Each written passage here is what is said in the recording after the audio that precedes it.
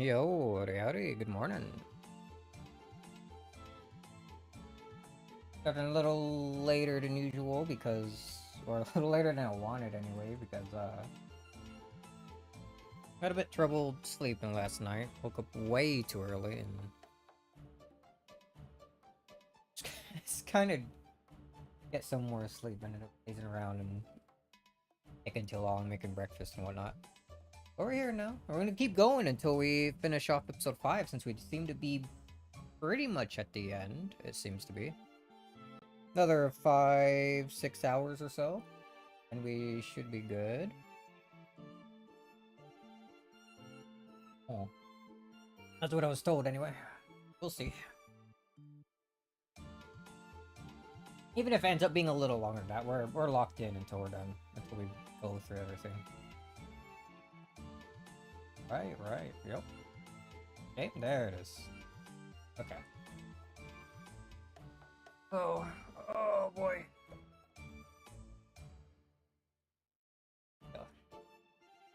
So, last we left off, we made it all the way back to the point where Battler joined last time. Ah, darn, why? And we're about to see how this great detective ends up solving the entire mystery. She looks like she's gone insane, though.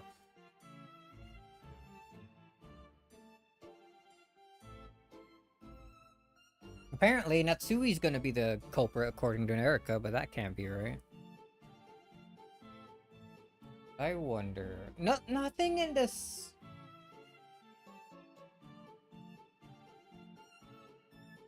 nothing in this, like, episode makes sense, and I got no other possible explanation other than just Lambda Delta and Burn Cattell, like, just messing with things when they're not supposed to. Must be right, because that's out. No. I refuse to believe her. Sucks. I hate her. Man, there's a lot of tracks in this whole... But right. Any major things? Quite a few major things happened last time, right? There's that whole fight with Eleanor, I believe her name was. She could have used a Red Truth that the... Not that Kinzo was dead, but that he couldn't have gone outside the window or something. He stopped that whole attack, but something stopped her. I'm guessing a Lambda Delta or something. It was hinted at. Optic on the glasses. If I had enough of Great Detective, give me this one again.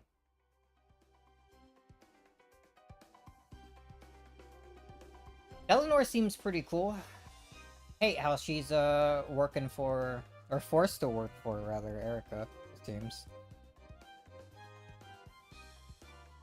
Yeah, last we left off, Hideyoshi died. Apparently someone was able to kill him and then escape that locked room.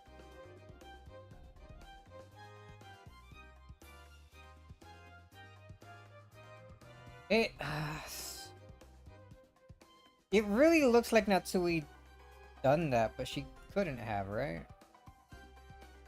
Are we to believe anything involving her and that, like, mysterious man at all? Is it, like, all just made up, fake? Maybe she actually was behind things. But then who placed the letter and did the knock on the door? It couldn't have... Like, it was basically confirmed that it wasn't Natsui, right? And it was said in red that it was an actual physical knock on the door. So, like...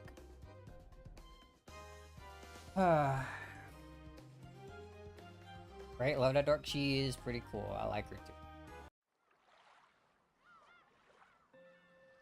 Yeah, let's load it.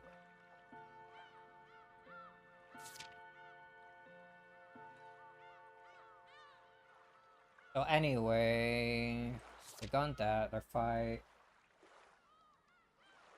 Battler, like, proved that Kinzo could have gotten out. Although we know that's not how that went. Freaking Erica's so mad. She was so mad. She gotten so mad. And it was the best part of the story so far. And then she gathered everyone up, checking everyone's alibis. And I assume is about to announce to everyone that the culprit is Natsui. And we're gonna see how that plays out. I'm hoping that Battler, like, since he's able to actually control his piece now and everything, I'm hoping that he's actually able to do something to turn things around on Erica again. It would be so fun. It would be so good. Reach extreme peak level. I'm already halfway done with my tea. I've been sipping on this it's all morning since I ate breakfast. I'm gonna need to go get some more later. I'm stalling. I'm stalling. Let's get it. Get it? I really want to see where this goes. We just got a sick track here.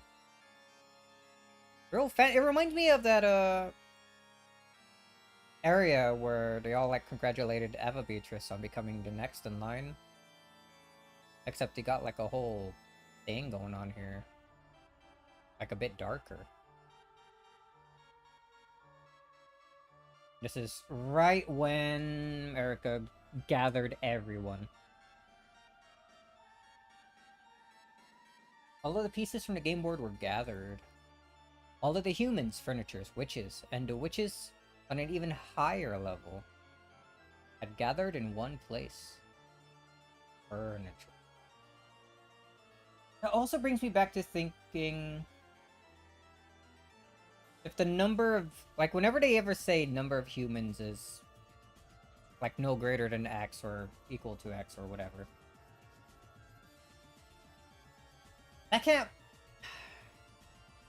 Is it wordplay and they're not including, like, the servants at all because they're furniture?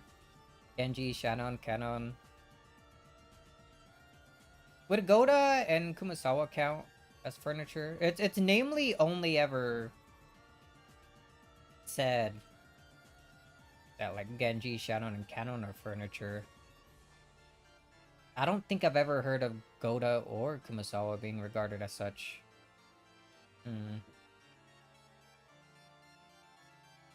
You know, but you ain't. Well, I wouldn't want you to tell me anyway. More so, like, trying to piece things together myself. I'm thinking, dude. I'm trying to use my brain. A massive noggin. But yeah, that's something I'm gonna have to keep in mind. I'm gonna continue to keep in mind for a while now, I think. Oh no, that kid's met. Eshem, is it here? He can't ban you for me. You're lucky. Alright, everyone gathered. Yo, it goes on pretty tall. Thick opening. That place was like a solemn cathedral with an unbelievably high ceiling. Looking real fancy. White stonework, golden ornaments. Though there were windows, there were no entrances nor exits. How'd they get in? It was a strange, strange place. Almost big enough to fit Erica's ego. Almost. That's why they had the opening up at the top. But for some reason, no one wondered where this strange place was, because they were not given the right to think this place is strange.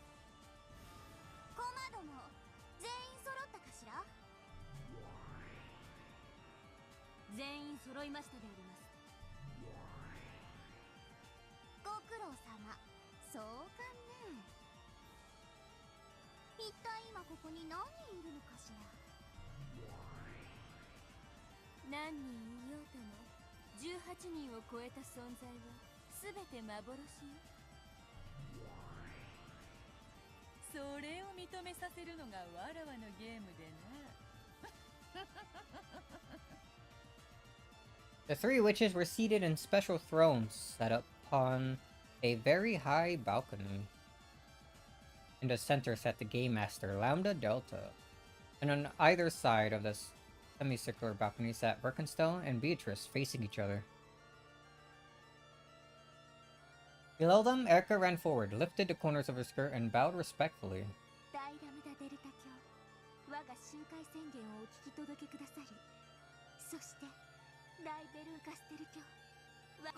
Oop.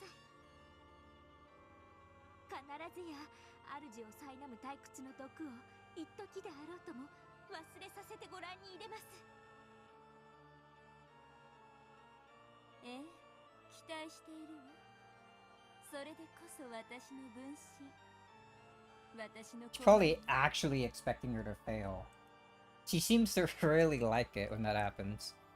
Erica and Birkenstone exchange nasty smiles that would make anyone want to avert their gaze.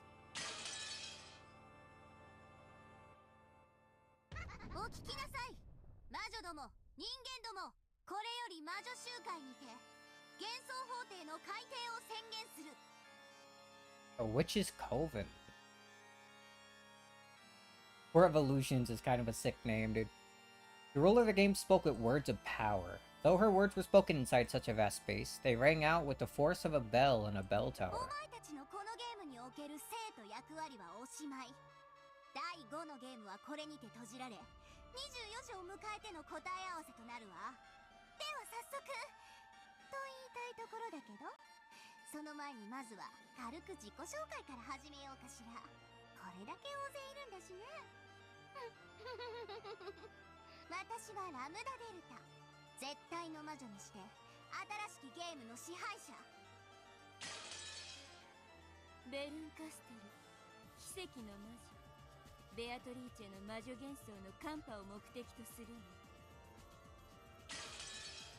But why?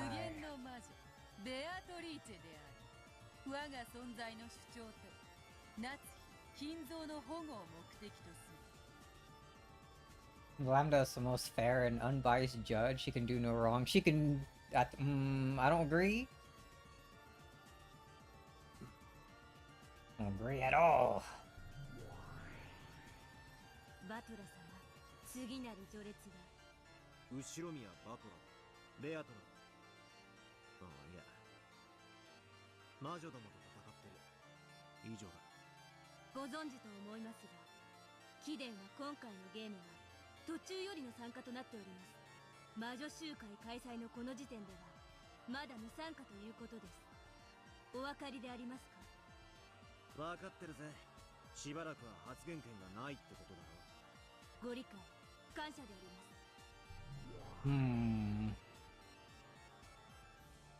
Even though Battler held a rank second only to the witches, he sat on the foremost pew with the other relatives, all by himself at one end.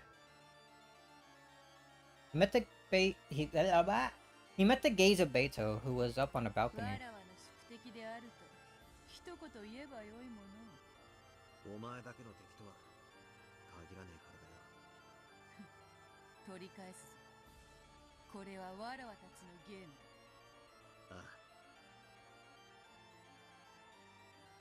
Almost said that I was fighting Beto's witch illusions. Originally, Beto was my one and only enemy, but now, Erica and those witches who started tampering with Beto's tale are my enemies as well. Who should I fight, and how? Maybe it's a good thing I won't have the right to speak for a while. I'll keep cool ahead and calmly watch everything unfold. Are you going to be able to stay cool?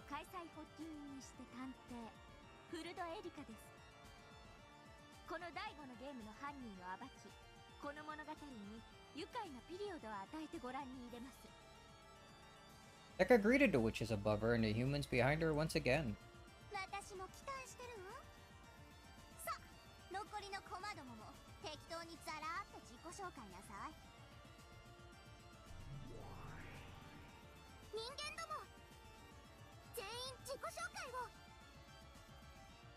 Urged by 45 to introduce himself, Kinzo stood up.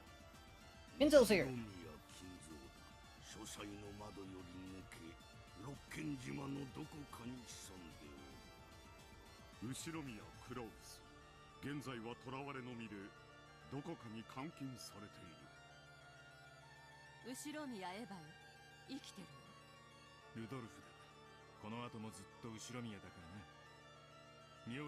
Oh.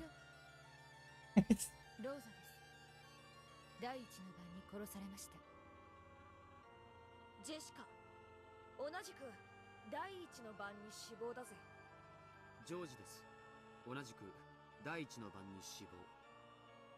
マリア、死んじゃったけど私はこうして喋ってるね。 She seems pretty happy. 死ぬことなんて大した問題じゃないでしょ。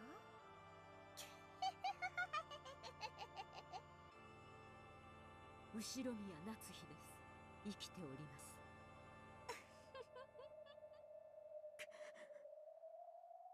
What are you laughing about? ついさっき殺されたばかりや。キリエよ、まだ生きてる南條です。私も流られておりますが。Nanjo's also here. 源氏と申します。第一の番に死亡でございます。シャノンです。生存してます。カノンです。同じく生存。ゴーダです。よろしくお願いします。皆様方。熊沢でございます。よろしくお願いします。続いて魔女ども。 They didn't state if they were alive or not. 全員自己紹介を。 How am I gonna know? Whoa. Fancy hallway. Should have paid attention. Damn, you're right. Virgilia's group could also be seen. There was a second balcony, different from the one Beto's group was on, which jutted out like a raised audience seating. They sat there, looking down as though they were at a theater. ワルギリアと申します。ベアトリーチェの師匠です。ガープよ。She just plopped like in down like one of your portals, dude. 死体を消す役担炉の上、紅茶を入れる役担当ですな。That's all? Just tea. Ooh. 煉獄の七姉妹を代表してご挨拶申し上げます。 Flashy entrance. 第二の番の秀吉殺人を担当しました。煉獄の七姉妹、ここに。Oh, jeez, all at once. Of course, if you could teleport, do the same. Probably. 続けて、エリカ教の家具どもは自己紹介を。ガートルード、異端審問補佐官なり。コーネリア、異端審問補佐官なり。 The two of them could also be seen on the second floor balcony. They sat apart from Virgilia's group. Then, Delnor, who was seated between the two, slowly stood up. She had a presence and dignity about her, as though she was overseeing everything from that place. ドラノール・エノックスであります。エリカ教の首席補佐を務めます。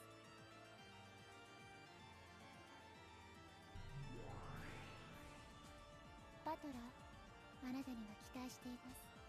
私を失望させないでください。 Sorry, but we are in control for a little while longer. お互い全力でぶつかるだけだ。ドラノールの出番は本来なら必要ありません。しかし魔女側が醜く言い逃れをもてあそぶとき、それを断罪してもらわねばなりません。書斎での奇跡は二度と起こりませんから。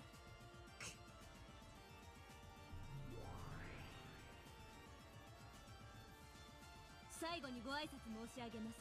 本魔女集会の進行管理を命ぜられたシエスタ姉妹この得体であります。よろしくお願いします。以上で全ての駒の自己紹介を終了するであります。一堂に会するが全38名。38 is quite a lot. Number of characters was 38 if you only took the 5th game into account. But if you added all the pieces who appeared in previous games too, it would probably rise even higher. This mysterious game, which had so often been likened to chess, had far more pieces than a chessboard. いいわ。では始めようかしら。発起人、始めてちょうだい。ああ、悪いけどそこのヤギさん。ジュースのおかわりお願いね。The goats are here? 私にはポップコーンを。ああ、そうだったわね。悪魔の感激はポップコーンと相場が決まってるとあんたが決めたんだもんね。ええ、楽しませてもらうわ。あと紅茶とからし味噌をもらえる？ Mustard miso. エリカ、始めなさい。私の退屈はもう始まってるわね。はい、我が主、お任せを。静粛に沈黙を。 At the sound of her voice, the Chaser Sisters' troops straightened up, lifted their right knees, and stamped down hard on the floor with their heels. Silence. It became a low, deep rumble in the ground, which instantly eased all chatter in the cathedral, and turned their eyes and expressions even more hollow and empty. The room fell back into silence, almost as though they were a collection of wax models.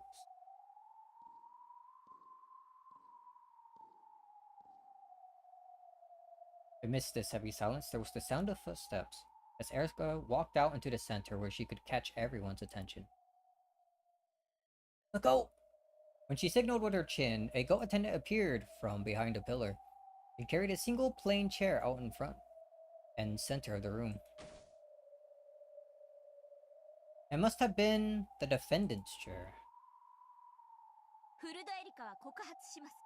第5のゲームの殺人犯は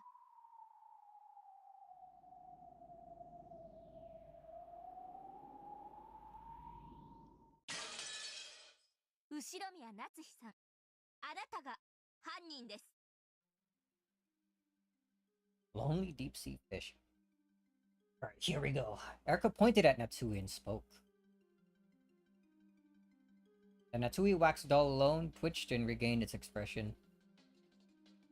It was an expression of panic. シエスタ姉妹、被告人を席へ連れてってちょうだい。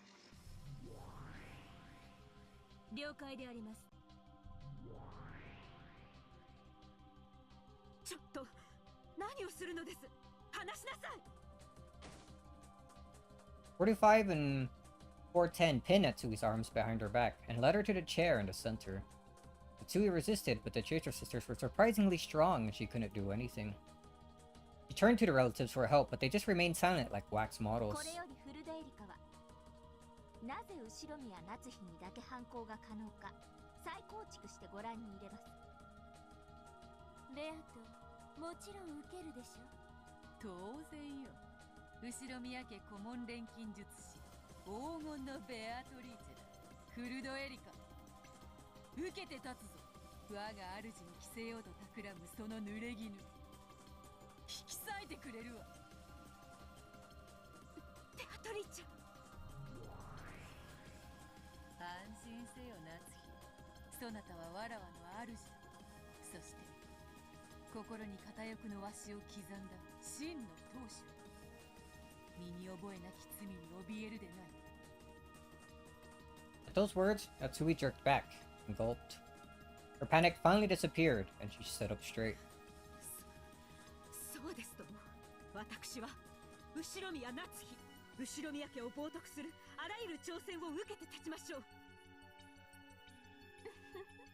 どうしてこの状況にそのような虚勢が張れるやら。 Empty. あなた、本当にどこのかけらでもいじめられっ子ね。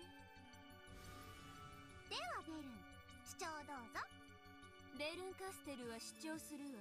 このゲームの犯人は人間、後宮夏日。ベアトもどうぞ。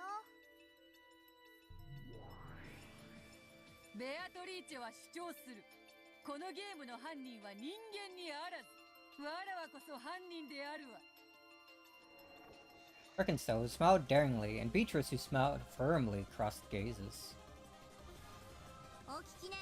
魔女ども、人間ども、一つの真実に二つの主張が現れたわ。犯人は人間、後宮夏日か。犯人は魔女、ベアトリーチェか。魔女が勝てば、第5のゲームの真相は闇に消える。エリカが勝てば、ゲーム版より魔女幻想は打ち滅ぼされる。つまり、ベアトにとってのみ負けることの許されない勝負だけれど、覚悟は大丈夫？ Ato alone. Kinda rough, dude. 何の覚悟が必要だというのか。元より望むところよ。 If Echo were to win, the witch illusion will be destroyed. That would mean the existence of the witch would be denied. Beto was fighting for her life. However, this wasn't the only time she had been fighting for her life.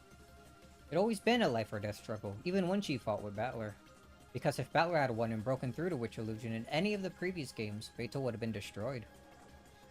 汚ねえな。エリカのやつだけ負けても何も失わない。それはどうでしょう。ベルンカステル教には情けの心がありません。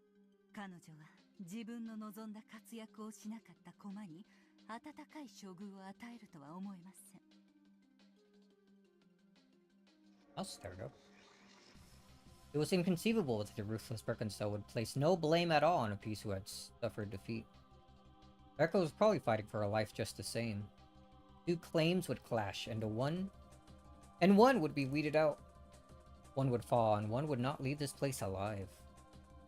The only ones who truly had nothing to lose were those witches. OK、 問題ないわ。さあ始めなさい。それでは私から始めたいと思います。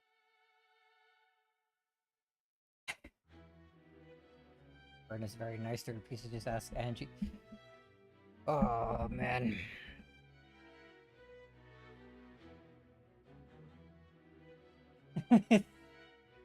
I don't think she's very nice at all. Hold on, some more tea.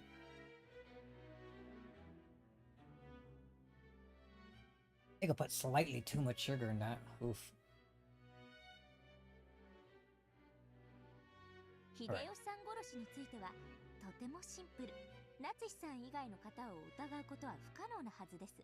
私たちは被害者と夏日さんを除いて全員が同じ部屋にいたじゃないですか。It really was simple. Everyone except Natsui was in the parlor. And because it was so simple, it was decisive. どう考えても秀吉を殺したのは夏日じゃないの。いいえ、逆だわ。どう考えても夏日以外に秀吉は殺せないじゃないの。議論も反論の余地もないわ。ですから誤解です。確かに私にはアリバイがないかもしれません。しかしアリバイがないことはすなわち犯人であるとの証拠にはならないはず。夏日にだけアリバイがないのは分かった。だが待て、殺害現場は密室であったぞ。夏日に限らず誰であってもあの部屋での犯行は不可能だったはずだ。魔法で殺人が遂行できるわらわを除いてな。密室トリックであるハウダニットについては後で説明します。とりあえず今はフーダニットから。よって以上により秀吉さん殺しは夏日さん以外の人物を疑うのは不可能となるわけです。お嬢様、ここをさらに切り込むと聞け。同感だわ。夏日が秀吉の部屋のクローゼットに隠れていたのは事実。復讐要求で所在の確認を行われると追い詰められるわ。であろうな。ゲームの支配者はラムダデルタ教だ。あやつが面白がれば事実に関係なく夏日が犯人ということで確定されてしまうぞ。 If the typhoon were to pass and the police were to come and perform a scientific investigation, perhaps the true culprit would be identified and the false accusations against Natsui lifted. However, the police would never arrive at this closed-off Rakanjima. In other words, Samadhi, the real truth would never be revealed. Inside a cat box that would never be opened, false charges that everyone accepts have exactly the same value as the お truth. そらく向こうの狙いはシンプルな秀吉殺しで夏日様が犯人であるとの印象を確定させ、その上で不確定要素の多い第一の番の再構築に入るつもりでしょう。ゲームマスターに疑われた状態での進行は最悪よ。主導権を握るべきだわ。ラムダデルタ教、ご存知の通り第5のゲームでも多くの殺人が起き、深夜から早朝までの短からぬ時間をまたいでいる。いきなり秀吉の殺人から始まり、時間が行ったり来たりしてしまうようでは混乱してしまうというもの。ここは時系列に従い順番に進めていくのが良いかと思うが、いかが？異議提出。 Objection. 犯人を告発する過程において時系列など意味をなさない。異議提出。 Ooh. クルドエリカは時系列を混 Objecting 乱 the あさせること objection. によって印象操作を行っている。ああ、よくわかんないのは私もごめんだわ。メアとの主張を認めるわよ。エリカはいきなり第2の番から始めないで。 Sorry, skip that. it was.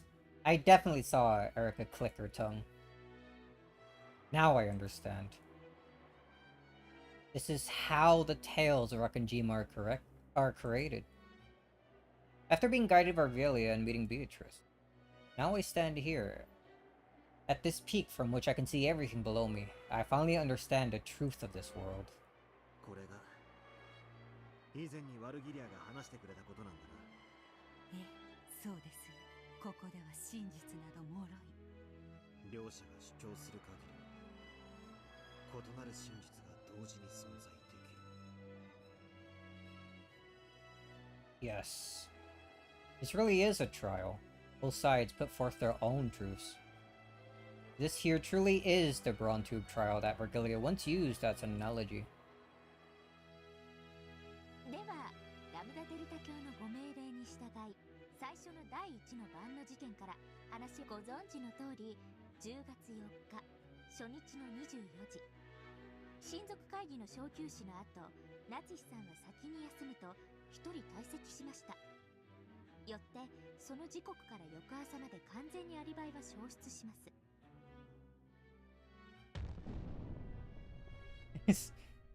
The culprit is Ushiromiya Natsui. This is because Natsui is the only one without an alibi. はてそうかな。ナツヒ以外にもアリバイの怪しい人物などいくらでもいるはず。それら全員の疑いを晴らさぬ限り、ナツヒを犯人呼ばわりさせるわけにはいかぬぞ。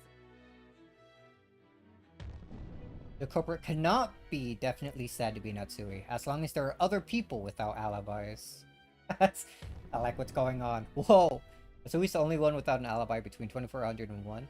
Just because he's used a basis for claiming that she's the culprit. However, that cannot be said for certain as long as the following possibilities exist. It is not possible that Battler in the guest house committed a crime. Nanjo, Goda, Kumasawa, Genji, Ross, other people mentioned besides Natsui committed a crime. Not possible that George and the others were actually just playing dead. What if the second floor was reachable without going past Erica in the lounge? What if the crime was committed before 2400? What if the crime was committed after 3? What if the crime was committed outside the interval of 2400 to 1? What if someone in the magic committed a crime between 2400 and 3? I'm guessing it advances as soon as I click. Yeah, okay. 確かに I want to read fast just in case. ナツヒが怪しいとそこまで言い張るなら、エリカはナツヒ以外全員のアリバイを示してみせるべきだわ。ねえベル。ええ、無論よ。エリカはそれを完全に説明しきるわ。Culprit is Ushiromiya Natsui. As we will prove, everyone else has an alibi. That's... 当然です、我が主。では、順にご説明していきたいと思います。源氏殺しは一度忘れ、ゲストハウスの事件のみに絞って進めます。For now? Remembering that there was tape on the door before they went and entered it. That about... となれば、ゲストハウスにいた使用人を疑いたいですよね。あの晩は、郷田さんと熊沢さんがゲストハウスにおられました。そうですね、お二方。He turned to face the direction where those two people were seated. And just those two wax models came back to life. When they weren't allowed to speak, they probably weren't even granted a soul. In that case, it would have been much better if Natsui's soul could simply have disappeared as well. Natsui, who was in the defendant's chair, kept her soul the whole time and was constantly hanging her head, looking nervous. Oda hurried to his feet and answered Erika's question. はい、そうです。私はあの晩、一人でゲストハウスの使用人室におりました。私はこの老体ですからね。夜は答えますから、ゲストハウスの控え室に戻って、お先にすぐ休ませてもらいましたとも。ええ。では、ゴーダと熊沢もアリバイを失うではありませんか。一人で控え室で休んでいたと自称する熊沢、一人で使用人室にいたと自称するゴーダ、そのどちらにもいとこ部屋へ行き殺人を行う余地があるはずです。めっそうもない。どうしてそんなことを私たちが。そうですともそうですとも、人殺しなんてそんなとんでもないことです。The culprit cannot be definitely said to be Natsui, after all. Is it not possible that Kumasawa in the guest house committed a crime? Then that Goda could have? 夏日がすべて語っておるわ。控え室で一人眠った熊沢も、使用人室に一人こもったゴーダも、寝室の夏日と何も変わらない。どちらもアリバイを失うではないか。ご安心を。この二人は殺人犯ではないと私が保証します。まず熊沢さんは晩餐後、私たちと一緒に屋敷を出てゲストハウスへ行き、そのまま控え室に入り朝まで眠っていました。合田さんも同じです。事務作業を終え、その後に私たちとラウンジで談笑して、両名とも殺人を行う余地はありません。いよいよ来たな。それではわらわも腰を上げるとしよう。もはやそなたの出番は終わりだ、エリカ。そなたの頼れる用心棒を呼び出すがいい。Rachel glanced to where Delnor sat in the second floor balcony. However, Delnor just stared back with those usual expressionless eyes. 復唱要求。ゴーダと熊沢のアリバイについて完全な証拠がある。復唱拒否。なんで敵にヒントを？答えるわけもない。お聞きから無駄デルタ卿。証拠はないそうだぞ。証拠もなくゴーダと熊沢のアリバイを主張しても良いものなのか。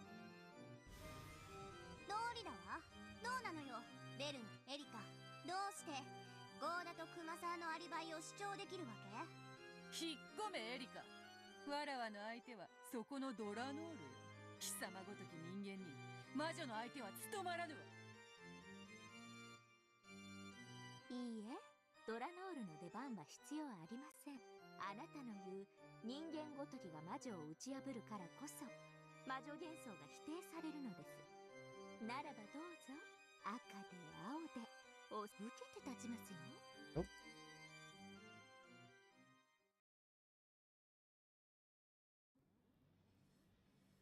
The girl's witch hunt. Ooh. In response to Erika's challenge, Beto smiled boldly yet gracefully and slowly stood up. They glared at each other between the floor and the balcony. ゴーダにも熊沢にもそれぞれアリバイがない。二人はゲストハウスにおり、いつでもいとこ部屋へいたり犯行を行うことができた。それが否定できぬ限り、夏日を犯人呼ばわりすることなどできぬ。 Shit, distracted.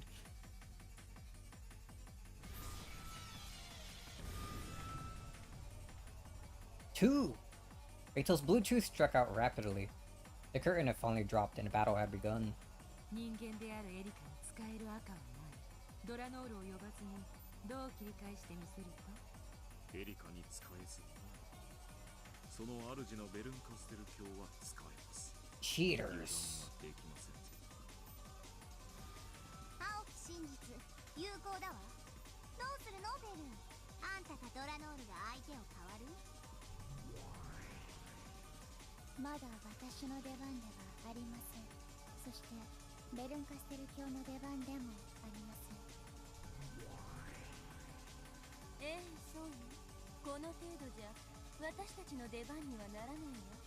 フルドエリカというただの人間風情がベアトを打ち破ってこそ意味があるのよ。人間に打ち破られてこそわかるわ。黄金のベアトリーチェなどとのたまる偽りの魔女が人間以下の幻に過ぎなかったとね。それが本当にできるなら最高に面白いんだけどね。いいわエリカ、受けて立ちなさい。まず熊沢さんですが、とてもシンプルな話です。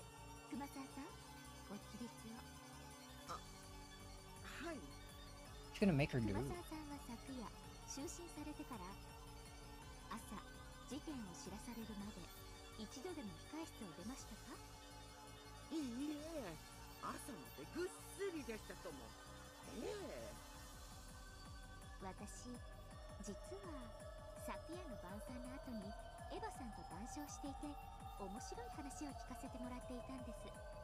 それを試させてもらいました。それとは何か。まさか。そうです。金蔵を書斎に追い詰め封じたもの。扉に物を挟むことで封印できることを私は知ったのです。 So did she do that to more than just the, like, Genji's room?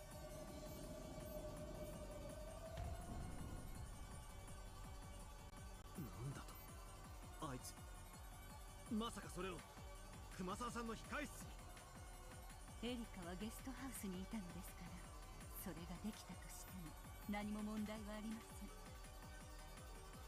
何しろ莫大な黄金が発見されてどんな事件が起こってもおかしくない不気味な夜でした。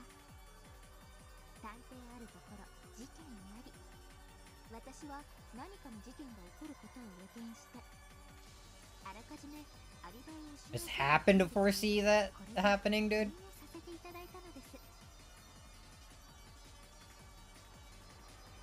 That guy held a small folded piece of brown paper high up in the 私は air. これを一緒にゲストハウスに戻った熊沢さんが休むと言って控室に入ったのを見届け、これを使って扉を封印したのです。そして朝、事件が発覚し大騒ぎになった時、私は真っ先に熊沢さんの控室を確認し、そして封印が健在であることを確認しました。以上により私は熊沢さんのアリバイを証明できます。 Masawa has an alibi.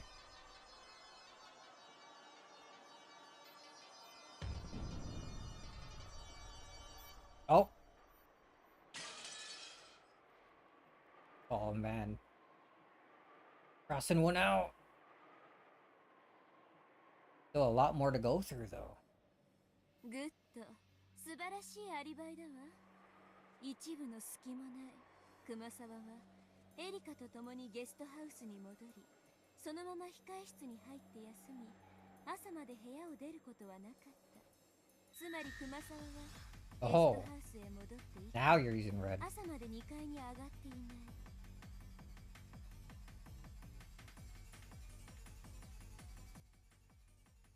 After Kumasawa returned to the guest house, she never went to the second floor until morning.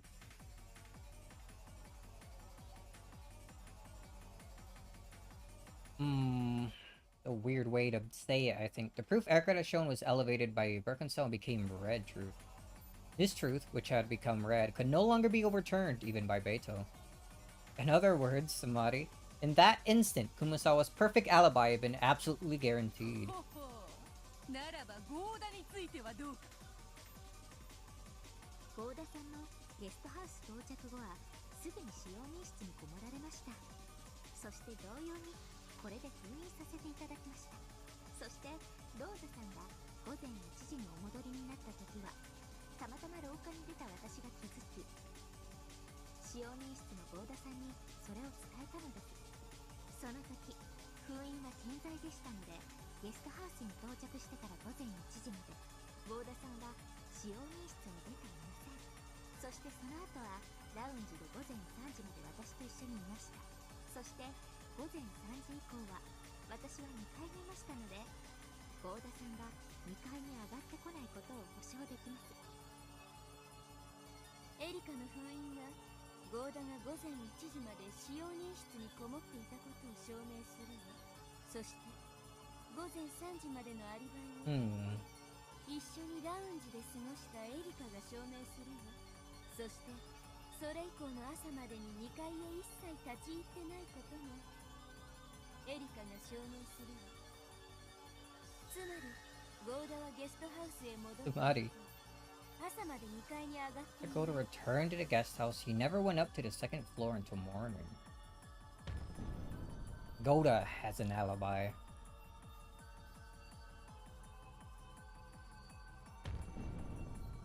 Another one crossed out.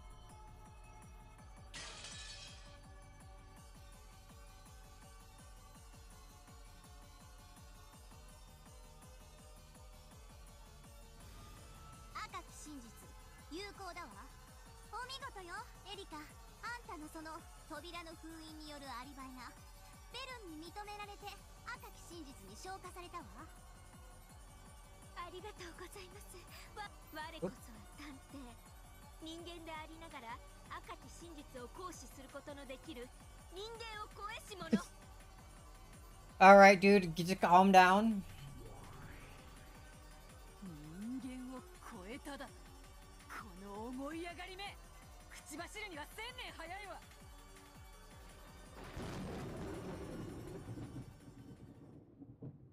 おかしな追求があると面倒なので先にはっきりさせます。というかむしろこれは最初にするべきでした。前後したことをお詫びします。24時の時点でのゲストハウスの状況です。黄金が発見され緊急の親族会議になり、バトラさんと親族たちは屋敷へ。ゲストハウスには私といとこ3人、南條先生、郷田さん、熊沢さんが残りました。郷田さん、熊沢さんのアリバイについてはすでにご説明の通り、ジョージさん、ジェシカさん、マリアさんの3人はいとこ部屋でトランプで遊んでいました。実は私、ほんの少しだけ混ぜていただきましたので、この時刻に生存していたのをはっきり確認しています。我が主、以上の復唱を要求します。ええ、応じるわ。ゲストハウスには24時の時点でジョージ、ジェシカ、マリアは生存していて2階のいとこ部屋にいた。南條、郷田、熊沢は1階にいた。あともうもったいぶることないからこれまでに出ている犠牲者の死亡も確定させてくわよ。ジョージ、ジェシカ、マリア、ローザ、ゲンジの5人はちゃんと死んでるわ。 Those 5 really are dead. あのばっくりいった首で死んだふりなんてできるわけないでしょ。No murder occurred before 2400. We guarantee that George's group is dead.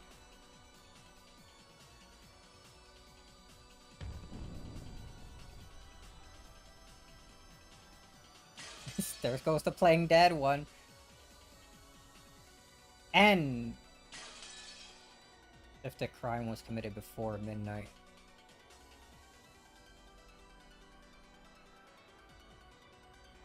副将を感謝します。我が主。これをはっきりさせないと、私がアリバイを保証した以前の段階ですでに殺されていたとか、実は死んでなかったとか、いろいろ言われかねませんので。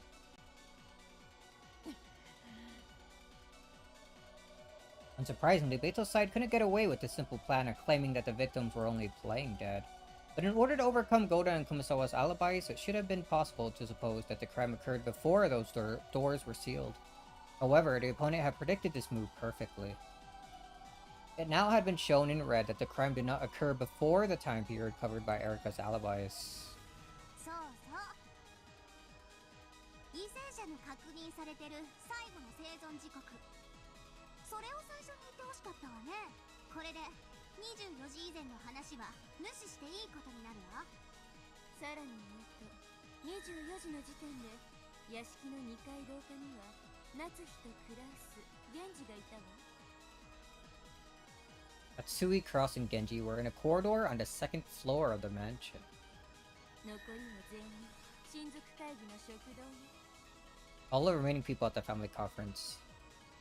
Or at the family conference. もちろんこの時点ではまだ殺人 Of course, は at that 起こっ point in てない。 time, no murder had occurred. 源氏も健在よ。 Genji was also alive. Information that 2400, those said to be inside the mansion, were indeed inside the mansion. Addendum, it has already been shown that none of them left the mansion before 1, excluding Natsui. それはエリカが観測したことじゃないけれど、それが確定してないとゲームが進まないもんね。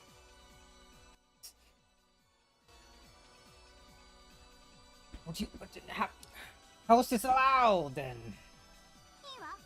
その後の真実を認めるわ。 Using stuff that she didn't witness herself, あり dude. がとうございます。 Oop.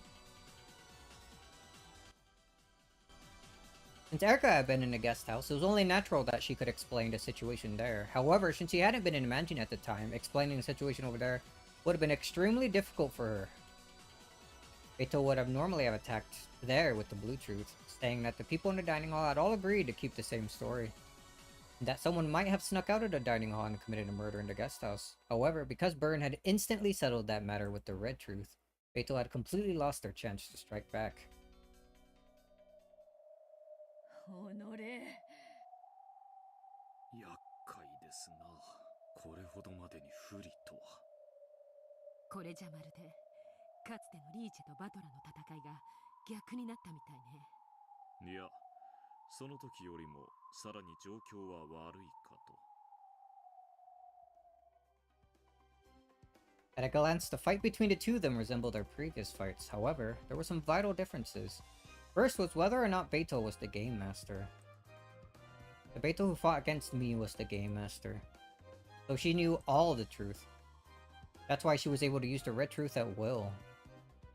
However, the current Beito isn't the game master. He's just a single piece on the game board. In other words, Samadhi, even Beito doesn't know the truth. You could say that Beito is now in the same position I once was. Also, though Erica may seem to be in the same position I once was, the situation for her is totally different. She's connected to the witch called Birkenstow. Even though she isn't the game master, she's capable of elevating Erica's statements to become Red Truth. Because of this, Erica can use Red Truth even though she's neither witch nor the game master. Beito is supposed to be a witch, possesses no truth or red she can use. And yet, the detective Erica can use the Red Truth. The advantage has completely flipped over to the other side. You could probably say that the current Beito is in a much worse position than I was when I fought with her. After I got used to the game, Beito stopped responding to my repetition requests, but in the beginning she responded to almost all of them, giving me quite a few hints. That's why we were able to fight on par. However, Birkenstow is different. She fully understands the rules of this game and is prepared to corner Beito without even a hint of restraint. And all this made me realize Beito was going easy on me so that we could fight on par with each other.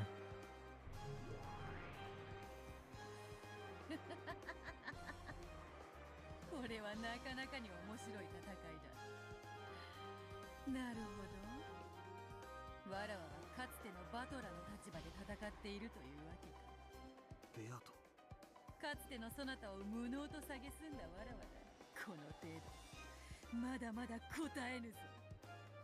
ゴーダと熊沢を疑うことはもう不可能だわ。これ以上論点にしても勝てない。だな。別のアプローチに切り替えよう。順当に行くなら次は南條でしょう。彼もまたゲストハウスにいた人物です。南條は確かラウンジでエリカと一緒だったわ。しかしその前後の時間帯が空白になるはず。そうだ、そこをつく。南條、そなたは確かエリカとゴーダと一緒にゲストハウス1階のラウンジでくつろいでいたのだったな。Is it not possible that Nanjo in the guest house committed a crime?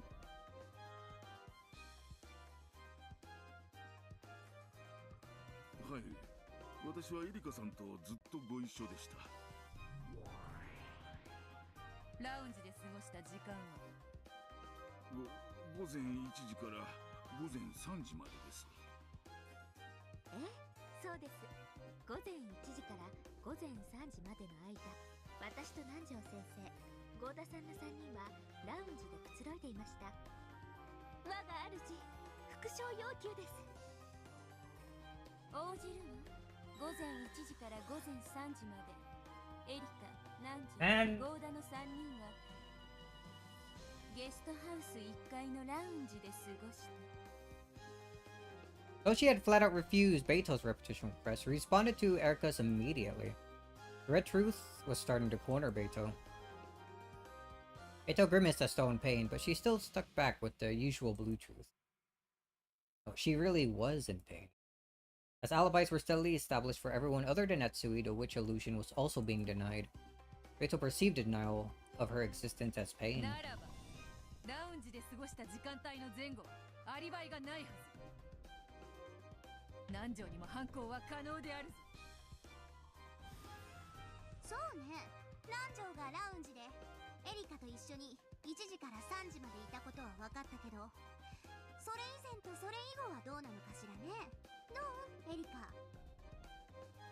はい、まず午前1時以前のアリバイ、これは全く問題ありません。私が24時までいとこ部屋でトランプで一緒に遊んでおり、それからラウンジに降りて、そこで南條先生とお会いしたからです。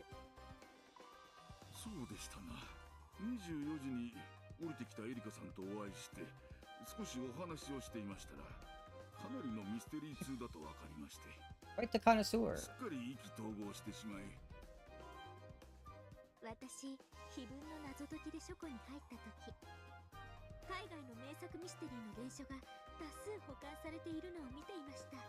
ですので、それらを手に取りながらぜひ議論がしたくなりまして、私たちは書庫に移り、ずっとおしゃべりをしていました。ラウンジに場所を移すまでずっとです。The archive in the guest house had enough books in it that you might even call it a small library. In it were several famous foreign mystery novels that Kenzo had once taken a liking to. Of course, they were all originals and in English, but English was no problem for both Erica and Nanjo. Nanjo, I forgive. On that occasion, Erica had again borrowed the key to the archive from Goda in the servant room. She added that she had rechecked the seal at that point and, of course, reset it. Damn her. Even though she keeps it sealed for anyone else to enter or leave, she alone enters and leaves whenever she wants. なるほど。つまり24時から就寝する午前3時までの間、ずっと南條と一緒だったわけね。なら南條のアリバイは一番盤石ということになるわ。はい、そういうことになります。我が主、復唱要求です。応じるわ。24時以降、エリカは午前3時までずっと南條と一緒にいたわ。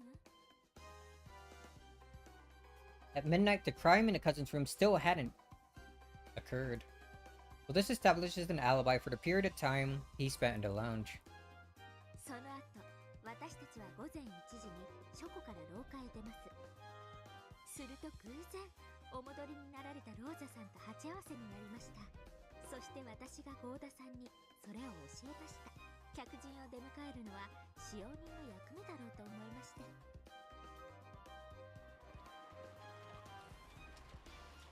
Goda asked if she should bring a towel, but if he should bring her... Goda asked if he should bring a towel, but Rosa refused. He quickly headed up to the second floor. At this point, Erica, Goda, and Nanjo gathered together and decided to have a drink. Their alibis in the lounge up until 3 AM had already been proclaimed in red, so there was no problems there.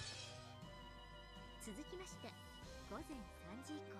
And just thoroughly going through everything. 南條先生のアリバイです。午前3時にバトラさんがお戻りになり、ラウンジは解散。私と南條先生、バトラさんの3人は2階へ上がりました。そして南條先生はお休みに。その際、もちろん先生のお部屋の扉にも封印をさせていただきました。 Always putting seals on everything, dude. あとは事件発覚まで同じです。私はバトラさんの悲鳴と同時に部屋を飛び出し、南條先生の部屋の扉に封印がされていることを確認しました。よって南條先生のアリバイは午前1時以前、午前3時以降、ともに完璧なのです。Oh boy.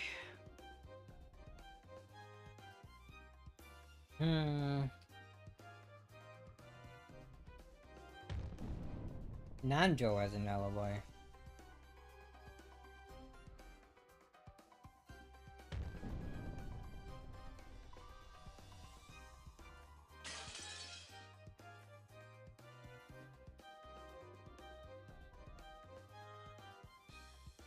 Hmm. 素晴らしいわエリカ。あなたの封印も赤き真実も完璧よ。 Both your seal and your red truth are 南條は perfect. 午前3時までエリカと一緒にいたというアリバイがある。そして午前3時から朝まで自室を出ていない。 Hmm.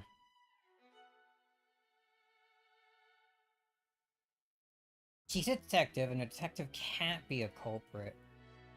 But I still wonder about the idea I had where it's possible that she could still help the culprit. Just to make up some sort of mystery thing for her to solve. Right?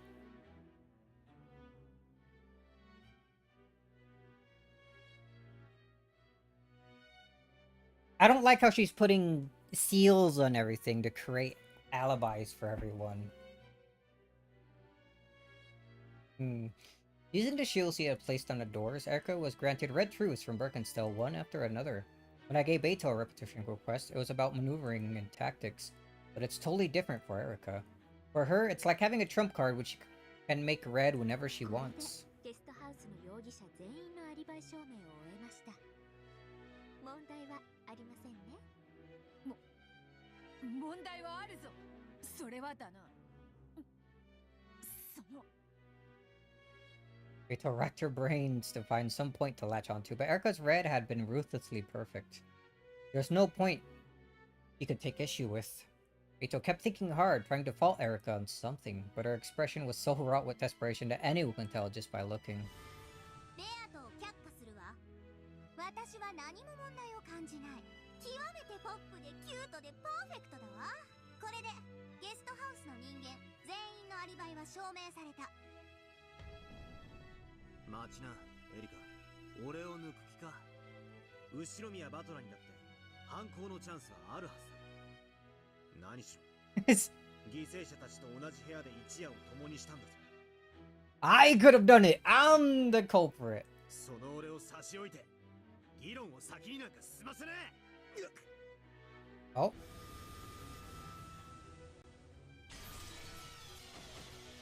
At that moment, an arrow twisted like a golden snake and it hit me. And then it pierced through me, but it slapped me hard on the cheek like a whip.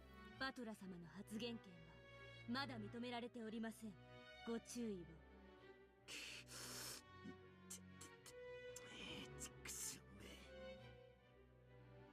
はあ、分かっておるぞバトラー。そしてすまない。許せ。エリカ、まだバトラーのアリバイを示していないぞ。バトラーは犠牲者たちと枕を並べて眠った男。誰よりも一番に疑わなければならぬのではないのか。 Is it not possible that Battler in the guest house committed a crime?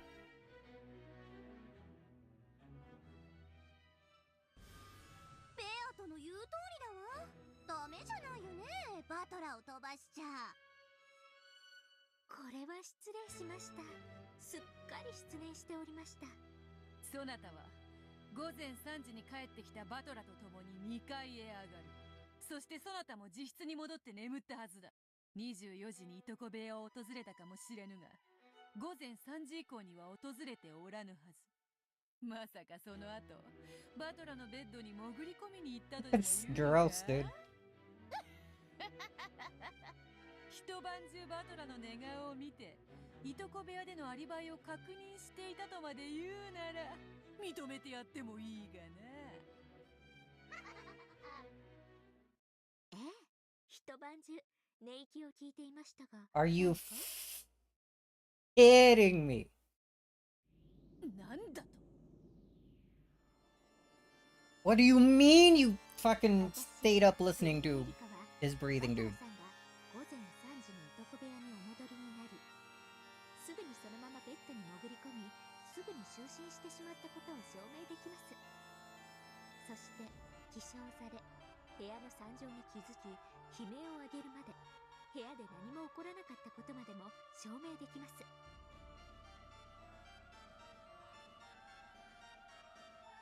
And how did they die?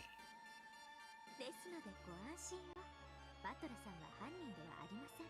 殺人現場にそうとは知らずに入り、朝まで寝てしまったただの愉快な第一発見者です。Sorry to make me believe you're the one who did everything, the way you're setting up alibis for everyone.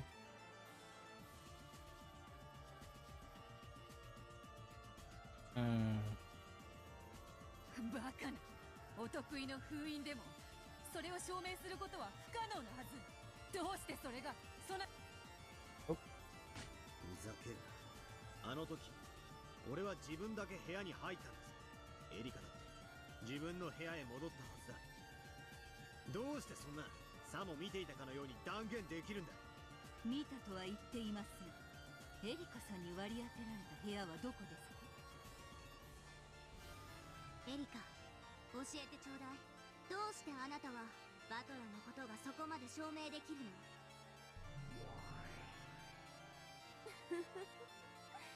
さすがにそれでこそ探偵だわ。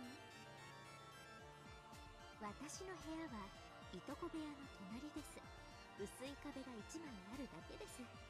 まさかそなたは壁に耳をつけ、いとこ部屋の様子を伺っていたというのか。 She's literally insane. はい、私の耳は完璧です。 Yeah, of course they are. 入室後、直ちに私は部屋の壁に耳をつけ、何か異常が起こらないか監視していました。あんた、バトラが悲鳴を上げる朝まで何も起こらなかったと証明できると言ったわね。まさかあんた。はい、朝まで一睡もせずに壁に耳をつけ監視をしておりました。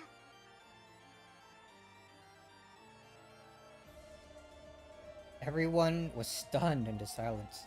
You put your ear up against the wall, and for the entire time until morning, you listened to what was going on in Battler's room. Just what would that have looked like?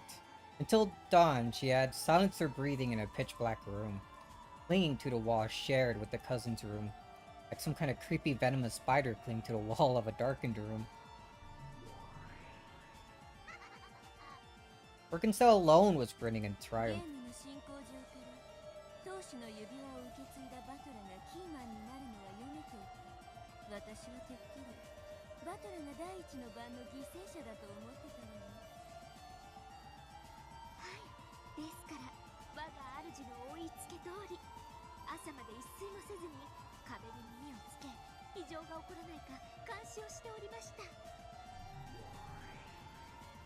エリカの記憶力は写真並み。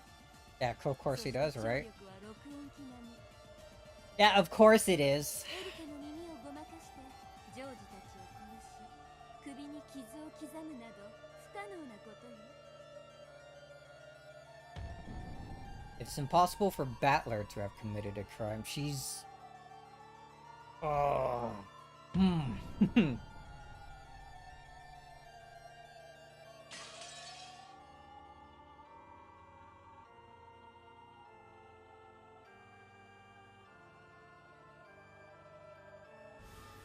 探偵権限で認められた能力ね。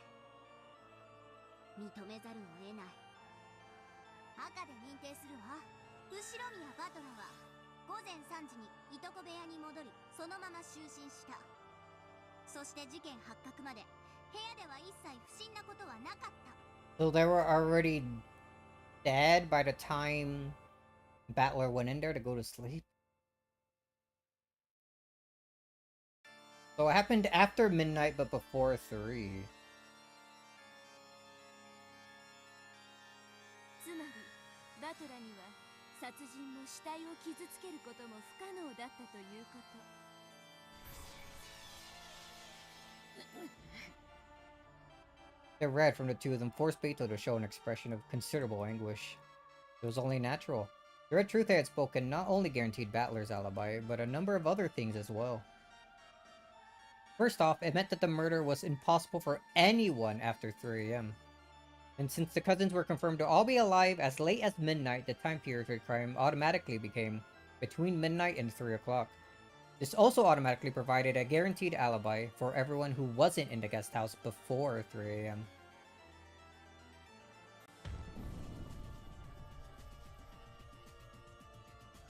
Possible for the crime to have occurred after 3.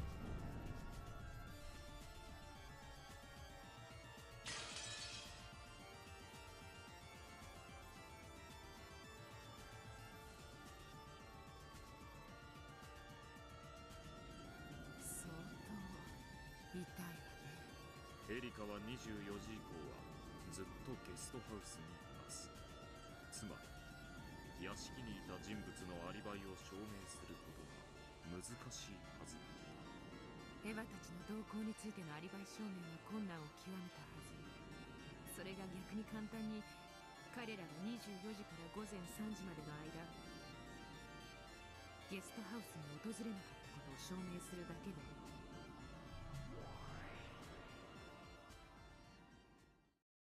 とにかく午前3時以前の殺人が可能だと構築するしかあるまい。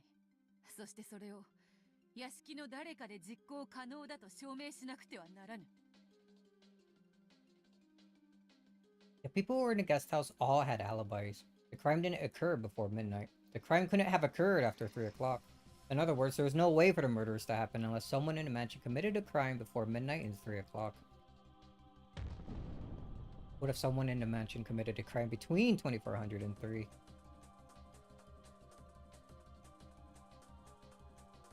In order to protect Natsui, she had to establish that it was possible for someone other than Natsui to commit the crime.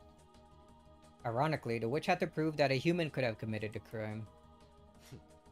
しかし、そいつはなかなか難しい話だな。エリカは午前3時までラウンジにいた。そして2階へはそこを通らずには至れない。つまり事実上ゲストハウス2階の管理人のような状態になってるわけだ。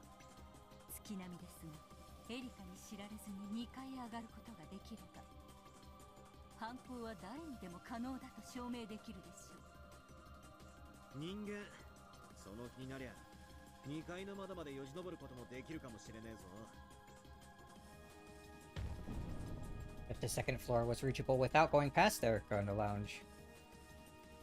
But she's so perfect, how can anyone get past her? Of course, Beto had thought of this striking. Of course, Beto had also thought of striking back that way. And Birkenstall must have thought this as well. バトラ、ナンジュ、ゴーダ、クマサワ、ゲストハウスのすべての人物に犯行が不可能であることは分かった。しかし屋敷の人間はどうか。すでにお話ししておりますし、我が主が赤き真実でも宣言済みです。私はゲストハウス1階のラウンジにいました。そして2階へ至るにはラウンジを通らなければなりません。つまり私の目に触れずに2階へ至ることは不可能だということです。それが不可能ではなかったら、例えばゲストハウスの外壁にはしごを立てかけ2階の窓より侵入したとか、ラウンジを通らずに2階へ至る方法は存在するはず。これならばそなたの目に触れずに犯行現場へ至ることは可能だ。Beto finally struck back. Before now, she let Erica take total control and attack her with red over and over. During that time, Beto's counterattacks with blue truth had been few in number, even including this one. 当然、そう切り返されることは想定済みです。私のラウンジでの見張りが無意味であったことにされてはたまりませんから。そこで、まずは私の見張りが完璧であったことを証明しなくてはなりません。Of course it was perfect. ゲストハウスの構造上、ラウンジにいた私の目に触れることなく2階へ至ることは不可能です。視覚も遮蔽物も一切なく、どのような物理的心理的視覚も存在しません。我が主、復讐を要求します。ゲストハウス2階へはラウンジにいた人物に知られずに至ることは不可能。もちろんこれは内部から2階へ至る話だけれど。Side building. 我が主。さて次はベアトリーチェ卿のご公設の外部から至る方法です。これには正直困りました。登れそうな木もありますし、はしごを使う手もあるでしょう。雨どいをよじ登って2階に至ることも不可能とは言い切れません。しかしこれをさせるわけにはいきません。ほう、させぬとな。 Wait, you put tape all over the windows too? どうしたというのか。まさか夜通しゲストハウスの周りをぐるぐる回って根津盤をしたとでも言うのか。いや、それはできないよな。そなたはラウンジにいたのだから。ラウンジの窓から見える外は外周の一部に過ぎない。そうです。私は外壁を2階まで登るあらゆる方法を完全に防ぐことはできません。しかし2階へ侵入することを防ぐことはできました。侵入を防ぐと。すでに読めている手です。恐ろしい。ここまで必要とは。Oh boy. ゲストハウスはその構造上、外部から2階へ侵入するには窓を使うほかありません。正常？どうでもいいことです。ただ窓が、鎧戸が一度も開かれなかったことを保証すればいいだけの話だったんです。私は黄金の隠し場所に立ち会い、その後ゲストハウスへ戻ってすぐラウンジを通過せずにゲストハウス2階へ至ることのできるすべての方法を断絶する工作を開始しま What? した。 Why would you do all of this? We're expecting a murder to happen. You wanted it to happen. You knew it was gonna happen. 同じことです。これまでと何も変わらず。あんた、まさかゲストハウスのすべての窓にお得意の封印をしたって言い出すの？あの天気の中、その格好で。一応漂着時の水着持ってますので。行かれてやがるぜ。客人として迎えられた家でまだ何も起こってないのに、あの雨の中そんなことをして回るってのか。普通の人間なら絶対にありえない不審な行為です。ですが彼女は魔女の駒ですから。 In the middle of all that rain, Erica sealed all the windows from the outside. Create an alibi showing that no one could have stuck into the guest house from the outside. He climbed up the walls herself, and did that to all the windows on the first and second floor. No, to all things which could possibly have permitted entry. After hearing that she listened to the cousin's room all night long without sleeping a wink, even this bizarre behavior didn't seem quite so impossible. That had probably also looked like a venomous spider. Or a pulse of venomous spider crawling eerily over the outside walls, or the outer walls of the guest house in the middle of a storm. あなたという人は我が後ろ宮家を何だと心得ておられるのですか。客人として迎えた恩も忘れ。探偵にとって後宮家は事件の舞台以上にも以下にもなりません。私にとって事件発生前に重要なことは登場人物の名前を覚えることと地形構造を覚えること、来たる事件に備え各種アリバイの取得準備および工作に専念することです。事件発生前に何の準備もしない探偵は私から見れば三流かと。投留先で人が死ぬと私たちは知っているのだから。そしてエリカは事件発覚と同時に全ての封印が破られていないことを確認したわ。エリカが死体発見時に一番にいとこ部屋に到着しなかった理由は、そう死体なんて見分しなくても赤き真実でいくらでも確定が取れる。それより重要なのはアリバイ構築のための封印の確認だった。 The hell, dude? 我が主は完璧です。私は主に命じられたままに全てを完璧に証明しただけです。見事よエリカ。私の分身、私の駒。どうラムダ。これでラウンジでのエリカの見張りはアリバイ構築上絶対の信頼性を持つことが証明されたと思うけど。Constructing an alibi. A weird way to say it. There's no way to reach the second floor without passing through the lounge.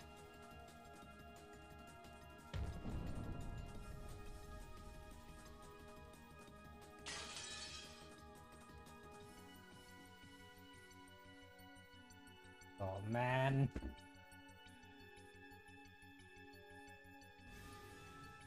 認めるわエリカ。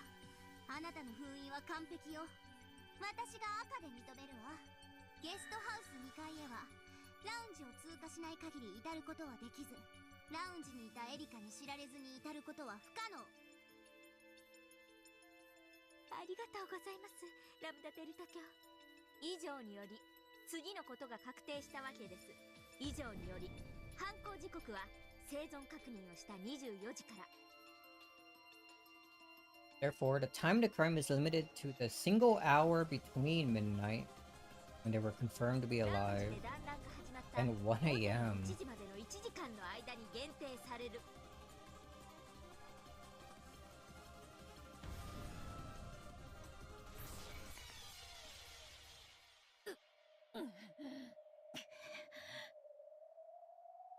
すでにお話ししていますが、私は24時にラウンジにおり、そこで南條先生と意気投合し、午前1時まで書庫でミステリー談義にふけっておりました。お恥ずかしながらすっかり熱中してしまっていたため、その間廊下を誰かが通り抜けても私は気づけませんでした。探偵にあるまじき痛恨のミスです。 So doing all that maneuvering and setting up seals to guarantee a perfect alibi, she became too engrossed in a mystery discussion and left an opening? Her left smile was completely shameless, the total opposite of her words. It almost seems like it's the other way around. It's enough to make you think this is an intentional trap. That in full awareness that only Natsui doesn't have an alibi for the hour following midnight. つまり逆説的に申し上げるとこういうことです。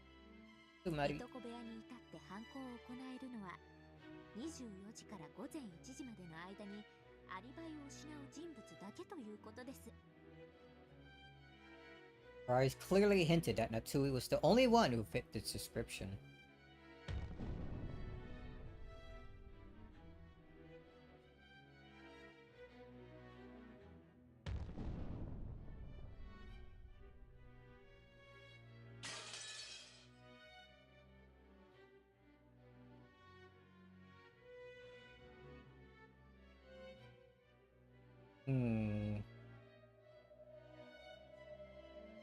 It had been a crime that occurred at a completely unknown point during that long night, but because of the alibis Erica constructed, that time period had been compressed and restricted to the single hour following midnight. Erica left the cousin's room at midnight. This is the last time we have confirmation that George and the others were alive. And after the party in the lounge that started at 1 a.m., it was impossible to reach the cousin's room by any method. She's cheating and getting the help from Byrne, who gives her red that she shouldn't otherwise have access to. It's not just a human, come on. 残す容疑者の駒はこの調子ではあとわずかでしょう。ベルンカステル共鳴やるではないか。私バトラと違ってバカじゃないの。こんなゲーム5度も繰り返せば手の内は十分だわ。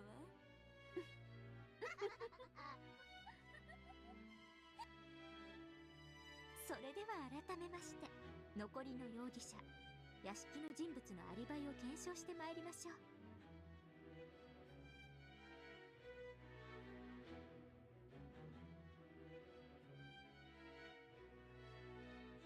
I don't!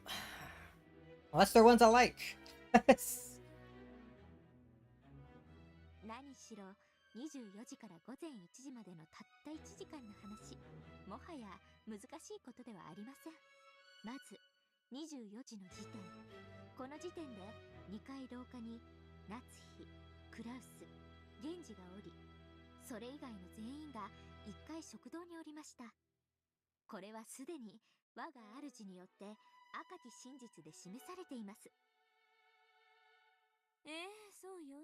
24時の時点で屋敷の2階廊下には夏日とクラウス、 We're getting a lot of red this episode. Order on the second floor. 残りは全員1階の食堂。そしてご存知の通り、謎のノックがあって片翼の紋章の手紙が現れた。そしてそれをめぐって午前1時まで延々と議論が続いたわ。私がそれを赤き真実で語るわ。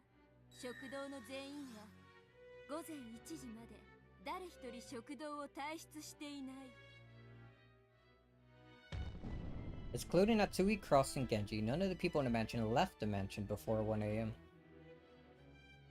But who was Letter and Knock?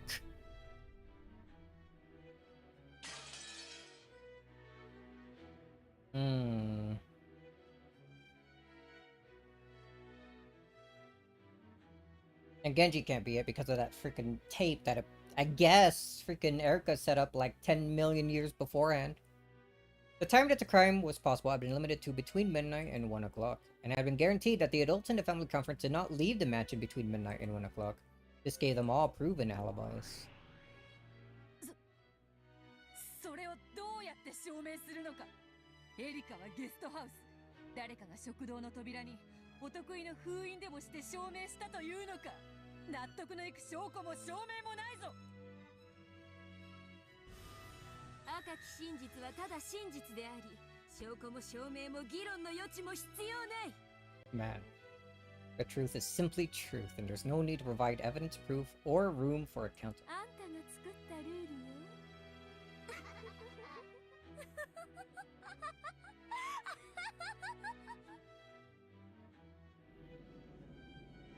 This overbearing red truth had not only given alibis to the adults in the dining hall, it also gave alibis to Shannon and Canon, who had come to serve tea, and even guaranteed that they never left the dining hall. In other words, Samari, the only ones who didn't have proven alibis were 3 people, Natsui, Cross, and Genji. Oh, there were only 2 left. If alibis were proven for Cross and Genji, it would prove that no one but Natsui could have been the culprit. では次に源氏についてです。彼は犠牲者ですが、いとこ部屋での犯行に及んだ後、自らも殺された可能性も否定できません。そして何より24時に2階廊下にいましたが、その後夏日の電話の取り次ぎのため使用人室に戻り孤立します。How possible that Genji in a mansion committed the crime?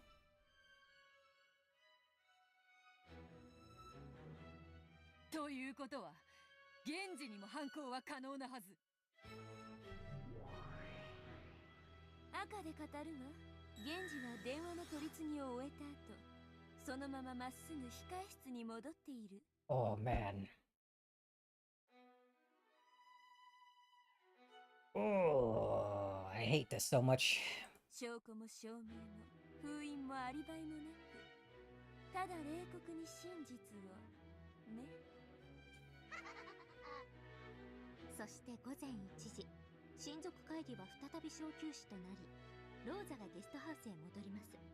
この時、本当に協力に感謝します。後ろ宮エヴァさん、ご起立を。エヴァ？エリカちゃんだけじゃないのよ。私もきっと今夜何かが起こると思っていたわ。彼女こそは私に封印を教えてくれた方。 It's literally just a slip of paper you put like between the door frame and door, dude. そして私と共に疑わしい人物のアリバイを確かめるために協力してくださいました。 But why would you like talk about and feature that when no crime had been committed yet?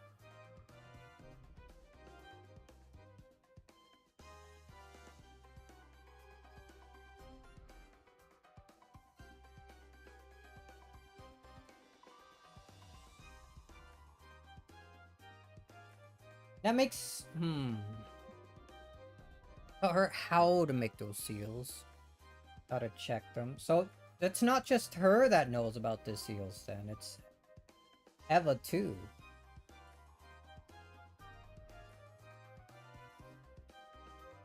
That doesn't make them perfect anymore, does it? 私は午前1時の小休止の時、源氏さんの控え室に行き、エリカちゃんと同じ封印をしたの。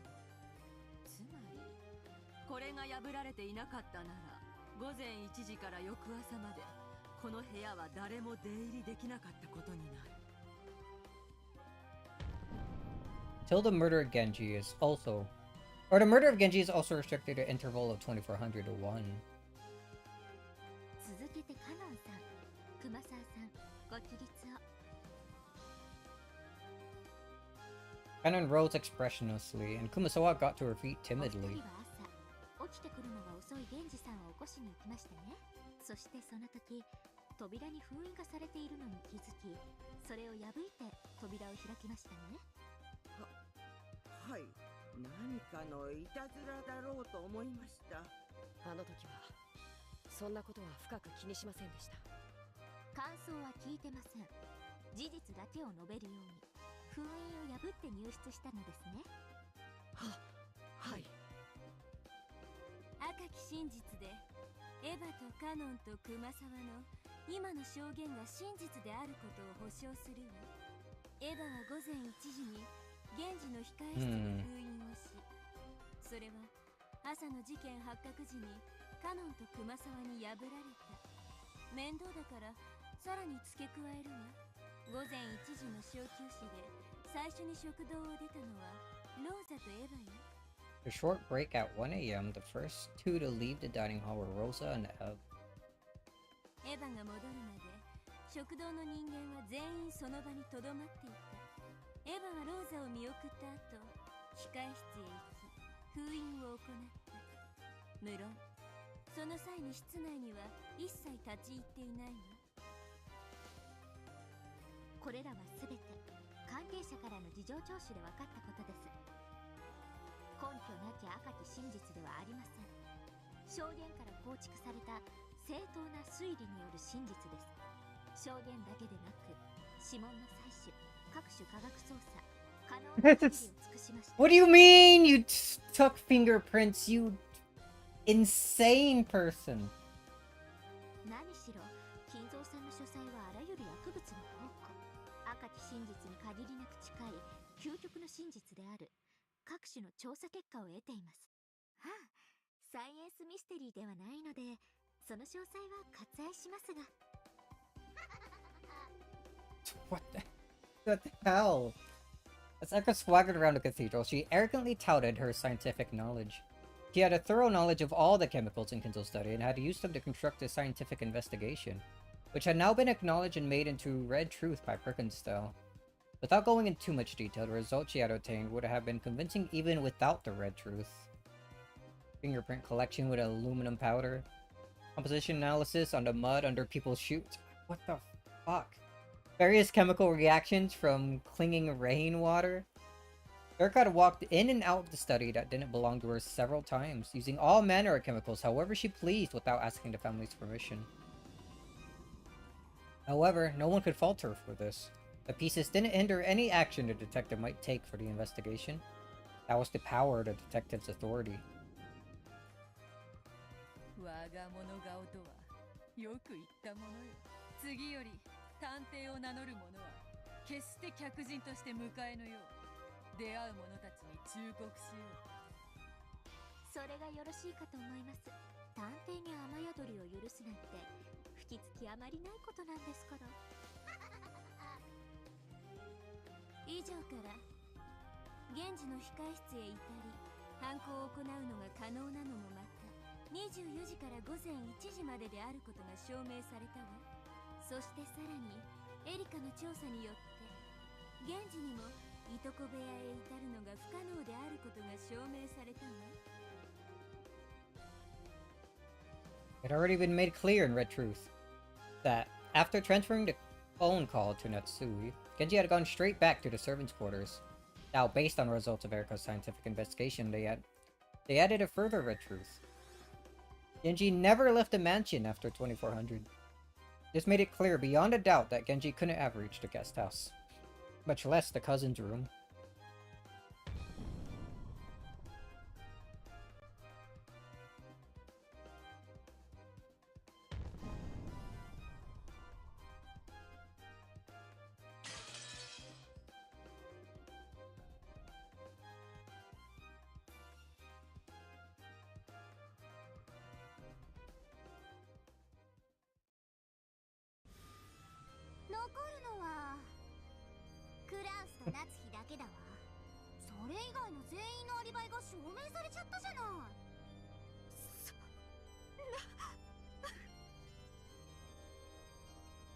Tui's mouth flapped open and shut like a goldfish starved of oxygen. And that was an accurate analogy. Natsui's mind was blank and spinning out of control, and she felt as though she really would suffocate. 後ろ宮夏日、最後にチャンスをあげるわ。すべての犯行はあなたの夫の仕業だと自ら告白なさい。バカな、私が本当に濡れ衣を着せるような女に見えますか？であった夏日は拒否したわ。そしてあなたにも同じチャンスを分かっているでしょ。それともまさかクラウスが行方不明であるのをいいことに悪魔の証明でごまかしきれるつもりじゃないわよね。 Is it not possible that Cross in a mansion committed a crime?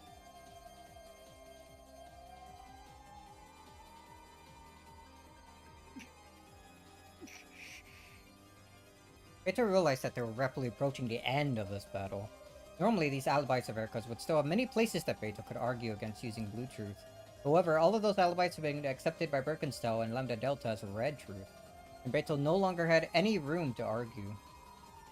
まるでエリカの書いた筋書きをあの魔女どもがそうなるように曲解してるみてえじゃないか。そうですね。 Like, that's exactly what they're doing. のラムダデルタ教が納得したなら、その真実の真贋は問われない。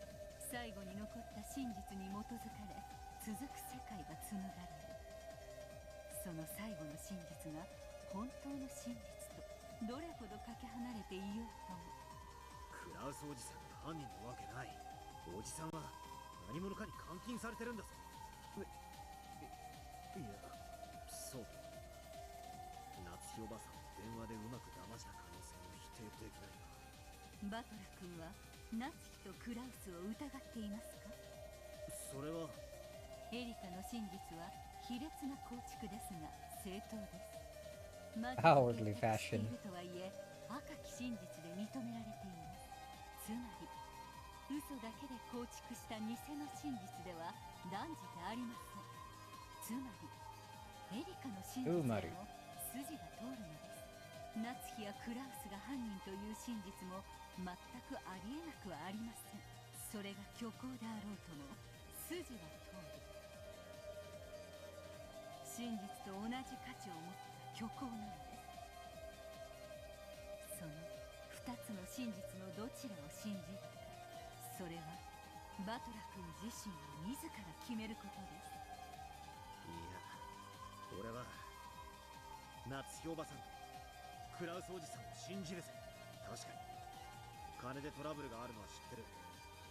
だがそれでも俺はおばさんたちが犯人だと信じたくない。いや、信じられない。これだけ赤で着実に追い詰められたこの盤面上でどうやったら夏日を逃がせますか？わからねえ。 What, you could think of something, right? 絶対に屈したくない。夏日おばさんは卑劣な罠にはめられただけだ。エリカの推理はまさにそれに踊らされたもの。だからエリカは意図してかせずしてか本当の犯人の片棒を担いでるんだ。 That's what I've been saying. エリカが夏日おばさんを犯人だと告発し、そしてこの場にいる誰もがそうだと信じても、ならばこそ俺だけは夏日おばさんを信じたい。 If everyone assumes it's true, does it become the truth? If everyone accepts a lie, does it become the truth? Must be the solitary truth teller.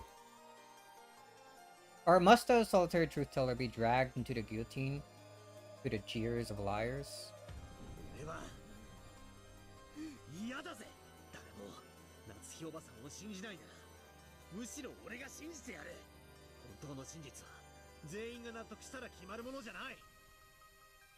徹底的に双方の可能性を検討して、その上で至るもんなんだ。だからこの法廷は嘘っぱちだ。この法廷は夏日おばさんを犯人だとでっち上げるためにしか存在しない。ベアとは夏日を必死に弁護していますよ。違う。ベアトがしているのは神戸。言い訳でしかない。この法廷では相手の主張に抗うだけじゃ戦えないんだ。だからかつての俺は一方的にベアトにやり込められていたんだ。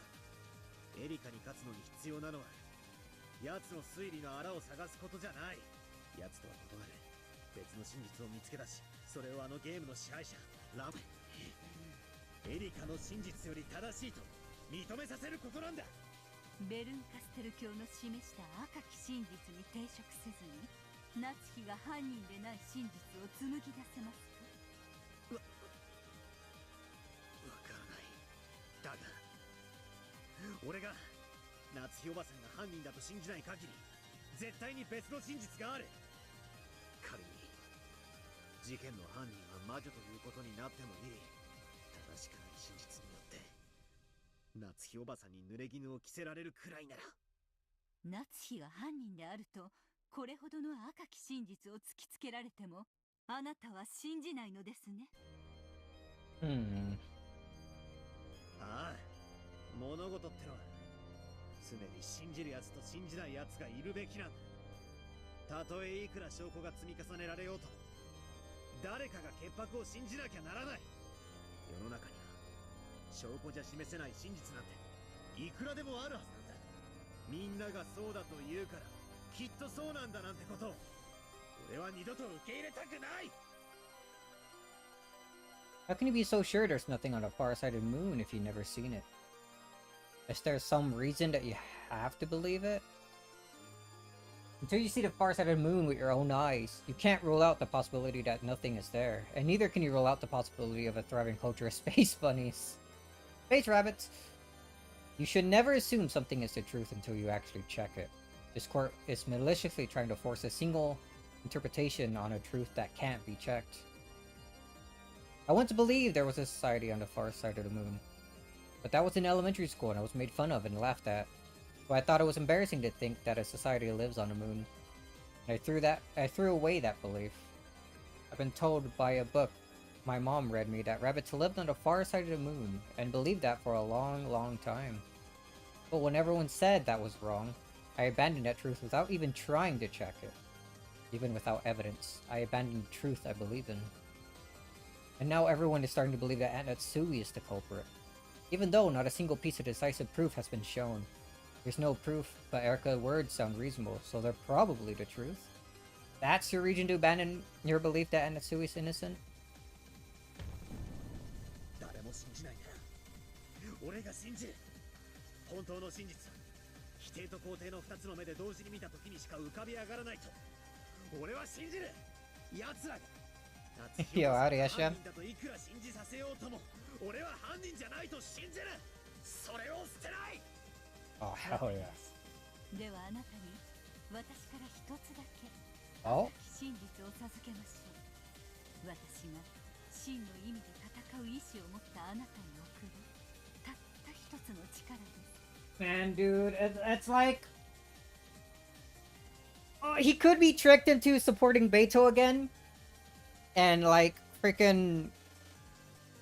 going along with the witches, like in freaking... What was it? Episode 3?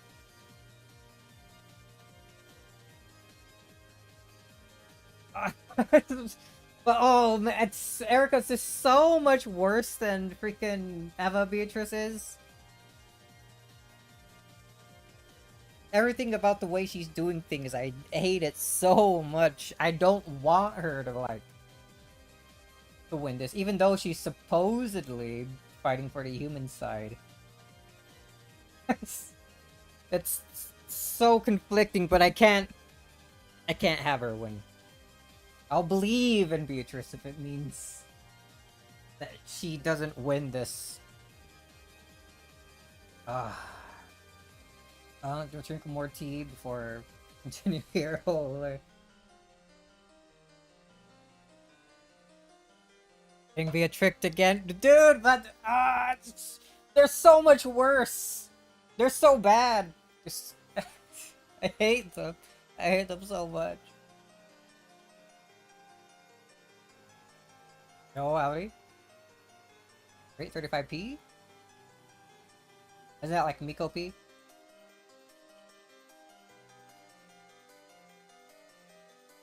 Howdy, howdy. It's so difficult, dude. I have to believe in Beatrice though because I'm clad in gold and have her colors. It's that simple, right? Alright, let's continue. Single red truth.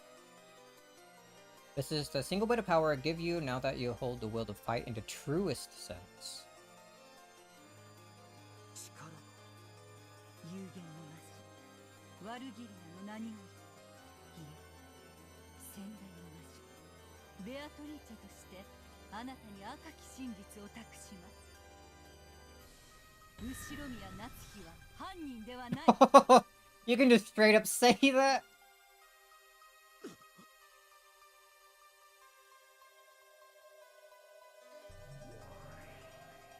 司法取引クラウスが犯人だと認めたならエリカは夏日に対する追及を中断以後は所在不明のクラウスが犯人ということで追及を Lying in red, nice trick.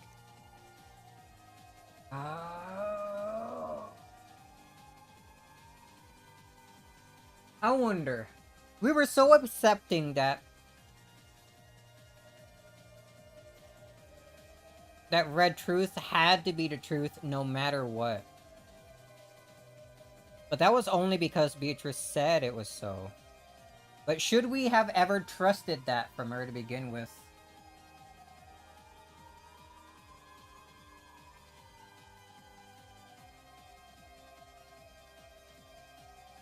I mean, every bit of red truth we've seen so far, possible for it to be incorrect.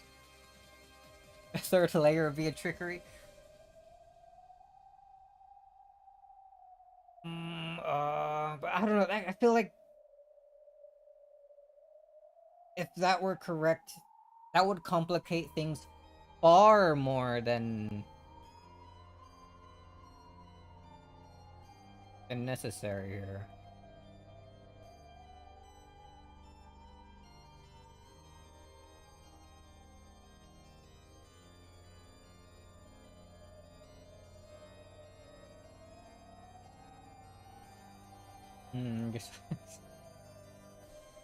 If you acknowledge that Cross as a culprit, Erica will cease her pursuit of Natsui. From then on, the investigation will proceed assuming that Cross, whose location isn't known, is the culprit. どうするベアトこのままじゃ夏日やばいわよ司法取引を受ける後宮家の名誉とやらを放棄するなら今回はドローにしてあげようっていう I'm also kind of thinking here that Beito defending Natsui like this is bad for her, like, either way, right? Whether she able to successfully defend Natsui or not, the way things are going, it'll end up becoming a truth that a human did the murders and not Beito herself, right? Are they trying to make her deny herself in the same way that Beatrice kind of made Battler do that in episode 4?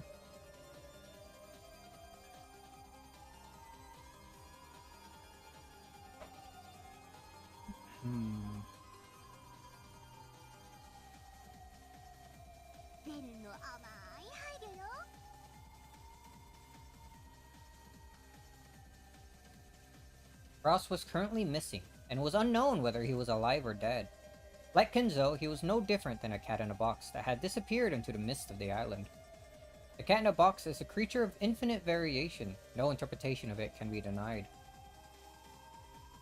Is it the root of endless it is the root of endless interpretations, the true source of the endless witch's power. Tamari, in other words, no matter how much Birkenstow were to claim that Cross was the culprit, she wouldn't be able to make that the sole truth. That is, the Cross culprit theory and the witch theory could exist in almost perfect balance. Beito could make the game a draw. Birkenstow was tempting her. She was offering her a second chance if she would abandon the honor of the family she sworn to protect, and consent to weaving a fragment that would trample all over that honor. There was no room for false confidence. For Beito, to lose was to die. Unless she could see herself having an overwhelming advantage in this game, the right move had to be to actively pursue a draw.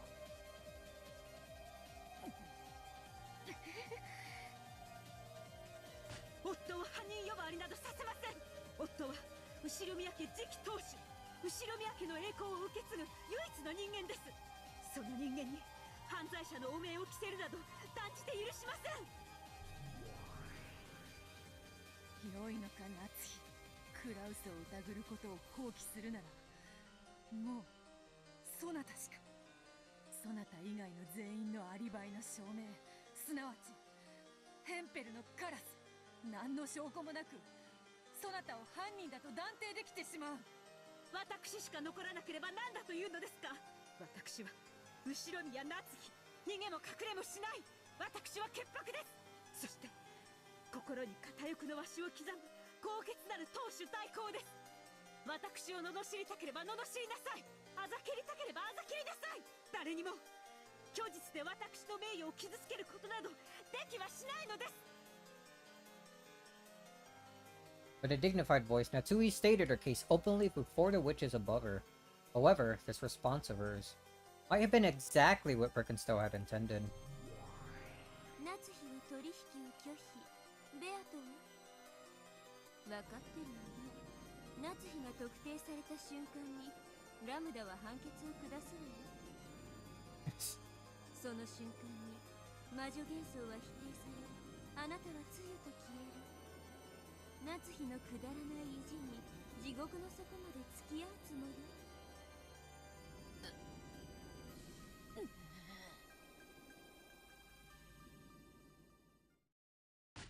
リーチ、あんたはよく戦ったわ。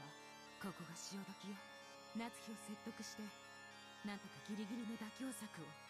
ラムダデルタ教もベルンカステル教も真の敵はお嬢様ではなく退屈そのものです。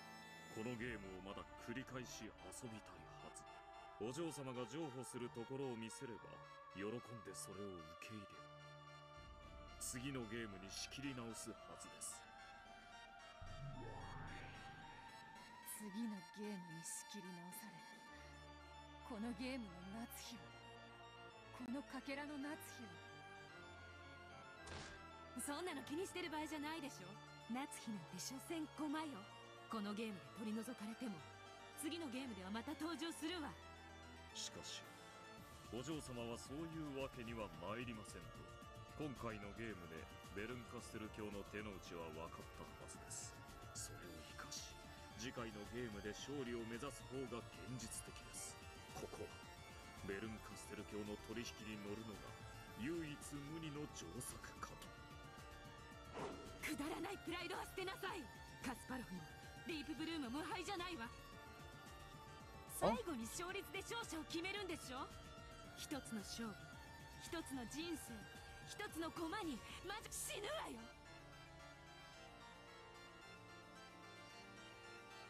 すまぬがそういうわけにはいかなくても、誰もが違うと言っても自分だけは信じる男の強さと、それを捨てなければならなかった男の悔しさ。わらわは夏日を見捨てぬ。なぜか誰もが夏日を疑うのなら、誰かが夏日を信じねばならぬからだ。Turning into Battler? 真実とは疑う者と信じる者の狭間にこそ見つけ出せるからだ。わらわは見捨てぬぞ。誰もが夏日を犯人と信じるなら、それでもわらわは魔女が犯人であると主張する。それが主張できるなら、わらわの存在価値などそれまでよ。負けられねえんだよ、真実ってのはさ。自分が疑って捨てた時に消え去るんだよ。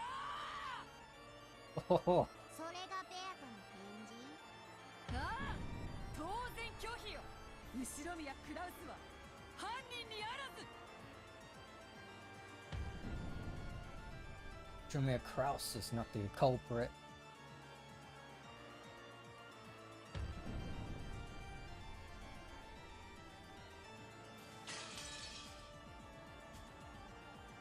'We're down to the last one.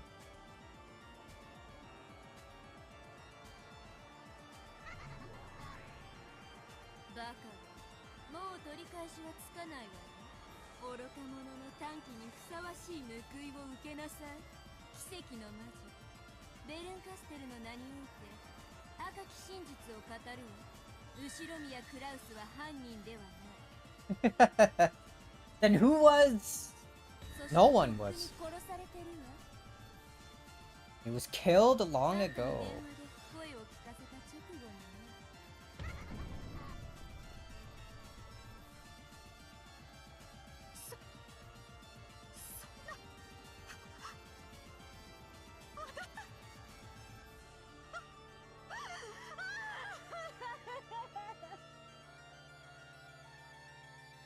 Arkansas's cruel and ruthless red blade gouged Natsui. It was all too merciless. The lack of knowledge of whether Cross was alive or dead had almost crushed Natsui with anxiety, but she had at least been capable of believing that he was alive. And now, that hope, that expectation had been crushed, without any chance for a miracle. She had thrown herself into this trap out of concern for her husband's safety. With the loss of her daughter and husband, she now had lost everything she had gained since marrying into the Ushiramiya family. No, even after all this, one thing still remained. If her husband was lost, then right now, she was the last person who could protect the honor of the Ushiramiya family. She still couldn't let it end here. Even wrapped up in so much sadness, Natsui would do all she could to protect that honor. With her last ounce of strength.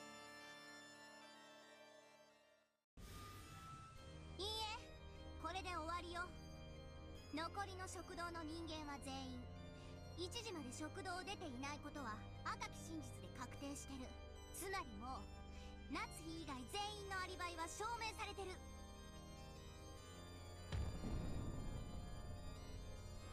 Including Natsui, everyone mentioned has an alibi.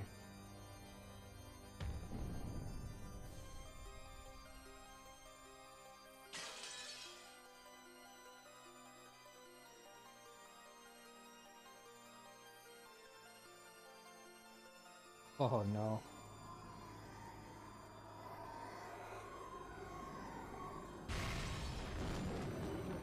見事だったわ、エリカ、ベルンカステル。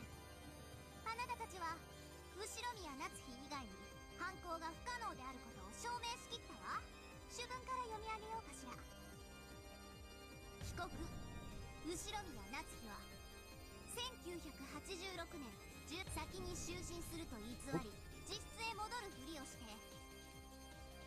午前1時までの1時間の間にジョージ、ジェシカ、マリア、ローザ、現地の5人を次々殺害したわ。主文追加。状況証拠からクラウスの殺害に追加を。そうね。クラウスを殺せるのだってこの状況じゃ夏日以外に考えられないわ。主文を訂正するわ。午前1時までの1時間の間にクラウス、ジョージ、ジェシカ、マリア、ローザ、現地の6人を次々殺害したわ。殺害可能時間はいずれも24時からの1時間の間だけ。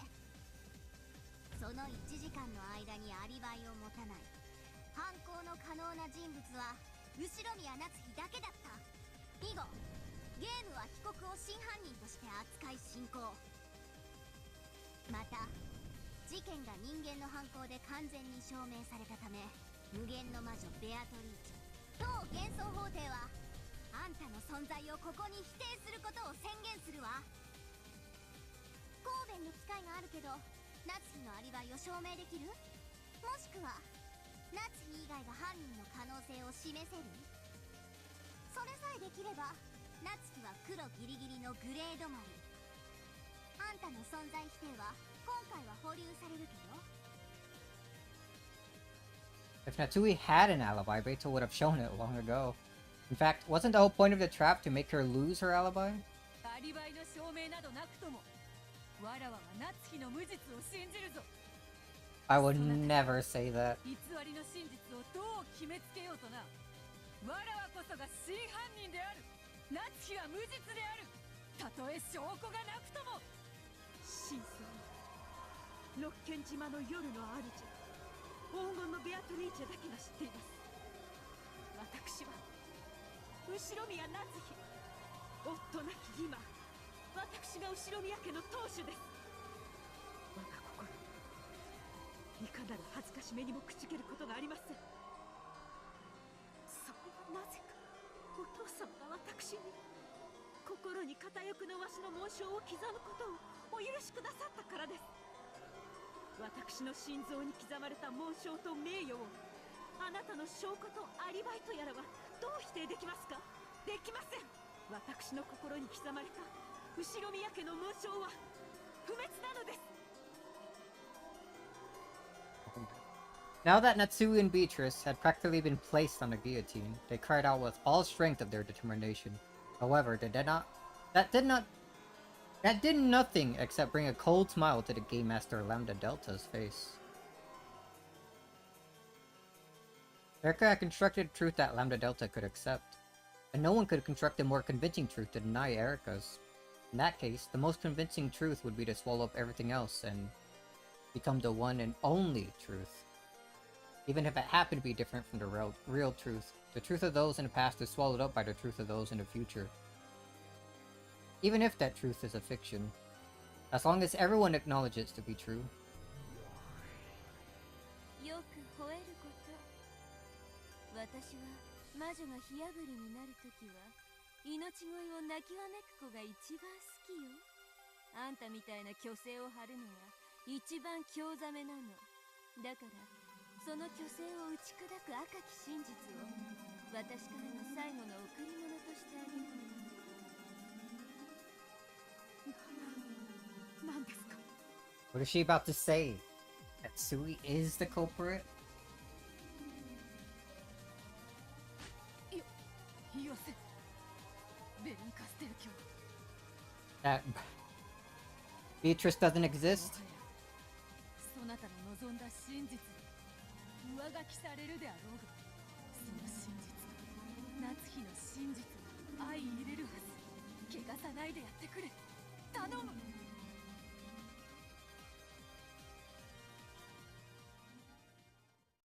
夏日、金蔵があんたの心に片翼のわしを刻むことをいつ許したっての？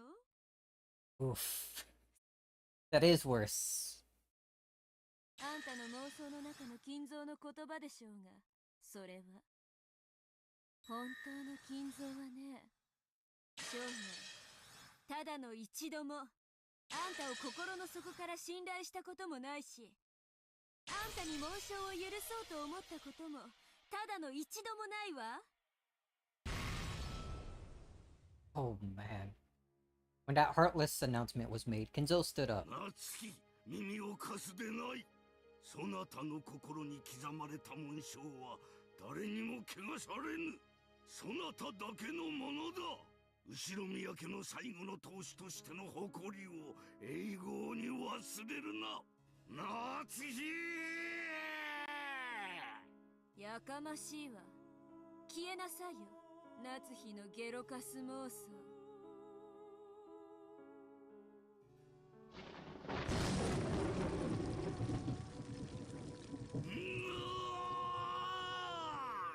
消せぬ、消せぬぞ、我が魂は。夏日が心に紋章を刻み続ける限りな。この嘘つき幻想で本当の金蔵はそんなことを言わないわ。消えなさい。夏日によって美化された。夏日にとって都合のいい夏日の中の妄想の金蔵。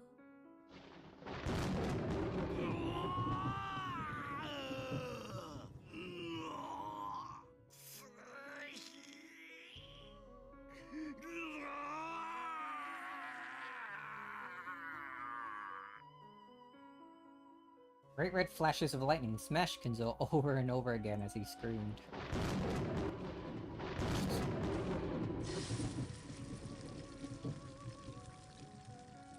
Then he crumpled like a doll and sat back down in his chair as though nothing had happened. A fierce emotion had left Kinzo's face. He had truly become like a wax model. And so, he would never again share kind words with Natsui. Yes, the true Kinzo never once threatened Natsui during his entire life. The true Kinzo never once thought about allowing Natsui to bear the one-winged eagle. Although it doesn't deserve repeating, Kinzo had already passed away before the game began. The Kinzo appearing in this game was nothing more than Natsui's delusion. Everything about this Kinzo, who believed in Natsui and entrusted her with protecting the family honor, was an illusion created by Natsui.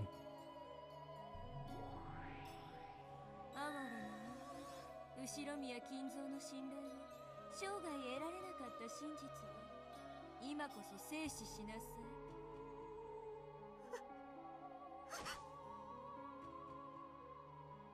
夏日、泣くな。そなたは金蔵に後ろ宮家託されたのであろう。No, he didn't. Not only did he not entrust her with that, he never said hello, or met her gaze even once.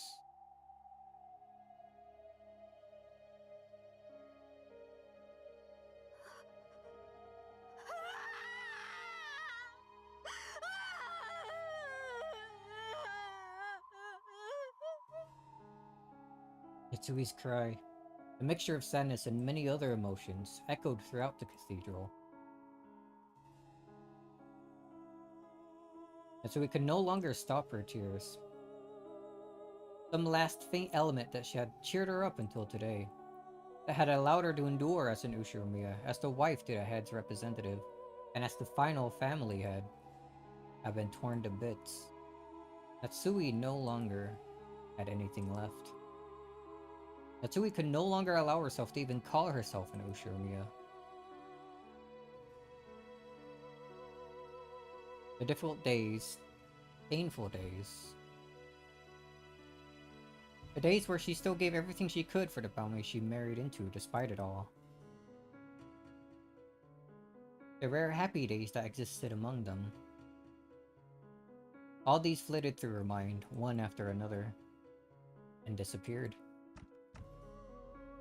All these once beautiful memories, now crushed by Birkenstell's red truth, smashed into tiny shards that scattered everywhere, buried themselves deep into her hands, and soaked them red with the blood of sorrow. It was the red of sadness and truth. 以上です。ただ事件がそこに存在するだけで。フルドエリカはこの程度の推理が可能です。Oh! いかがでしょうか、皆さん。Lambda Delta clapped. Then, a little later than expected, Birkenstell began to clap as well, looking satisfied. What is this clapping sound effect? The expressionless whack figure-like audience followed suit, and the unshakable verdict was welcomed with great applause. And so, the truth of this tale was decided.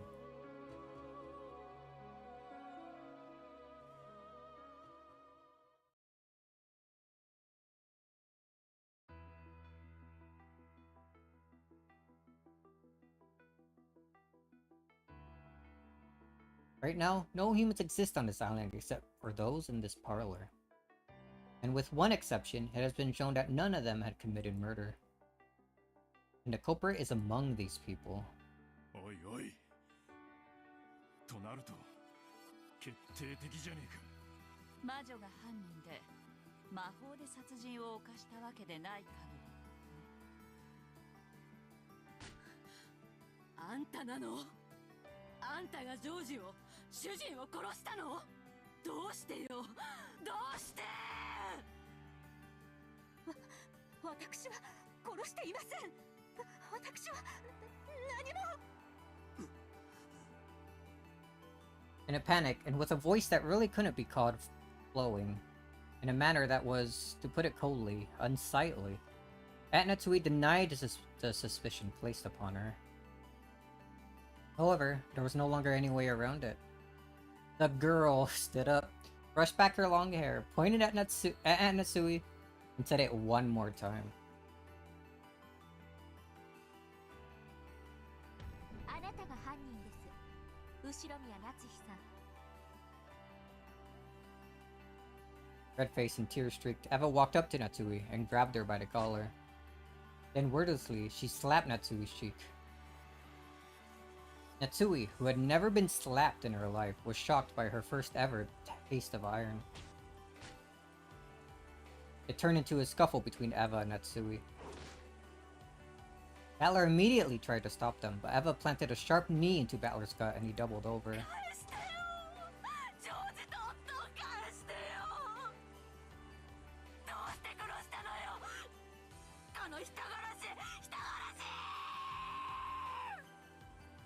Sobbing, Eva kicked Natsui, who had fallen over to the ground, over and over. Battler tried once more to cut in and stop them, but he was brushed aside. And after that, no one tried to stop them. Repeating her son and husband's names over and over, Eva kicked Natsui. And kicked her. Then she started grabbing whatever her eyes fell upon and throwing it. Natsui was hit with a steaming teacup. And a can of black tea, whose tea leaves fell all over her. She was kicked, her hair pulled and dragged up. Her cheek slapped so many times it started to swell.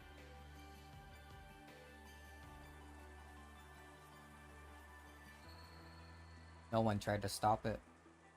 It wasn't because they were worried about Eva kicking them too. It was because they thought an appropriate act of retribution for a person who had lost her beloved son and husband. A proper retribution. A proper truth. Everyone in the parlor accepted Natsui was the culprit. They accepted the truth that Erika claimed. But Battler? So it became a proper truth, and Natsui was designated as the proper culprit. She had already lost a husband and daughter who would have protected her. And even Kinzo, who should have given her a final bit of strength, had already vanished like a bubble in the ocean of illusions. No longer would anyone protect her. No longer would anyone believe her. So she was now the true culprit. Eva's shoulders heaved with her heavy breathing. Apparently her anger still haven't abated. Erika patted Eva's shoulder and made her take a step back. Of course, this wasn't to protect Natsui from violence. It was to further humiliate her, now that she had been branded as the culprit. 私は3つの謎の2つを解きました。フーダニット、ハウダニット、そして最後の謎。ホワイダニットは犯人が自ら告白しなくてはならないと決まっています。どうかミステリーのルールに従い告白を。The why done it refers to the こ motive. れが三流ミステリーなら I think that was obvious. Thank you. そろそろ夏日さんが高笑いを始めて罪を認め悲しい過去話を始めるタイミングなのですが、まさかそれまで私がしなくてはなりませんか？私は犯人じゃありません。誰か信じて。私は何者かに夫を人質に取られ脅迫されて。Natsui, with her hair a mess and her face red and tear-streaked, protested to everyone, but no one met her gaze, because it had already been resolved that Natsui was the culprit. Thus Lambda Delta had acknowledged that the culprit to tell was Natsui and woven it that way. None of the pieces would pay any heed to Natsui's, to the culprit's words. 夏日は犯人ではない。我こそは黄金の魔女。そなたらが夜の闇に怯えた年頃よりはるかに前から君臨する六軒島の夜の支配者。なぜわらわの罪とせぬか。なぜ夏日を疑うのか。わら認めよ。全てはわらわの犯行ぞ。人間が犯人ということなど断じてあってはならぬわ。 The witch illusion had already been crushed, and Beto's voice didn't reach anyone. The verdict had already been announced. Everything had been decided. 聞こえてないわよ。あんたは幻、ただの幻想。お帰りなさい、ただの肖像画に。金像の幻想を親族が共有することによって生まれた儚い幻の魔女。それがこの世界の選んだ真実なのよ。さあ、大ラムダデルタ教、この魔女を語るおこがましき愚かな幻想を今こそ葬り去りたまえ。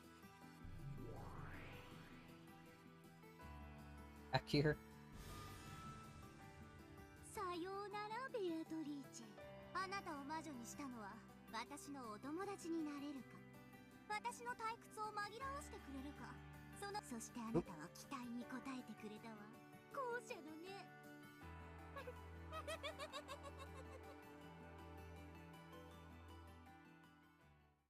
わらわは魔女であるわ。ラムダデルタ教に認められずとも魔女であるわ。私が後見人にならなかったらそれを信じることもできなかったくせに。さあ、あなたはこれでゲームオーバーよ。あなたを葬る方法はあなたのゲーム版のルールに従ってあげる。あなたのゲームでは敗者はどうなるんだっけ。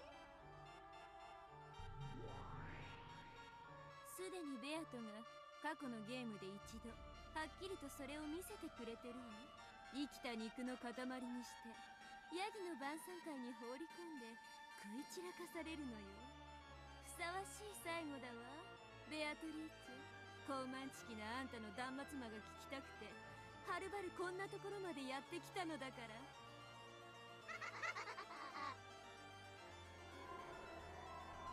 ら。Oh, not the goats! One by one, a massive number of unspeaking goat attendants slipped out from behind pillars and began to fill the cathedral. The goats paid no attention to Natsui, who was seated in the center, but the crowd completely enveloped her. From Beto's point of view, up on the balcony, it must have looked like a huge boiling pot of goats.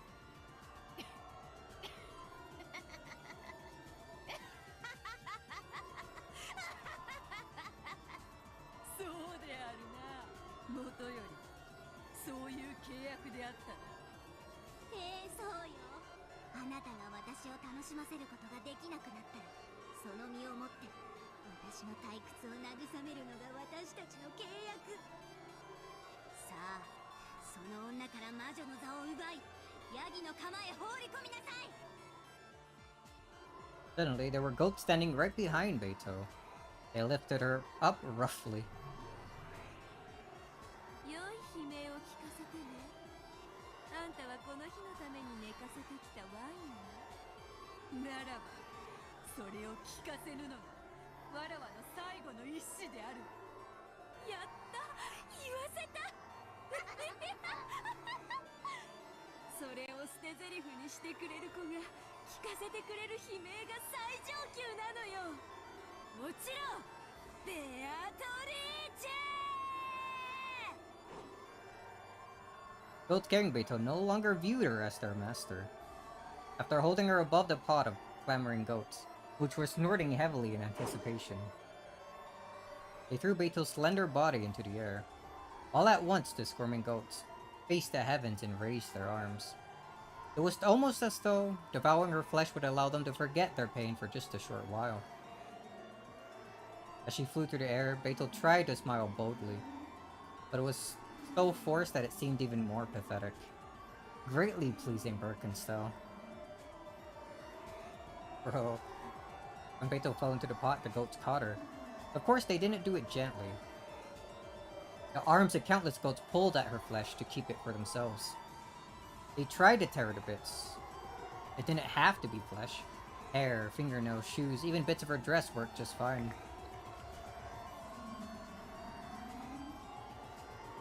The mouths of those goats were the gateway into hell. However, Beto was too big to pass through that gateway, so they had to chew and tear her into small bits enough to fit into.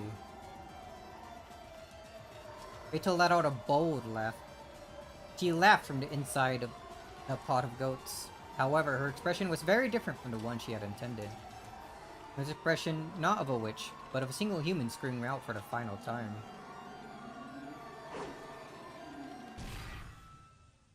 Oh? Then, the sea of goats parted.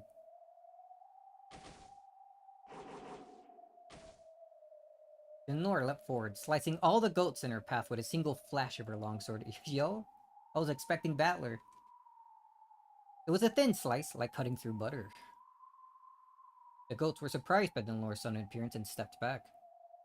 In the center, Beatrice cowered in tatters, sobbing. 何の真似？異端審問官ドラノール。恐れながら申し上げます。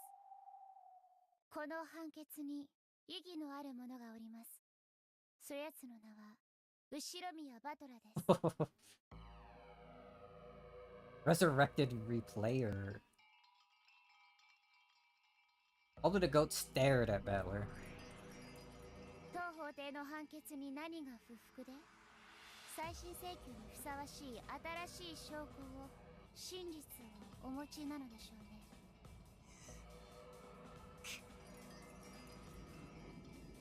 I get it. Nora's offering me a helping hand. If she hadn't jumped in here, it'd all be over. And I fully understand now how I'm supposed to fight. But it's that very understanding that makes me unable to fight. Because I know I can't win by simply countering Erica's truth. Yo, this sick track. If I want to deny her truth, I'll need to present a different one. And I still don't have a clue what that truth is. 時に癒せぬものはありません。時を費やせど至れぬ真実もまたありません。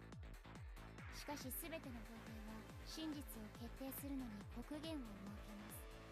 そしてその刻限までに至れぬ真実はもはや真実とはなり得ないのです。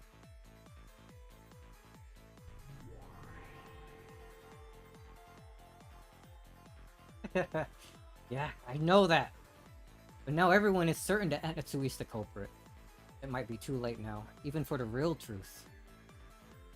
Aunt Eva's violence will probably go unstopped, and no one is even thinking about protecting Aunt Natsui.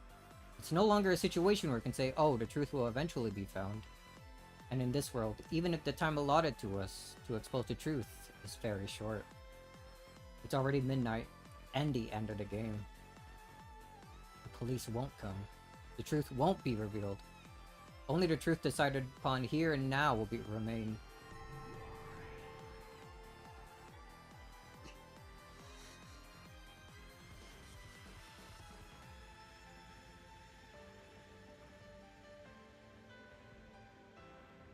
As Louis stood up, walked in front of Beto, faced Eleanor.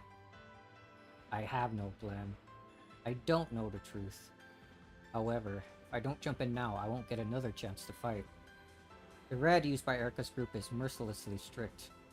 I seriously doubt that I can put together a truth where Aunt Natsui isn't the culprit without violating that red. 何を頼りない顔をしているのです。情けない男で。ちくしょう。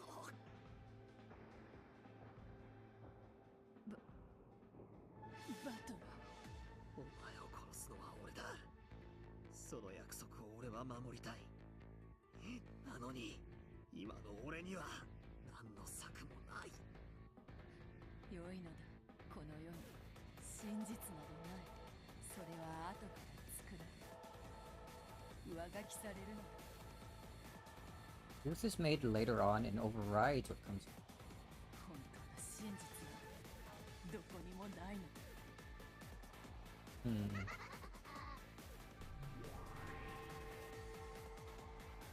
ドラノール、素敵なシナリオだわ。やはりお姫様の処刑にはナイトが現れないと面白くない。そしてその眼前で弾頭を見せてやるのに勝るものなし。古き駒と用済みのプレイヤーたちをまとめて葬り去りなさい。良いです。大ベルンカステル教に栄光あれ。我こそは首席異端審問官ドラノール・エノックス。マイラレイ後ろ宮バトラこうなりゃ破れかぶれだ。俺のわらがけ見せてやる。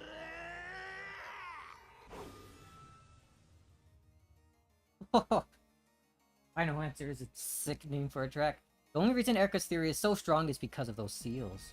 She was given red so quickly just because Lambda Delta easily bought the alibis created by those seals. But the seals aren't red truth. Just sticking paper in a door crack is far from perfect.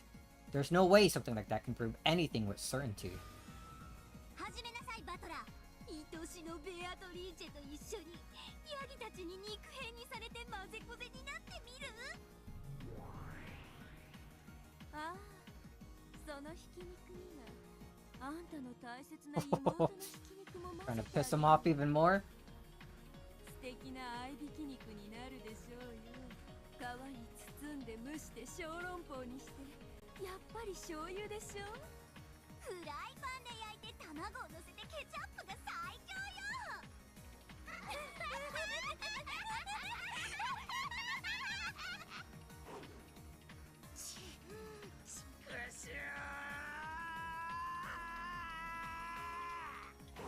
エリカお得意の封印の信頼性は疑えないのか。髪を挟むなんていい加減な方法で絶対のアリバイにはなりえないはず。偶然気づいた人間が元の位置に挟み直すことだってあったかもしれない。The blade, my Bluetooth, should have slashed diagonally through Delanor's chest. However, Delanor's expression didn't budge in the slightest, and there wasn't a single wound on her chest. 何が飛び出すかと思う。バカバカしい。私からご説明しましょう。私が扉を封印していたのはこれ。バトラさんはこれ紙だと思ってたんですか？ Erica once again held up that thing that looked like brown paper. ガムテープです。それも非常に粘着力のある。それにハサミを入れ切れやすくしてあります。それにさらに切れ目、扉と枠部の3箇所にもしや不可能な私のサインにて割り印がしてあります。よって痕跡を残さずに剥がすことも貼り直すことも一切できないわけです。抜刀申請石剣承認。 Ooh. We can't fix everything. 以上により封印の完全性は保証されました。ミスエリカの封印は何者にも破れずごまかすことはできないのです。エリカの封印は認めよう。だがエヴァおばさんがした源氏さんの部屋の封印は違うはずだ。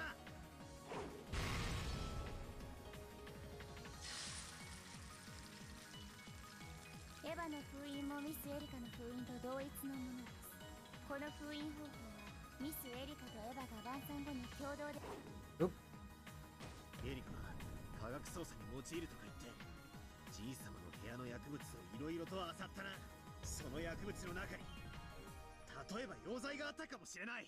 それを使えば爪の痕跡を残さずにきれいにガムテープを剥がすことも可能かもしれない。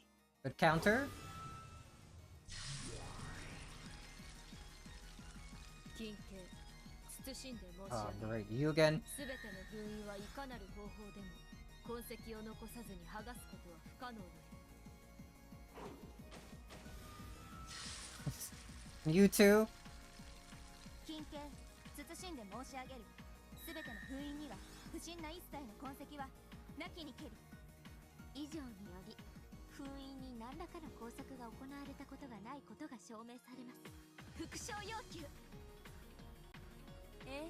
喜んでエリカとエヴァのすべての封印に剥がすなどの封印の機能を損なわせる一切の工作はなかった。ちくしょー。跡が残るようなガムテープをあちこちにベタベタと貼りやがって。 And Nor isn't my only enemy. There's also her subordinates Gertrude and Cornelia. And also Erica and her master Birkenstow. And even Lambda Delta, the one who hijacked Beetle's game. Everyone in this cathedral is an enemy.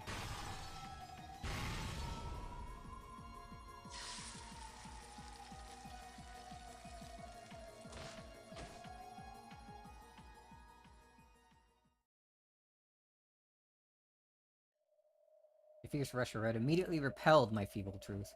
It's obvious why. I don't have any alternate truth. Even at this final stage, I have nothing.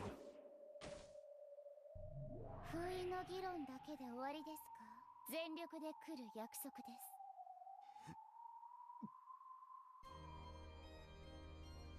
If only I knew of a truth that could prove Aunt Natsui's innocence. If I could only make a theory that weaves its way through Erika's red. I mean, I don't know anything. 勝ち目はあるのか。家に忘れてきた。取りに戻っていいか。わらわはすでに負けたも覚悟はできている。お前を殺すのが俺の約束だ。だから俺以外の奴がお前を殺すことを許しはしない。俺は約束を絶対に破らない。嘘だな。そなたの約束など。何 Again? 俺がお前に何の約束をして何の嘘をついた。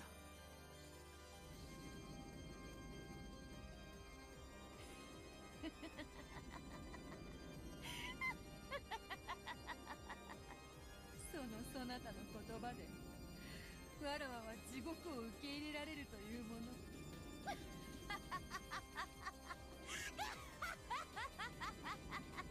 殺せわらわたちを。ベルンカステルラムダデルタ。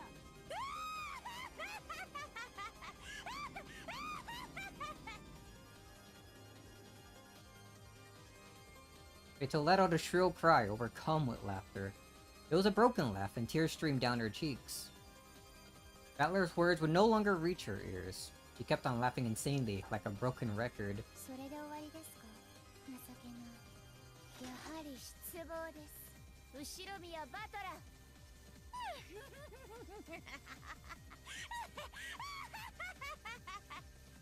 殺してくれドラノール。わらわをバッサリとその赤きたちで真っ二つに。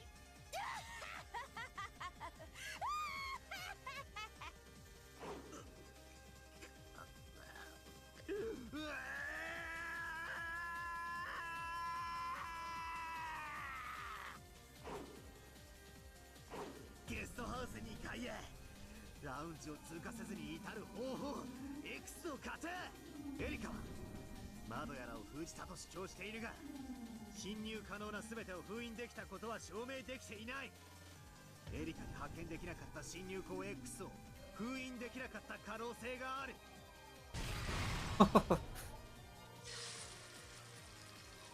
Just starting to make up stuff now, going with everything he has. 秘密の通路の存在を禁ず。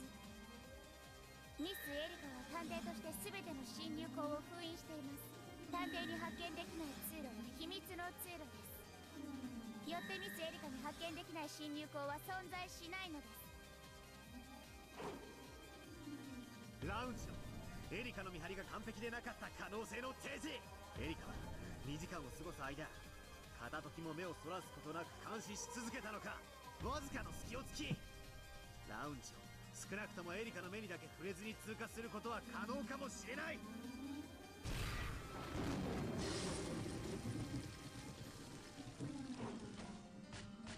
金慶謹んで申し上げる。ラウンジでのエリカ卿の見張りは完璧なり、わずかの隙も油断も1秒の見落としもなきにける。 How insane is this woman, dude? 申し上げる。よってラウンジでの会合中、2階へ上がりしはローザのみなり。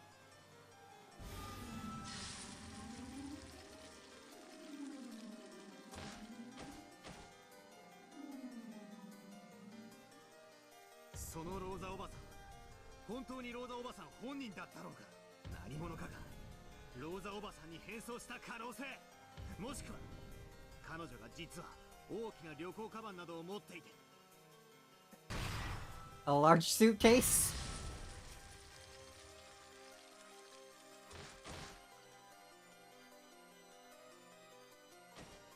ノックス第10条。手がかりなき他の登場人物への変装を禁ず。何者かがローザに変装することを示唆する伏線は存在しません。また彼女が人間を隠蔽できる荷物を所持していなかったことをエリカは確認しています。な夏日おばさんは何者かに脅迫されていた。招かれざる未知の客人 X が真犯人なんだ。どうしてこの島には俺たちしかいないと断言できる。真犯人は俺たち以外に存在するんだ。Woohoo. Oh, dude. ノックス第1犯人は物語当初の登場人物以外を禁ず。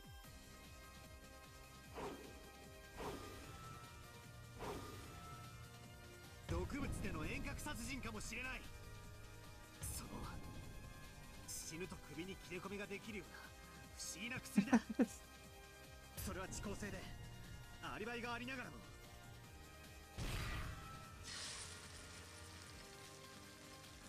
ノックス第4未知の薬物および難解な化学装置の使用を禁ず。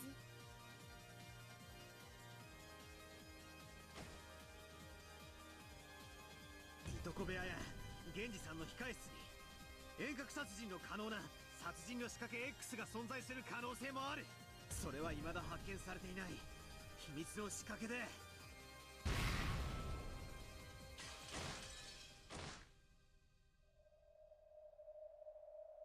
ノックス第8提示されない手がかりでの解決を禁ず。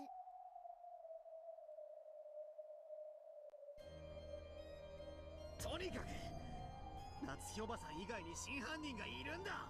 それを否定するなら登場人物全員について赤き真実で犯人でないと復唱してみろ。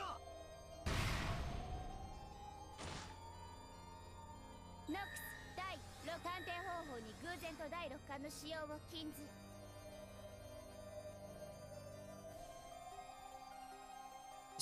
Hasn't she broke that rule before, Erica? 夏日おばさん以外の全員にアリバイだと。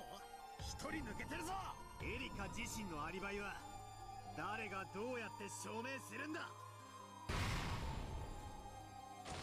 ノックス第7条探偵が犯人であることを禁ず。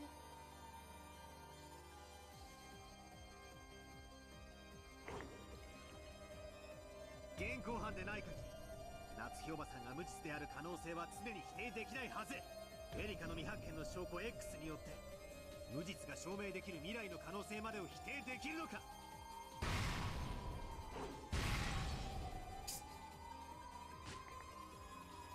ノックス第8条提示されない手がかりでの解決を禁ず。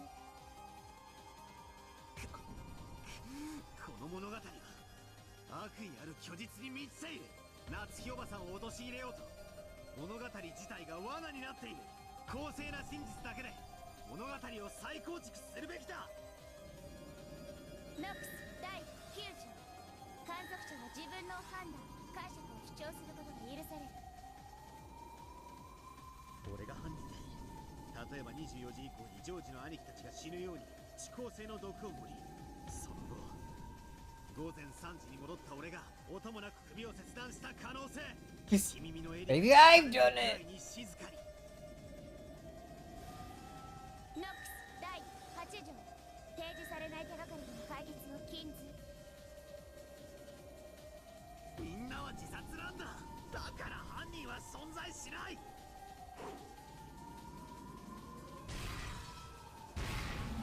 Oh man.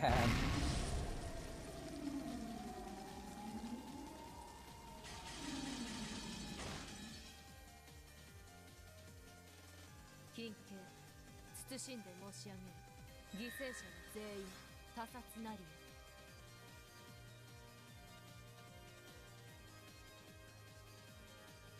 All deaths were homicides. 死体をエリカ自身が検視したわけじゃあるまい。探偵以外の人間は検視を誤る可能性があるはず。金刑謹んで申し上げる。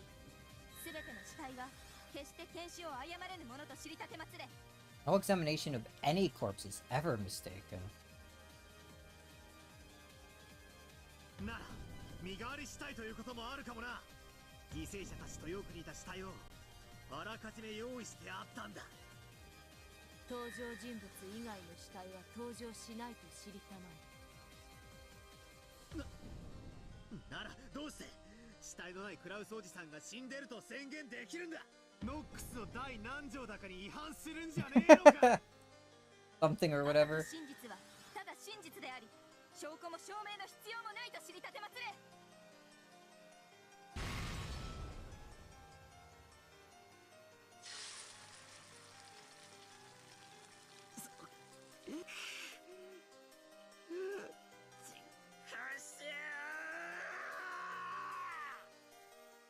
In the face of these insane arguments, all my effort to overturn the truth, treating Aunt Natsui as the culprit is completely meaningless. Completely meaningless. Holy, I can't speak.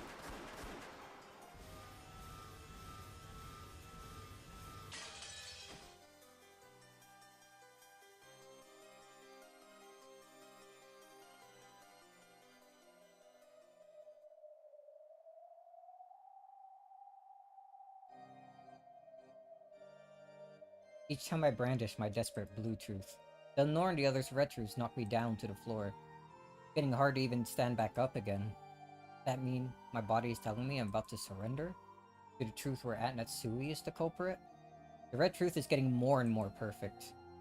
Each time I think I can slip through a chink in their armor, Delnor smacks me down with the red longsword of Nox.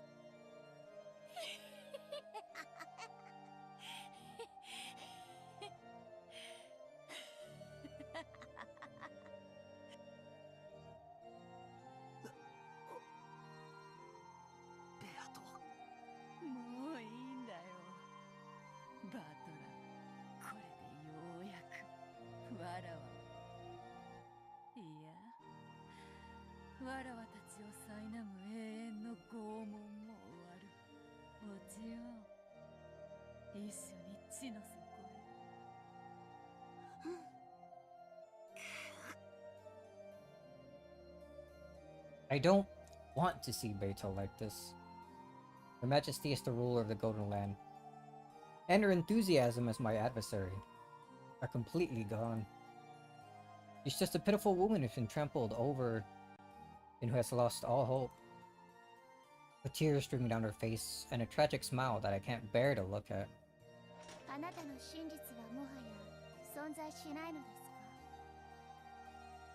No, I have one last thing.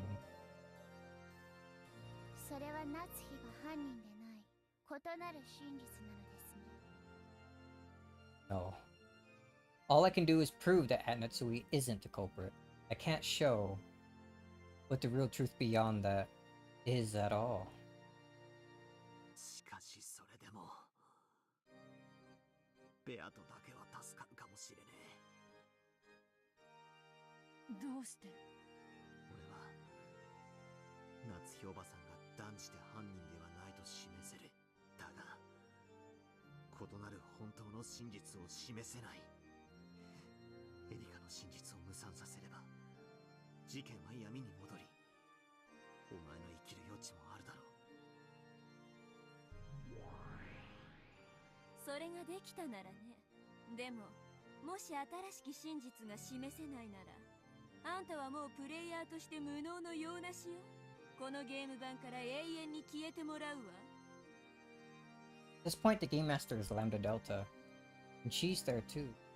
Probably doesn't mean defeat in a single game, but being banished from this game for all eternity as the loser. From what the witches have said in the past, I can faintly imagine the place pieces are sent to when they're banished. It's known as the Depths of Oblivion, an eternal darkness that lies on the far side of the eternal oblivion, where there is no concept of life or death. I'm going to disappear, but still, Beito will remain. As long as Beito remains, no matter how suspicious that Natsui is, there will always be space for a witch to be a culprit. In other words, Samari, room for Aunt Natsui to not be the culprit. As long as that wiggle room is there, someone will eventually expose the truth. It doesn't have to be me. Eventually, someone, at least, will smash this fake truth to pieces. I understood. I understood that this was the time to abandon myself for the sake of this other person who will eventually appear. For the sake of the real truth. どうやらお前を殺すって約束を俺はやっぱり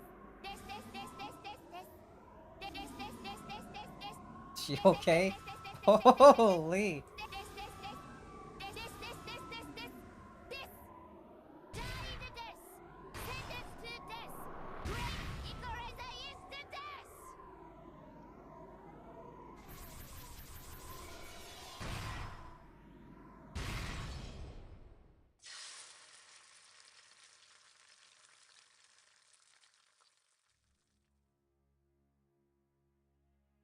Then, the trial for the 5th game was over. The detective, Ruroka Erika, accused the culprit, Ushiromiya Natsui. There are 3 riddles that the detective must explain. The first is whodunit. Who is the culprit? As previously stated, it is Ushiromiya Natsui. The second is the howdunit. How did they carry out the crime?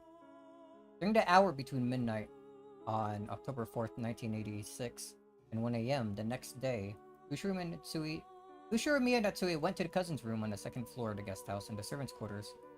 On the 1st floor of the mansion, there she carried out the murders. It's only possible for the crime to have taken place during that hour, and for that 1 hour, alibis have been proven for all characters except Natsui.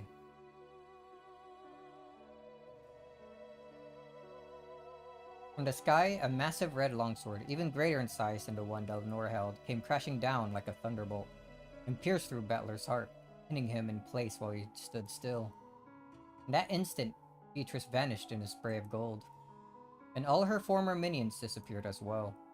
As the Heartless Witches looked down at the cathedral center, laughing coldly.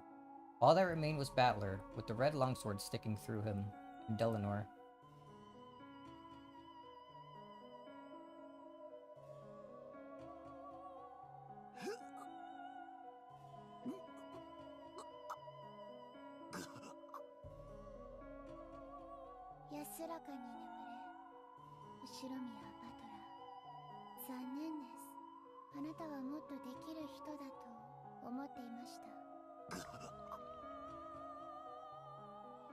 Battler blew bubbles of blood, closed his eyes slowly, and expired. Lenore stared on in silence, then turned on her heels when she saw his life leave him. After that, all that remained was the corpse of this sorrowful man, pierced by the sword that acted as a massive red grave marker, and lit by the faint glow lit in from the cathedral skylight.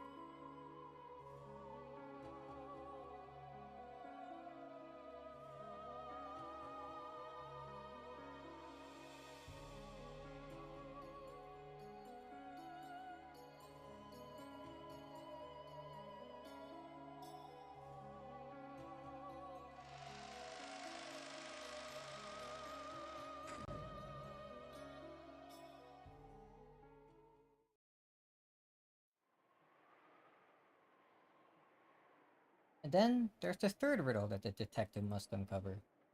The final riddle, the whodunit. Why did they commit the crime? Motive. In third-rate mysteries, there's no need to uncover this. After all, even if you don't expose the motive, the culprit will just confess it when all is said and done. However, Furudo Erika was first-rate, so she should expose even this.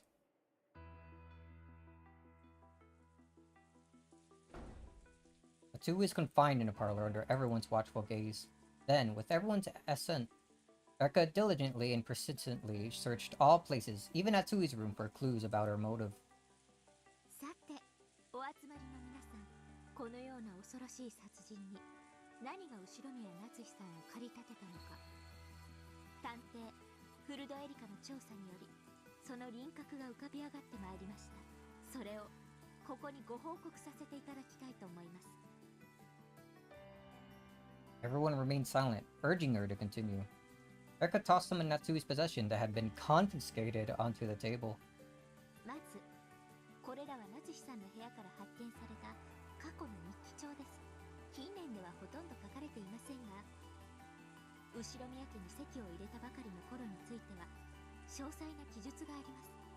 これらの多くは鍵付きの日記帳に封じられていましたが、事件の全貌を暴くために全員の承認を受けた私の権限により、I hate her authority. これらの鍵をすべて破壊させていただきました。人でなし、人の日記を読むなんて。ならあんたは何よ、殺人鬼。お前ごときにプライバシーなんてあるわけないでしょ。この日記帳から浮かび上がったのは、夏日さんはクラウスさんと特殊な事情でご結婚なされたらしいということです。ここにいらっしゃる皆さんは私よりご存知なのでは。夏日さん、クラウスさんご夫婦は恋愛結婚でもお見合い結婚でもありません。いわば人質のような結婚でした。そのようなことはありません。この赤い日記帳の24ページに以下の記述があります。私は後宮家に嫁という名で軟禁された人質なのです。でも私が人質となることで、夏日さん、あなたは自分が人質であったことをここですでにお認めになっています。熊沢さんは夏日さんがここに来られた当初からお世話をしていますね。当時のことを話してくださいませんか？ええ、そうです。私にそうこぼされたこともございました。奥様のご結婚についての事情を知るのは、今は私と南條先生くらいのものでしょうか。ですな。当時は金蔵さんが縦横無尽に活躍する黄金時代だった。金蔵さんはあらゆる敵を打ち倒し、経済力を拡大していったのです。夏日さんの家もそんな敵の一つでした。As though the time to talk had suddenly come at hand, Kumasawa and Nanjo openly delved into territory that should never have been touched upon again. It concerned a period during which Kinzo was most feared for his ferocity. Although he was financially very powerful and had many connections, the elite looked down upon him as an upstart, which gave him a complex about his social standing. To combat this, Kinzo wanted to find Cross a wife from a noble family, and used this to raise the Ushiromiya family status. He waged a financial war against Natsui's family, beat them down, and then proposed that a marriage be performed as a method of reconciliation. And the person he picked was Natsui. She was a veritable princess, raised good and true by a family of Shinto priests. By choosing her, Shinto priest, didn't one of them come by and like put up the thing, the altar? By choosing her, not only did Kinzo cause them the worst possible humiliation, he also won what he considered to be the greatest possible trophy. That marriage proposal was humiliating to Natsui from the very beginning. この辺りの経緯については、今、熊沢さんと南條先生がお話しくださったものと日記帳に記されている内容が合致します。以上から夏日さんは後宮夏日を名乗ることとなった当初から激しい憎悪を持っていたことがお分かりになると思います。どうですか、夏日さん。それはお認めになりますか？ All the cold gazes turned to face Natsui. 確かに最初はそう思っていました。私は愛のない結婚を強要された花嫁という名の人質だと。そうです。夫は私を人質などと見下しはしませんでした。私の事情を理解し、同情と慈しみを与えてくれました。夫だけは私の理解者だったのです。なるほど、それは一理あります。確かにあなたの日記にはクラウスさんがあなたの事情を知って気遣ってくれる描写がいくつか散見できます。しかしあなたはそれをこちらの日記帳の47ページでむしろ気持ちが悪いと描写していますね。以下朗読します。クラウスの気遣いはむしろ私を惨めにさせるだけ、そうして私を恥ずかしめているのではないかとさえ思う時があります。以上から夏日さんがそんな気遣いを見せていた夫を嫌悪していたことが伺えます。待ちなさい。確かに最初はそう思ったこともあります。まだ日々を不安に過ごす私が気遣いを素直に受け取れず、邪推してそう記してしまったこともあったかもしれません。私はやがてそんな夫の気遣いに気づいて、その気持ちを受け入れるようになるのです。その記述は日記帳のどこにも登場しませんが、日記にさえ書かない秘められた気持ちというものもあります。あららゆる証拠品と証言から多角的に構築して、あなたが夫に激しい嫌悪を持っていたことは明らかです。そして逆にあなたがおっしゃるような、やがて受け入れるようになっていったことを示す証拠は存在しません。私は夫は愛していました。その発言を赤き真実に昇華させる証拠、証言の構築はできません。Is Steven talking a red truth in here? 愛を語るにも証拠がいるというのですか？赤き真実以外は何も信じられません。赤くない発言は何の証拠にもならない。何の信用もできない。赤くない文字は全て私を欺くための偽りです。愛してる？白い文字で愛を語られて誰が信じるんです？赤くない言葉なんて何も信用できない。この世で信じられるのは赤き真実と、それを得るために主に捧げる供物の証拠品だけです。真実を語れぬ嘘つき人間どもめ。赤き真実なき人間に愛も心も真実も語る資格なんてないんです。知ってました。男はあなたたち女が思ってるほどバカではありません。男は女の愛しているなんて。What is her problem? たりなんかしません。かわいそうな人。本当に人を愛したことがないの。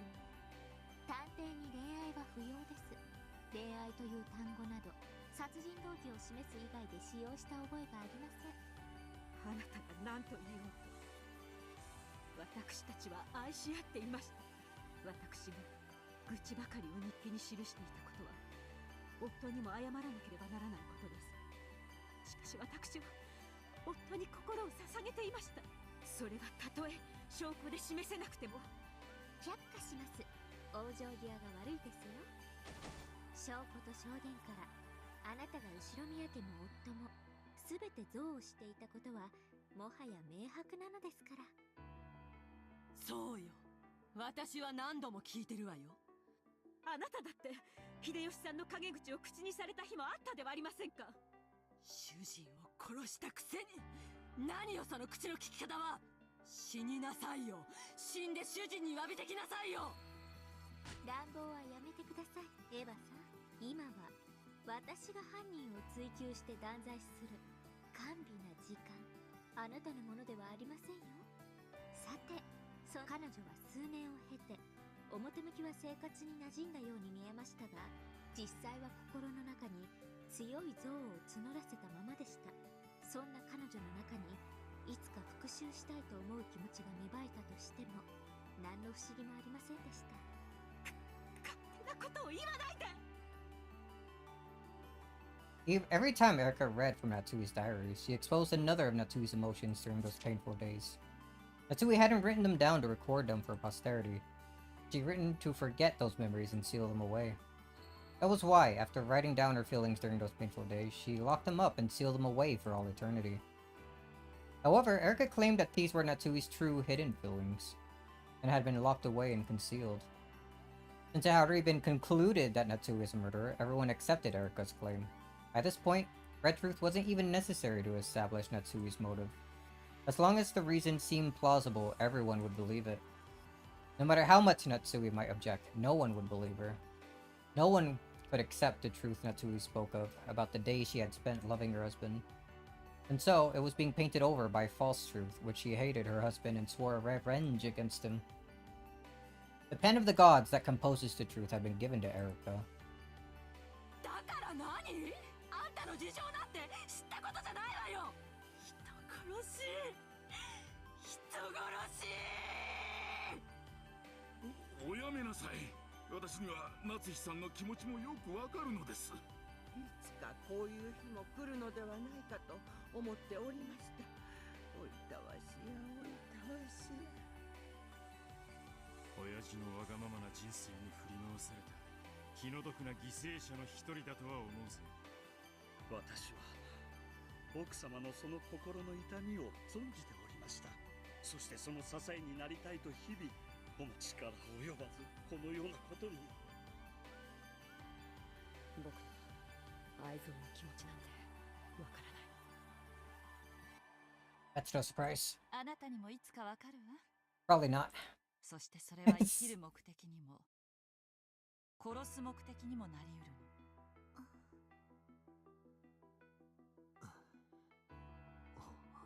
本当に犯人なのか。ああ、それを言われると、実は最後に一つだけ夏日さん以外に犯人の可能性のある人がいらっしゃいまして。Hmm? 何？おい、ふざけるなよ。なんでそんな大事なことを早く言わないんだ。夏日さん、実はあなた以外にも犯行の可能 Oh, な is it 方 gonna が be 一人いらっしゃる。 saying it was Kraus? あなたがどうしても犯人でないとおっしゃるなら、その方が犯人ということになってしまうんですが。それは誰だ？誰なんだ？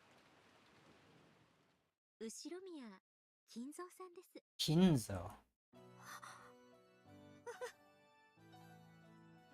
金蔵さんは今日の未明、3階書斎の窓からお出かけになられたまま行方知れず。そうでしたね、バトラさん。夏日さんと同じように金蔵さんにも全くアリバイがありません。実は今回の事件、金蔵さんにも犯行は可能なんです。私はてっきり最初からいらっしゃらない人物だと決めてかかっていたので、今の今まですっかり失念していました。 How very convenient for you. それをお詫びいたします。 You didn't look shy or apologetic in the slightest. Erica bowed in as unpleasant as a manner as ever. Even now, she's holding a grudge over her defeat in the study. 夏日さんは金蔵さんの信頼を受けて最もその身近でお仕えしていた方でしたよね。なら夏日さんが一番よくわかっているのではないでしょうか。この事件が実は後宮金蔵さんによる当主の犯罪であることを。お父様を犯人呼ばわりすると。ご安心を。金蔵さんが犯人ということであっても、ホワイトニットを構築できるだけの証拠と証言をすでに十分に用意してあります。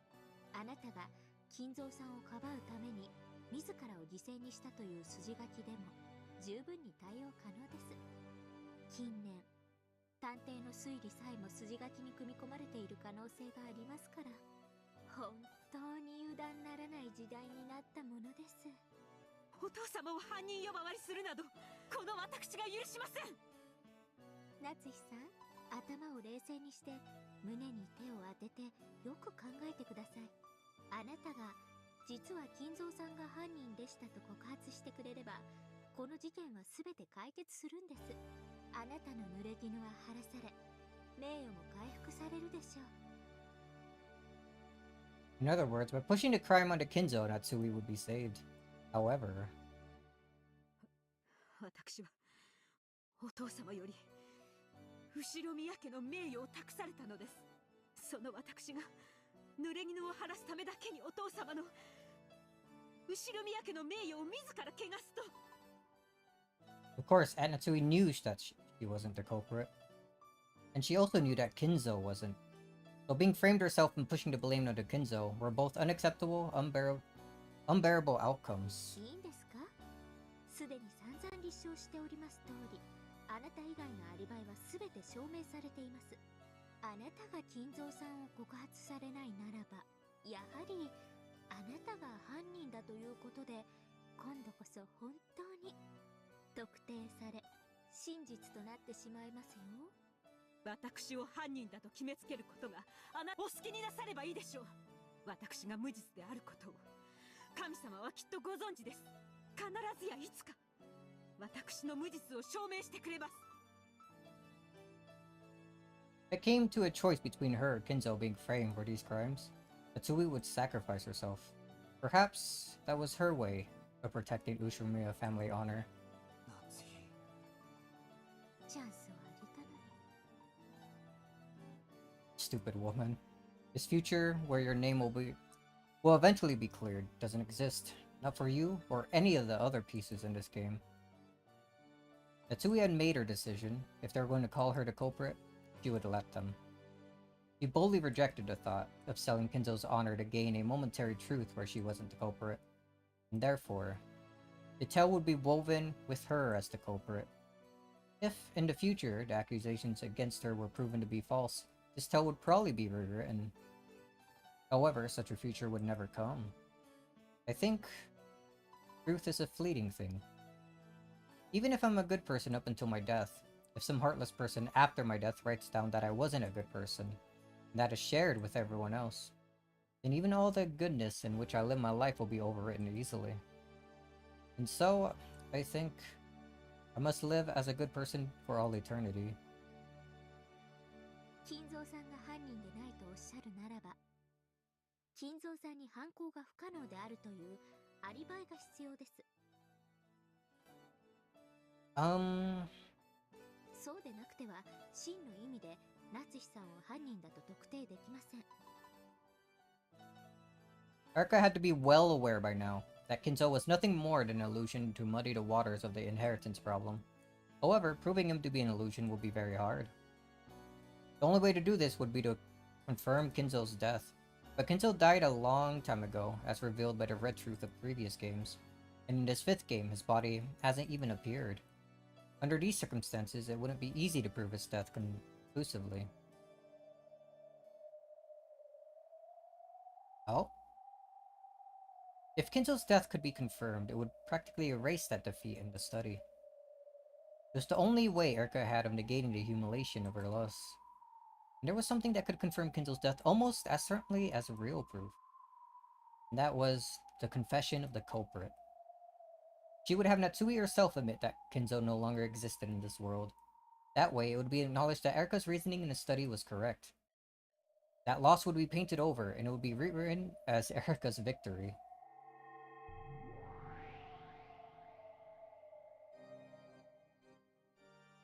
Valor hung suspended by Delanor's red longsword. Rita had disappeared by having her existence denied, and her minions had gone too.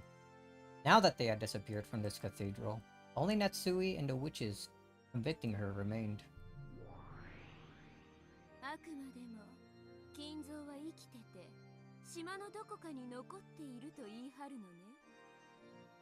そうです。お父様はご健在でおられます。誰が何と言おうと、私はそれを翻しません。過去のゲームの赤き真実で金蔵がすでに死亡していることは確定してるわ。でもそれじゃあベルンの気が収まらないわけでしょ。ええ、そうよ。完璧な勝利を私は求めてるの。だから赤で金蔵の死が決まってるから、それでチェックメイトなんて面白くないの。夏日の口からリザインと言わせて勝利したいのよ。ならやってごらんなさいよ。お手並みを拝見させてもらうわ。我が主、今こそ我らに完全なる勝利を。無論よ。夏日、あなたは金蔵は間違いなく生きているけれど、その所在はわからないと。ええ、そうです。お父様は窓よりお出になられて行方知れず、全く困った方です。ラムダ、金蔵の24時から朝までの所在について確実にするわ。金蔵は24時から朝までずっと同じ部屋に滞在したわ。What do you mean? そりゃそうでしょ、死体なんだから。いや、ごめん。そうよね。そうでしょうね。口を挟まないわ。面白そうだから続けてちょうだい。これより金蔵という言葉を生きている金蔵という意味で使うわ。何しろ夏日は生きていると主張するのだから、続けて赤き真実を語るわ。金蔵は屋敷以外の場所には存在しない。そうよね、エリカ。はい、我が主。金蔵の姿を探し、屋敷の外、敷地内をくまなく捜索しました。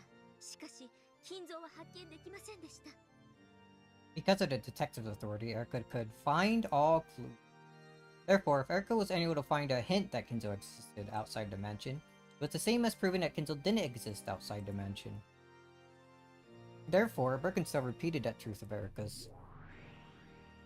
金蔵は屋敷以外の場所に存在しないねえ夏日なら金蔵が存在するなら屋敷内のどこかにいることになるわどこに金蔵が隠れているのかわかりかねます。何しろこの天気です。中庭へ出られた後お屋敷のどこかへ隠れ雨をしのがれていたとしても何も不思議はありません。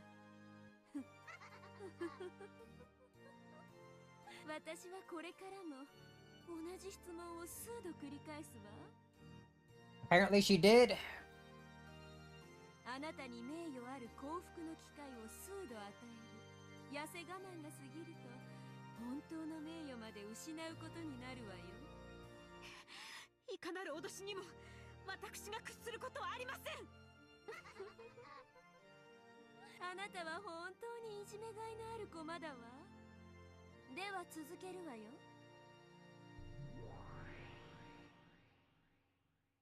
以上の理由から金蔵さんが屋敷以外の場所にいることは考えられません。そこでまず書斎のあった3階を徹底的に捜索しました。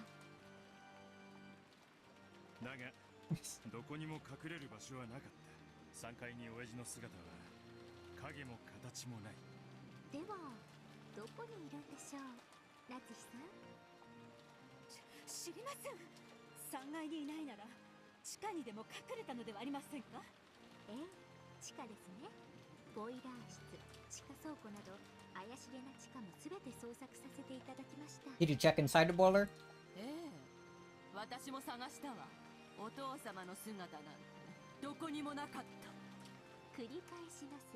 金蔵さんはどこにいるんですか。なら1階か2階にでもいたのでしょう。そうですね。消去法で行くならそうなります。そして1階を徹底的に捜索しました。結果は。いいえ、お父様の姿を見つけることはできなかったわ。繰り返します。金蔵さんはどこにいたんですか。では2階に隠れていたのでしょう。お父様が隠れている場所を私が知るわけないでしょう。本当にそうでしょうか。夏日さんは金蔵さんがどこに隠れていたのか。奥様が親方様がどこに隠れていたのかご存知。そんなバカな。そんなことあるはずありません。 Both Shannon and Canon knew that Kinzo was no longer alive, but didn't have a clue how Erika was planning to quarter Natsui, using a phantom of a person who didn't exist.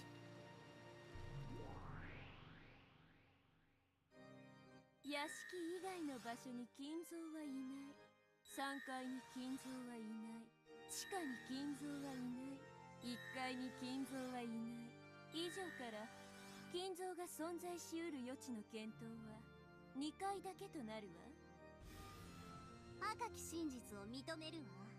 夏日、金蔵は2階のどこかにいるはず。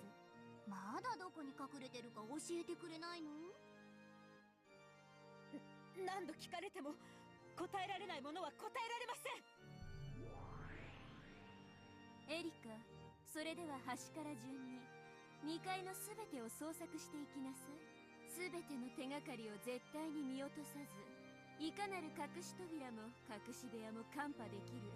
はい、我が主。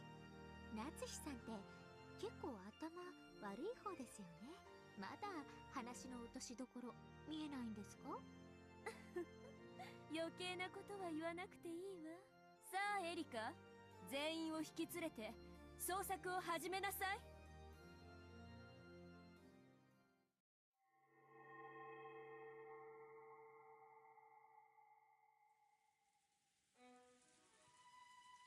Erika used her detective's authority to take everyone, even Natsui, up to the second floor to search every room, starting at one end. Even for rooms that were thought to have nothing at all to do with the crime, Erika did not relax her search in the slightest. Her search was thorough in every single room as they moved through them all. れているか教えてくださらないのですか？いい加減になさい。私は知らないと何度口にすればいいのですか？夏日さん、このまま調べていってもきっと金蔵さんは見つかりませんよね。Of course not. Kinzo doesn't exist. No matter how long this search continues, it's just a waste of time. This was known by both Erika, who was the witch's piece, and Natsui, the one who knew the と truth. なると、捜索はあの廊下の突き当たりの部屋を最後とします。つまり、あの部屋を残して、すべての部屋に金蔵さんがいなかったことが証明されると、どうなると思います？ He isn't in the third floor, or the first floor, or the basement.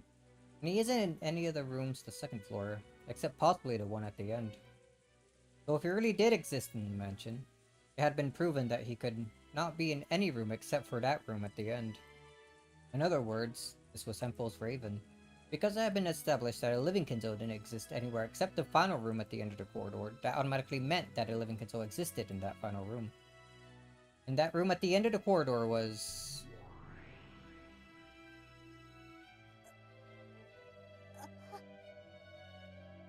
突き当たりの部屋って何の部屋だっけ？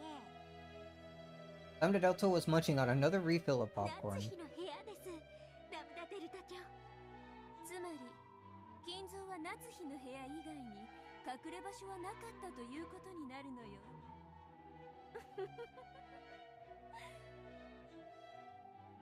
赤で言う必要ある？もちろん。夏日の部屋を除くすべての場所に。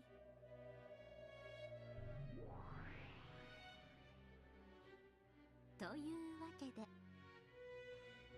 残すところはこの部屋だけとなりました。以上により、この部屋以外に金蔵さんはいらっしゃらないことになりました。ここは私の部屋ではありませんか？私の部屋のどこにお父様がいると？ In a rage, Natsui unlocked the door to her room and pointed inside. Of course, Kinzo was nowhere to be ど seen. こにお父様の姿があるというのです？ほら。なるほど。いらっしゃられないようですね。私たちが来ることを察知して、また窓からお逃げにでもなったのでしょうか。If Kinzo wasn't in this last room, it meant that he didn't exist anywhere. There's no living Kinzo outside the mansion. There's no living Kinzo inside the mansion. Therefore, no living Kinzo exists. However, Erika didn't make that argument. She had brought things to this point, but she didn't make it checkmate. It was because Birkenstell didn't want to win by cornering Natsui with the red truth, but by forcing Natsui to admit a humiliating resignation. 私がこれまで捜索してきたのは、金蔵さんの姿だけではありません。金蔵さんが24時から朝まで隠れていたことを示す痕跡です。そして、それも存在しませんでした。つまり24時から朝までの間、金蔵はある一室にこもり続けたことになってて、そしてそれは夏日の部屋ということだわ。赤き真実によるチェックメイトがとうとう Yo, howdy, Tony. 金蔵の幻という駒を夏日の部屋にまで追い詰めたということよ。ねえ夏日さん、つまりあなたは朝までこの部屋で金蔵さんとご一緒だったことになるわけです。それでもあなたは金蔵さんのことをご存じないとおっしゃられるのですか？私が赤き真実で認めるわ。24時から朝までの一晩、生きた金蔵は夏日の部屋を除く全ての場所に存在しない。その真実から夏日の部屋にしか存在しなかったと議論を進めることを許すわ。司法取引ねえ夏日、頭の悪いあなたでももうそろそろまずいと気づいてきたんじゃない？これが最後のチャンスよ。金蔵を犯人にしなさい。後宮家当主を犯罪者とし、自らの保身のために当主の栄光を自らの手で打ち壊してみせなさい。あなたがその勇気を見せたら、あなたを当主をかばうために濡れ衣をかぶろうとした悲劇のヒロインに筋書きを変えてあげるわ。お父様は無実です。お父様を犯罪者にすることなど。取引拒否。いいわベル、やっちゃいなさい。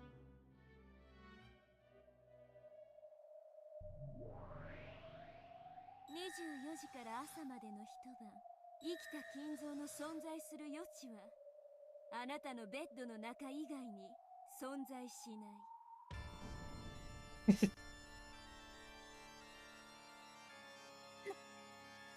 れはどういう意味ですか？この部屋の徹底的な Inside her bed? および厳重な科学捜査の結果、この部屋の全域で24時から朝までの間、金蔵さんが存在しないという結果が出ました。ただし、あなたのベッドだけを除きます。A shocked silence dominated the room. Matsui completely forgot to close her open mouth. 昨夜、黄金発見の前後の頃、推定23時頃、3階窓より脱出した金蔵さんは、あなたの部屋のベッドの中にかくまわれていたということです。そして、さらに気の毒な捜査結果ですが、あなたもこのベッドで就寝されていたことが判明しています。So what? 重ねて復唱するわ。24時から朝までの人が生きた金蔵の存在する余地は夏日のベッドの中以外に存在しない。そして夏日も昨晩同じベッドで就寝したわ。あら、仲良しさんたちね。二人で仲良く枕を分けっこして眠ったわけね。青き真実以上から後宮夏 That's where they're going with this? 上皇の可能 Dude. 性があったと推測できるわ。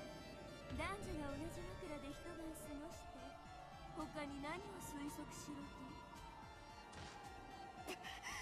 無礼者！私が敬愛してやまないお父様となんて許せません。夏日、青き真実には赤き真実で反論なさい。もちろん魔女でないあんたに使える赤はない。だから私が代わりに赤き真実で語ってあげてもいいわ。私を納得させられる証拠を示せるならね。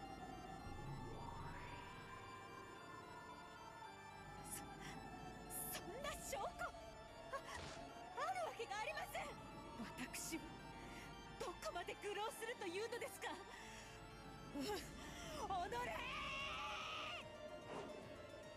Dewey tried to attack Erica, but Eva pinned her arms behind her back so she couldn't do anything. なんというおぞま。夏日さんは後宮家に復讐するためにまず後宮家の全てを乗っ取ろうと企てたのです。そのため夏日さんは体を武器に金蔵さんを籠絡したのです。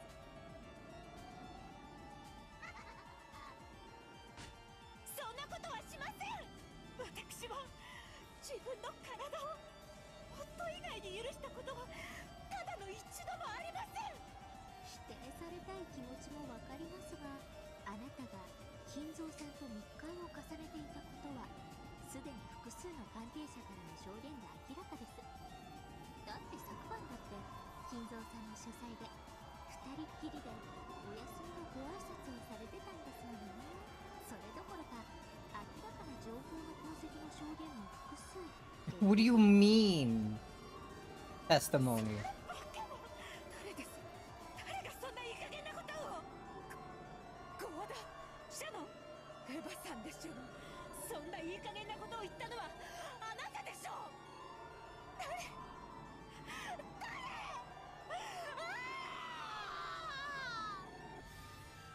関係者証言を受領したわ。これは致命的ね。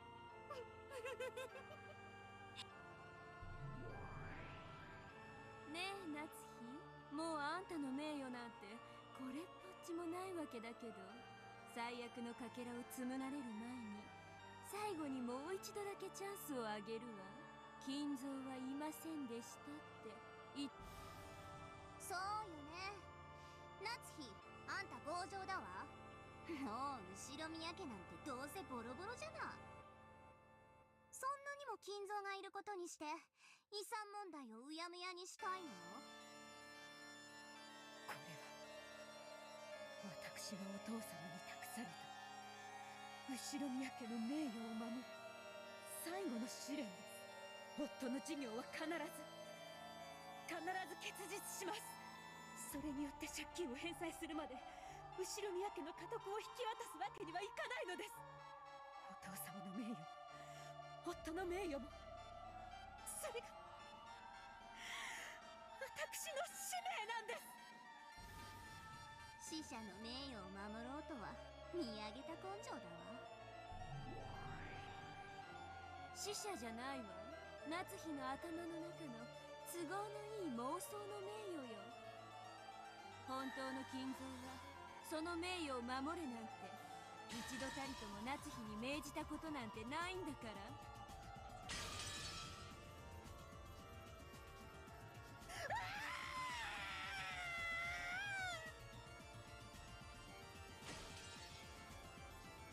Natsui screamed. She fell down to her hands and knees. She no longer had any way to reject the fake truth that Birkenstell and Erica had weaved. ゲームマスター、ラムダデルタの名において本ゲームの勝利者がベルンカステル教であることを認めるわ。意義ある者は名乗りを上げよ。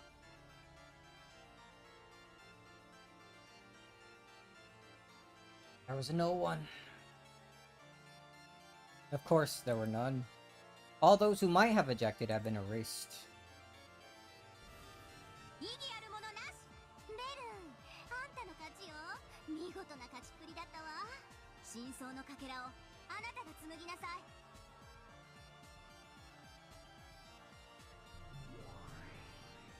ええ、それでは私が真相を紡ぐわ。これがこの悲しく間抜けな物語の真相よ。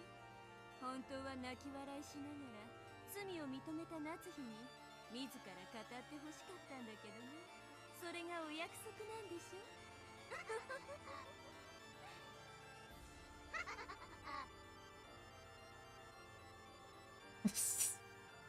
That really how that ends, dude?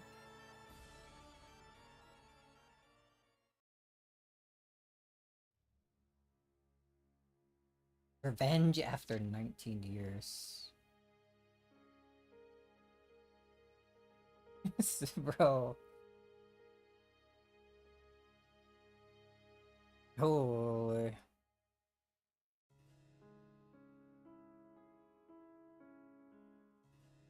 I was really hoping Battler was gonna find some way to break through that, dude. Especially when he knows that Natsui is actually innocent here.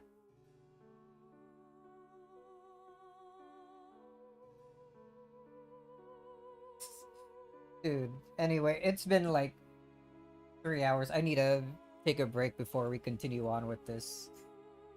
Need to think about everything that's happened. Surely Battler isn't actually gone. We haven't seen him in the epic like a freaking coat that Kinzo wears. That shows us on the Steam page.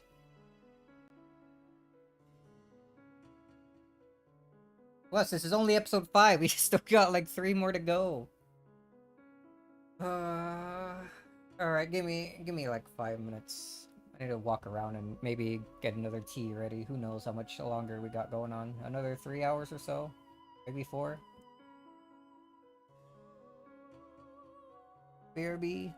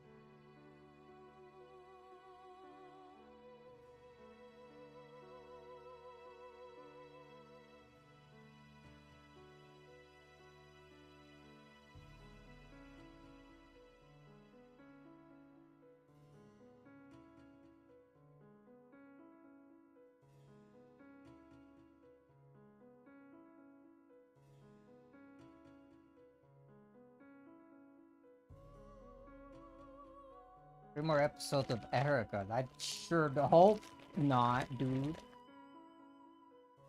Hate her. I hate her so much. I hate how things are going right now.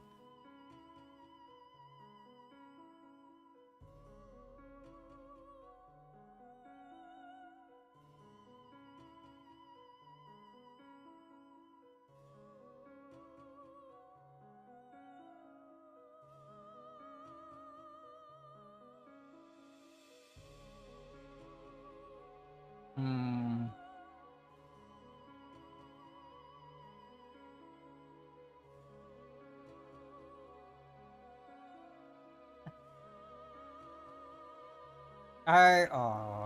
I'm trying to think. Louis isn't the culprit. Girls apparently died a while back.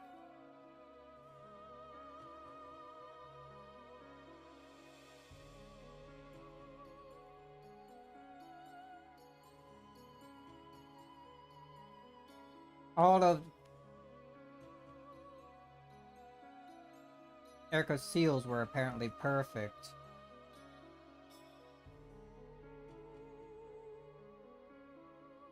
Everything could only have happened in that, like, 1 hour time frame.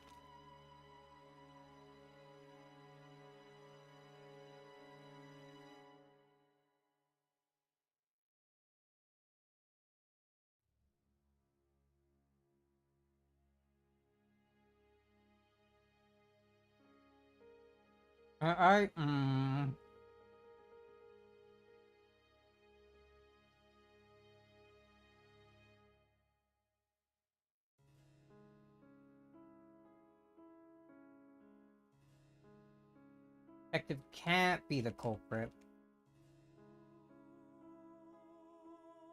Was it ever confirmed that she couldn't have been working with the culprit?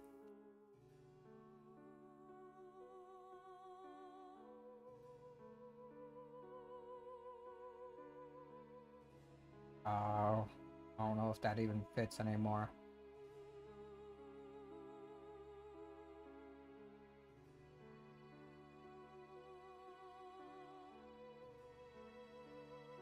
This brings you back to the very last thing where it really is just Lambda and Birkenstell interfering with the board when they shouldn't have been able to, I guess.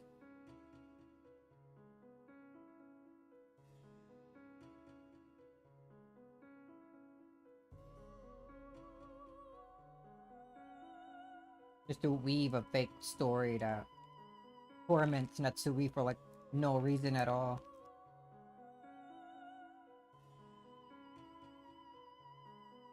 Anyway, if it wasn't obvious, I'm, like, stalling a bit for the water to boil as I eat a snack.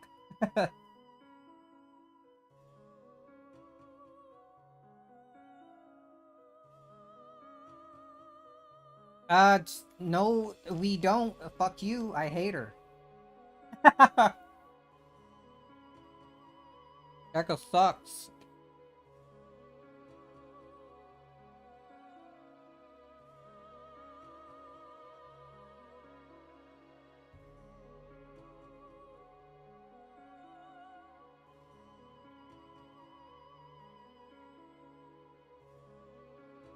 Shut up, dude.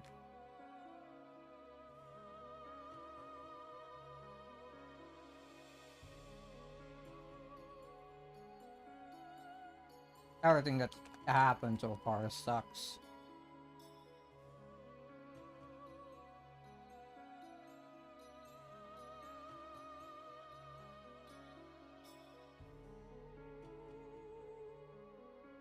Episode was going great when freaking Erica was getting all mad and upset because she got owned so hard. We need more of that. I don't want it to end with some false, ridiculous, like, freaking victory for her.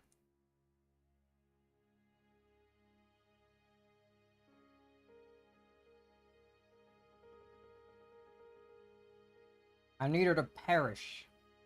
To be gone forever. I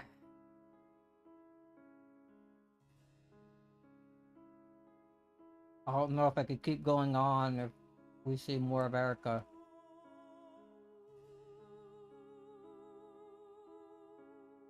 Oh, well, it's probably been enough time. I'm gonna go check up on the water. BRB again.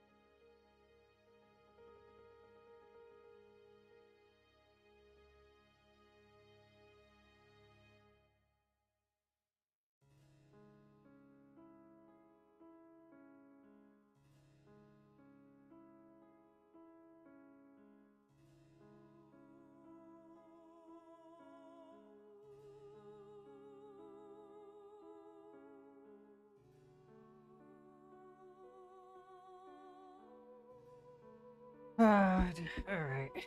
I'm going with peppermint tea again. What I was drinking earlier. I want more of it. It's tasty. Alright, let's continue trudging along here, I guess. Oh man, dude. I almost want to I almost don't want to continue because it feels so bad. It's hurting me. Actually, hold on. I'm actually cough.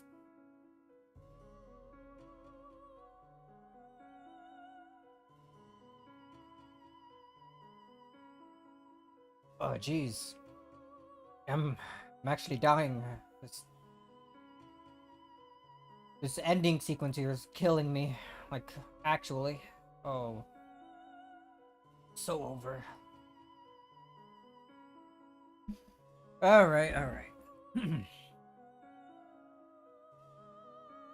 See how things continue, I guess.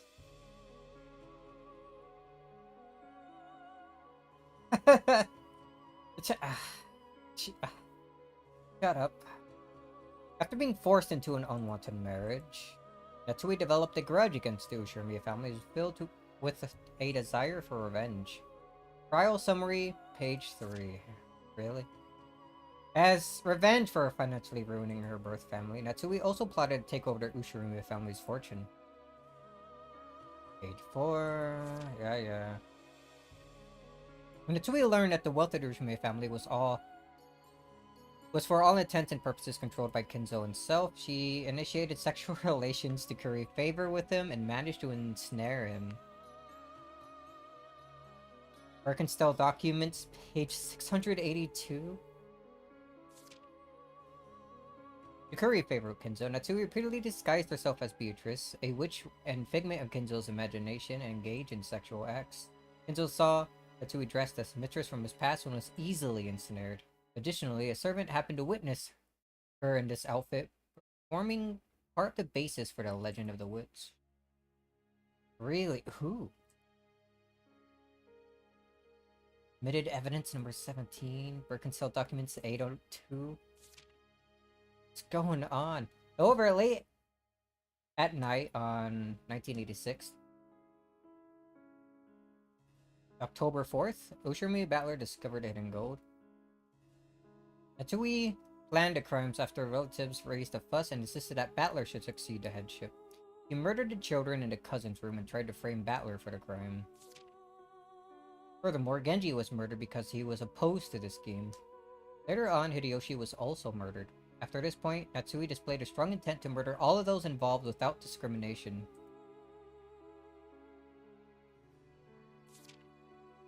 The concrete details of the crimes are as follows. October 4th, 2400, Natsui decided to commit the crimes. Because Genji refused to assist her when she asked, she murdered him. Genji would have totally done it because she said so, though. He does nothing but serve. He then murdered her husband Cross in his own room. Great Court internal documents, the Library of Law. Afterwards, she went to the cousin's room on the upper floor of the guest house, waited for Rosa to join the rest, and killed George, Jessica, Maria, and Rosa. He then mutilated the necks of the bodies. Afterwards, because there were people in the downstairs lounge, he waited in an empty room upstairs. He hid in this empty room until the people in the lounge dispersed and went to bed. And what? Somehow the freaking Erica with her huge, perfect ears didn't fucking hear her?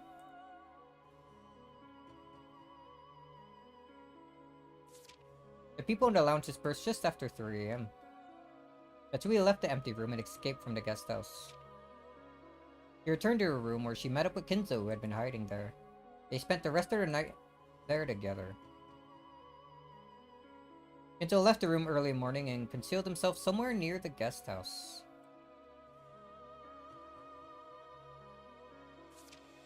Afterwards, Kinzo saw his chance and carried off the bodies of the 6 victims one by one, hiding them. Unfortunately, these hidden bodies have not been found. Natsui had failed in her scheme to cast suspicion on Battler, changed her plan to include the murder of all present.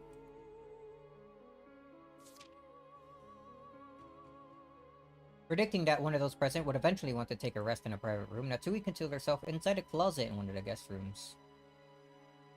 When Hideyoshi visited her room at approximately 1300, she murdered him. Natsui once again concealed herself in a closet, from the time the others became aware of the incident to the time that they carried out Hideyoshi's body. Furthermore, as proof of this, a button from Natsui's clothes was found in the closet. Button? Does her clothes even have buttons? Afterwards, she exited the closet and tried to return to her own room. However, Furiko Erika discovered her on her way, and Natsui confessed to her crimes after questioning. Lambda Delta documents?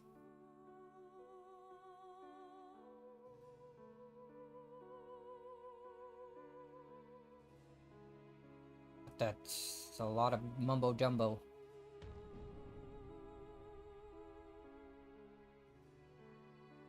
Great Court official notice. Trial of illusions. Again, yeah. Sides as follows. Ushirumi and Natsui confessed to the crimes. For a period of 13 months following this announcement, related documents may be perused at the Great Court Legal Office's Document Management Center, First Subsection. Great Court Deputy Attorney General, Chief Inquisitor Eleanor A. Knox.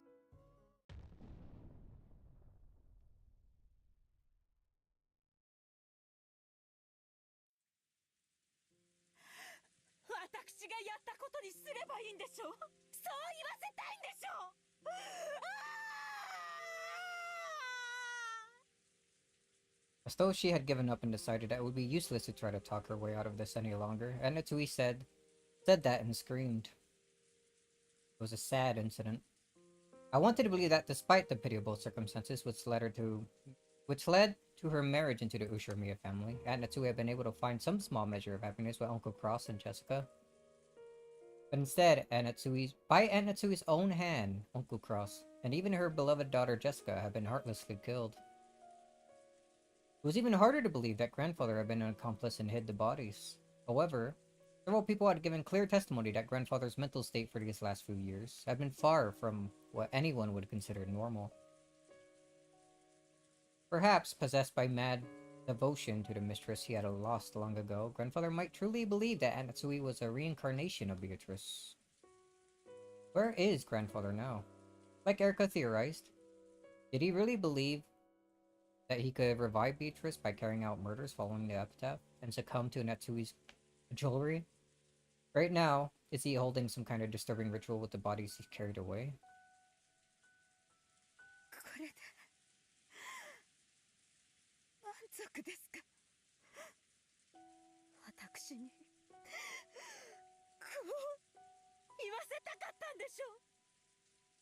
And Natsui sobbed as she spoke.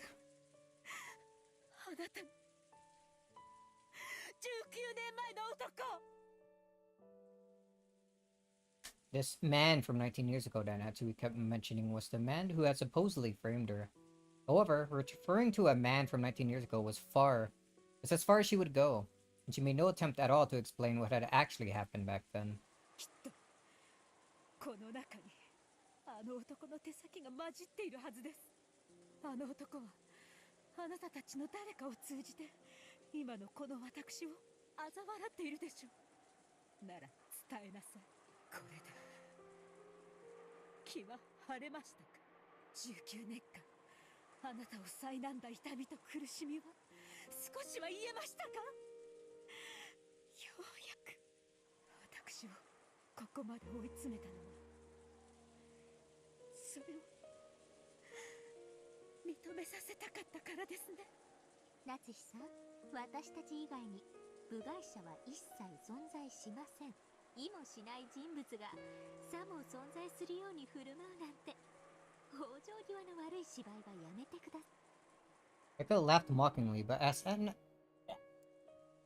Erica laughed mockingly, but as Natsui looked at us.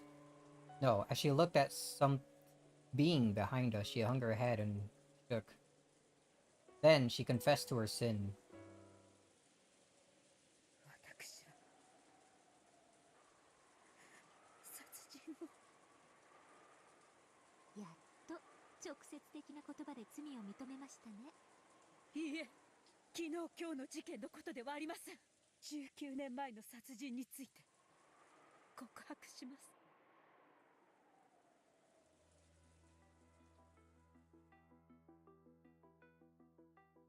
The adults all whispered together, wondering what this was about, because they had never heard about a murder case 19 years ago.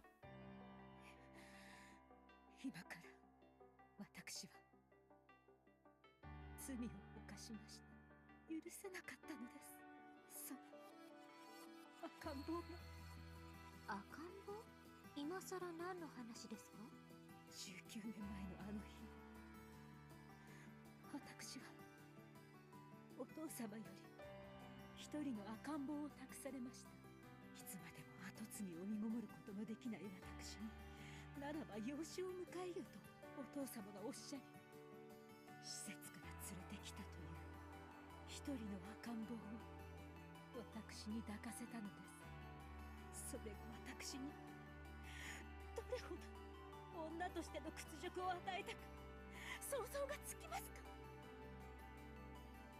With a mix of conflicting emotions of anger, sadness, regret, and possibly defiance, that Natsui confessed. The humiliation as a woman that others had given up hope on her for ever bearing a child. And also, the indescribably unpleasant feeling of being made to nurse a strange baby. It all caused her great sadness and rage. And before very many nights passed, it ate a hole into her hearts. そして私は心を悪魔に売り渡したのです。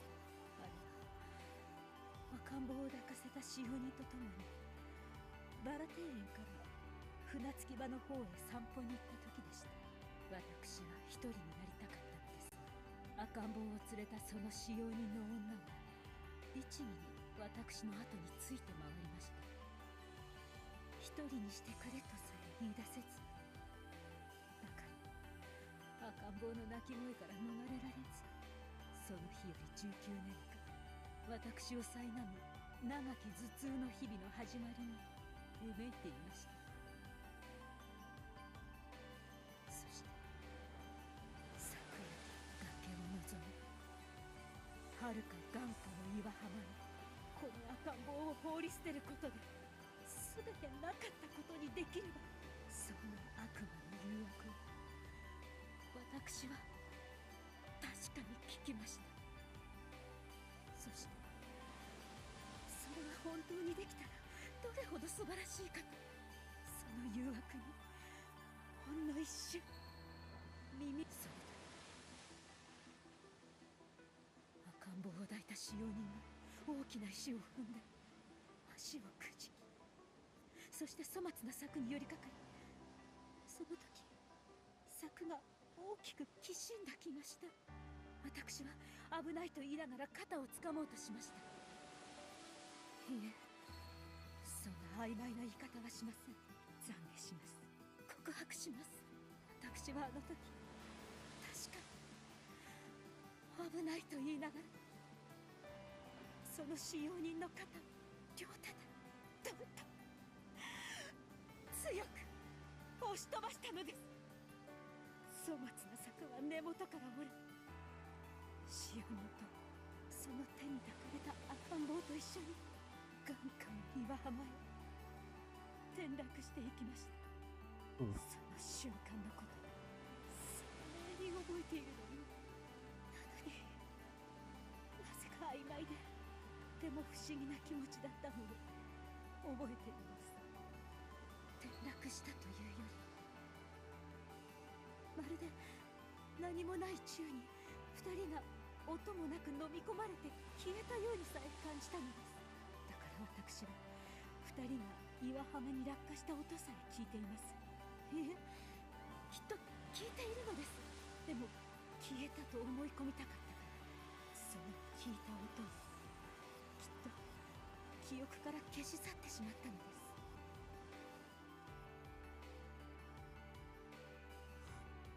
す。それから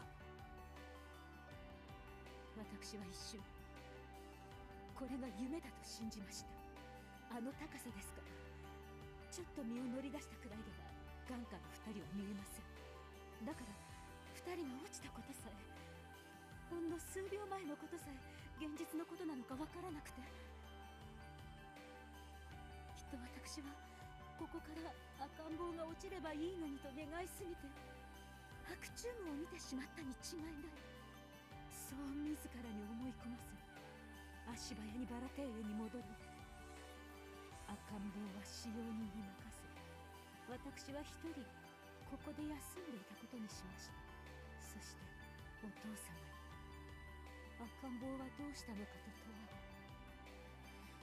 任せた使用人の姿が見えないと騒ぎになって、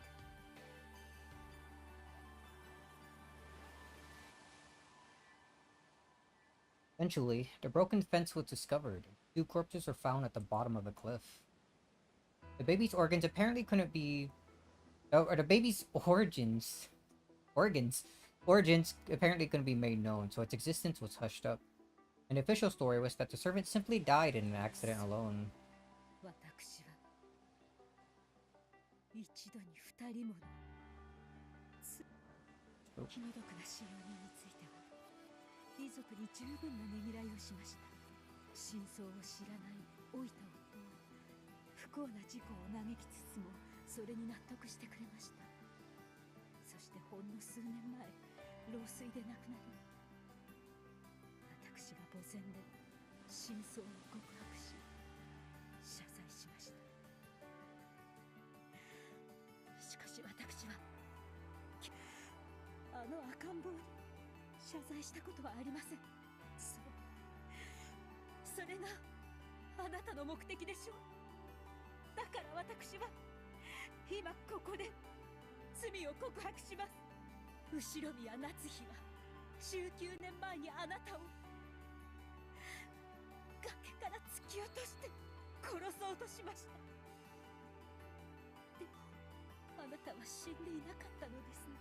こうして生きていて、それでも私を母さんと呼び、この島へ帰ってきて、こうして復讐をされたのですね。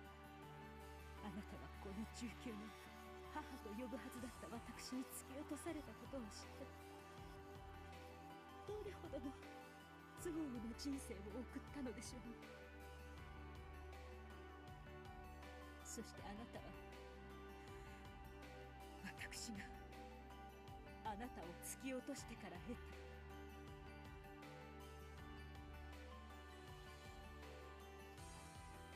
たSorry, getting my tea.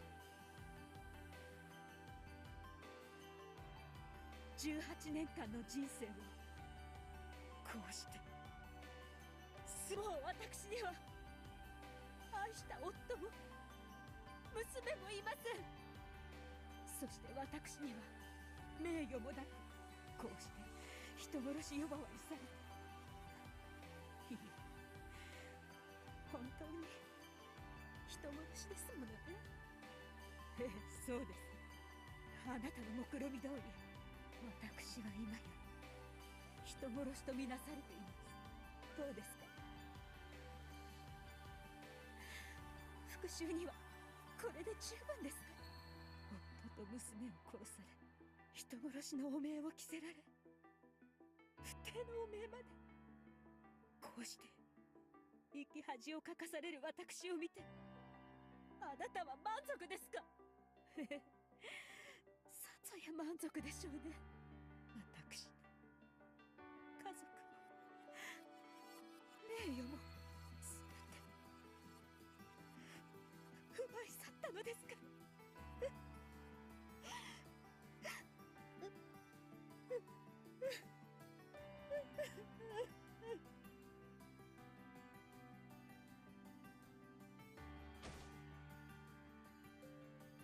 この後に及んでまだ濡れ衣だと言い張るんですか。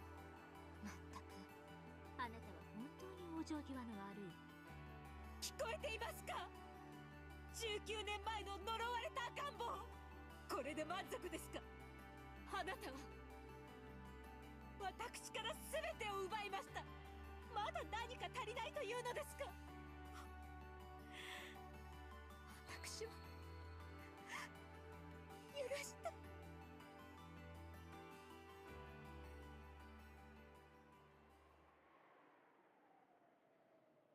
ダメだな。Oh? バトラさん、何か言いました？全然ダメだぜ。バトラ君。ああ、ダメだな。全然ダメだぜ。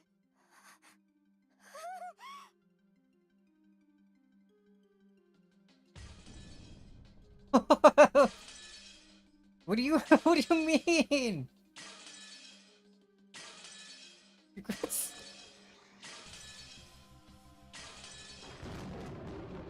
What do you mean credits?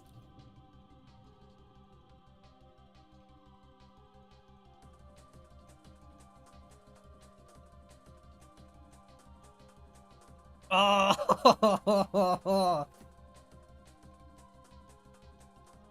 Gotta leave something for... I guess!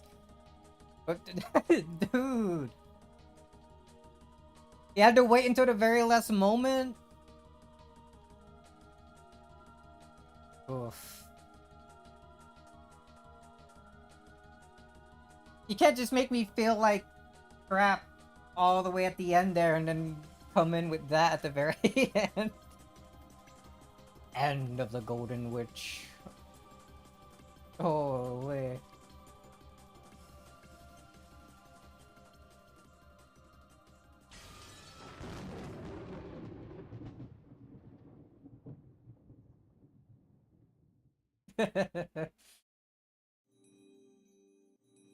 Yo, trophy! Whoa! I'm getting achievements in this version. That's insane. Man, this entire episode making me feel horrible, dude. Which is good. I like feeling like garbage in my media. I won! No, I didn't. I still feel like garbage, but I gotta see where this keeps going. Here, let's drink more tea. It's freaking... Battler better start owning Erica, like, in these tea parties or something, dude.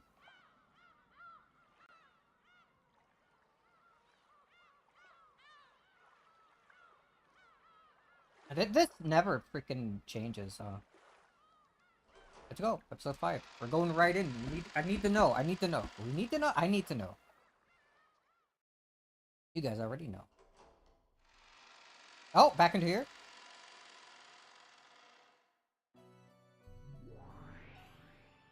Erika, Doranor. Hi, 我が主。 Ugh, I hate her so much. She's okay.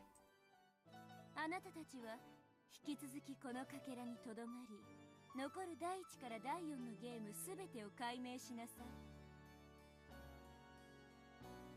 い。Explain everything in the remaining first through fourth games. もはや魔女幻想を主張する哀れなかりそめ魔女は存在しない。むき出しの真実を徹底的に暴いてやりなさい。お任せを、我が主。このフルドエリカに解けぬ謎はありません。当然よ。それでこそ私の駒、私の分身だわ。And so were a massive and horrible smile, which Erica shared. Beatrice's witch illusions would disappear, and the results of all the previous games would be painted over.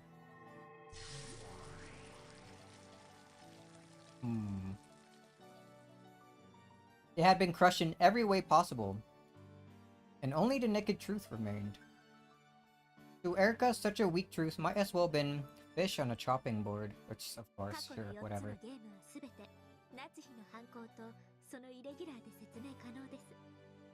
Freak exceptions? Yeah, okay. もはやベアトリーチェなる魔女の犯行とは二度と語らせません。直ちに編纂に入り、極上の物語を献上してご覧に入れます。ベアトの魔女伝説はひとかけらも残してはダメよ。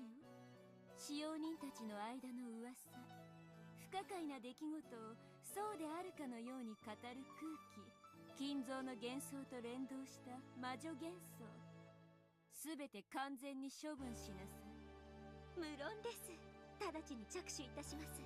現在、家具たちの身柄を拘束、よりしろの特定を急いでいます。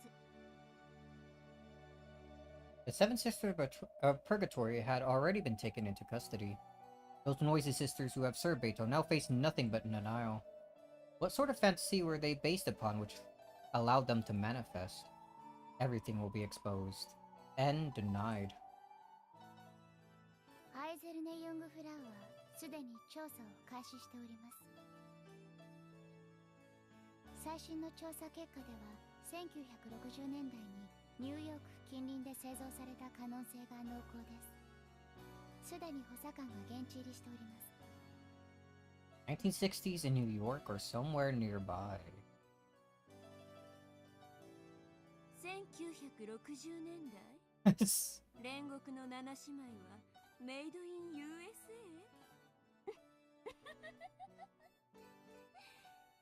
ソロモン王に連なる千年の魔女に仕える家具とか威張っておきながらとんだまがいものじゃない。何者なの？報告によればオカルトマニアの富豪たちにイミテーションを売りつけて高額詐欺を働く集団があるとか。騙された富豪が同様に曰く月を語って転売するためマリア間で偽られ神格化された可能性があるとのことです。裏付けと詳細特定を急がせています。その界隈では後宮金蔵はどんなパチモノにも大金を払う乗客だったとか。Enzo would never. それが煉獄の七姉妹の正体？おかしいわ。ベアとの魔女幻想らしいとんだまがいものだわ。7つの大罪を語る分際でイミテーションの土産物風情だったわけです。まあ私も初めて見た時からいかがわしい土産物屋で売ってる文鎮に過ぎないとは思ってたわけですが。Yeah, sure, okay. 文鎮その真実はもう七姉妹には突きつけた？いいえ、まだです。あいつらまだ自分たちは1000年以上前に偉大なる魔術師によって生み出されたとか本気で信じてやがります。早く完璧な証拠と真実を突きつけ、自分たちが原価30ドルにも満たない文鎮風情であることを思い知らせてやりたい。$30. その時どんな顔を見せて絶望するのかしら。楽しみだわ。その際には私を呼びなさい。最高の紅茶と梅干しを持って鑑賞に来るわ。Rachel's witch illusions had already been seen through, and had been proven that every one of them was simply the result of human fantasy. What kind of fantasies created them, and what was their basis? The illusions would be confronted with this perfectly proven truth. And, at the time, they would disperse like smoke and be completely annihilated.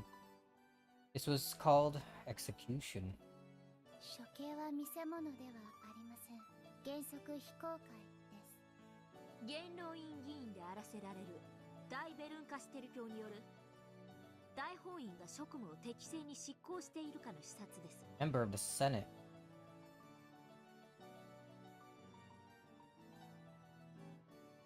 There might be a red in one of the character things.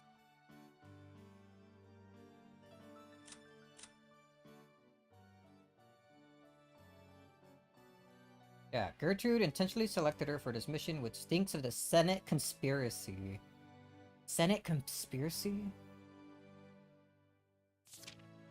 What does that mean? Oh, he's like red now. Murdered sometime after early morning phone call, which Natsui learned he was still alive. His corpse had not been found, but his death had been guaranteed by Rickenstell with the red truth.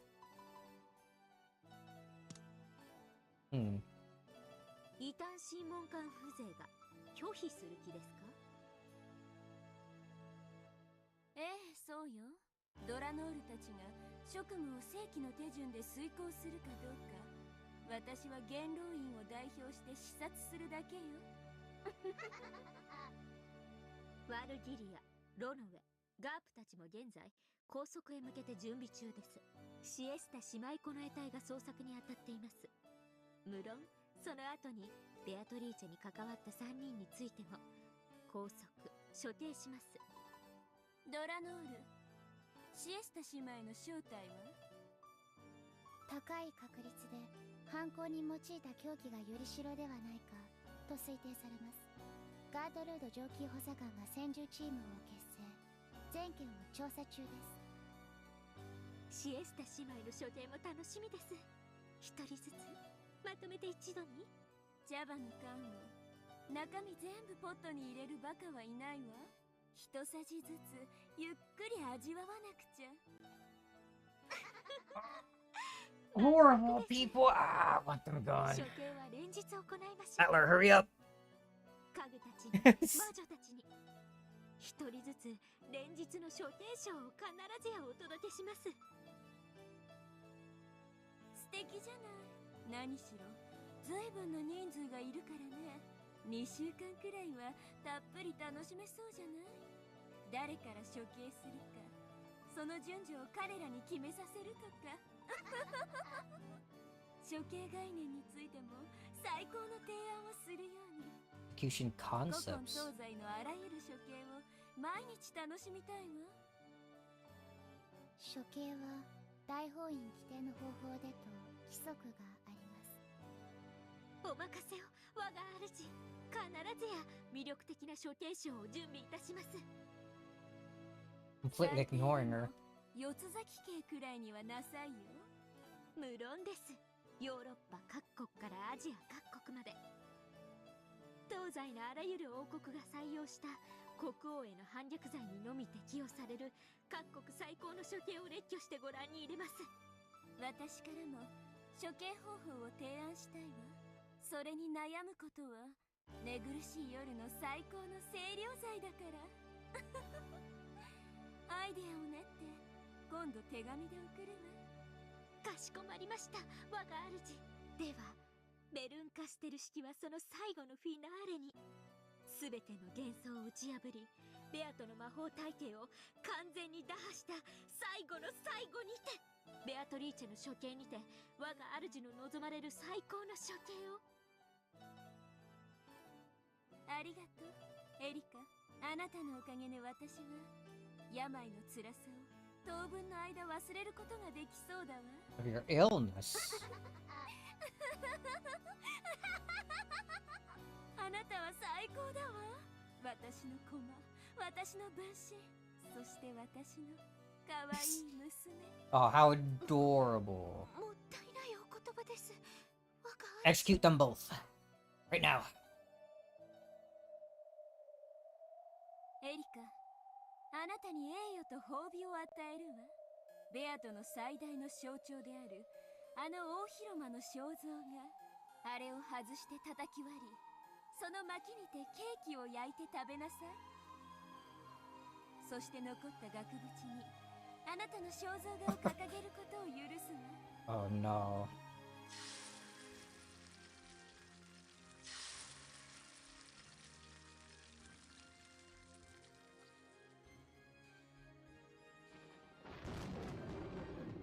It's a torn up chair. ありがとうございます。 And like ugly ass forest in the background. 最高の栄誉です。ベアトリーチェの名前と痕跡のすべての抹殺、抹消。それがすべて終わるまでの間、あなたにこの閉じられた六軒島の主となることを命じるわ。奇跡の魔女ベルンカステルの名において、その日まであなたに魔女の位を与えることを宣言する。No, dude. これよりあなたは真実の魔女エリカを名乗りなさい。 No more witches. 真実のありがとうございます。この栄誉に恥じぬ一層の働きを誓います。 Even though she was nothing more than a piece. She was being granted the honor of calling herself a witch like her master, if only for a brief stretch of time.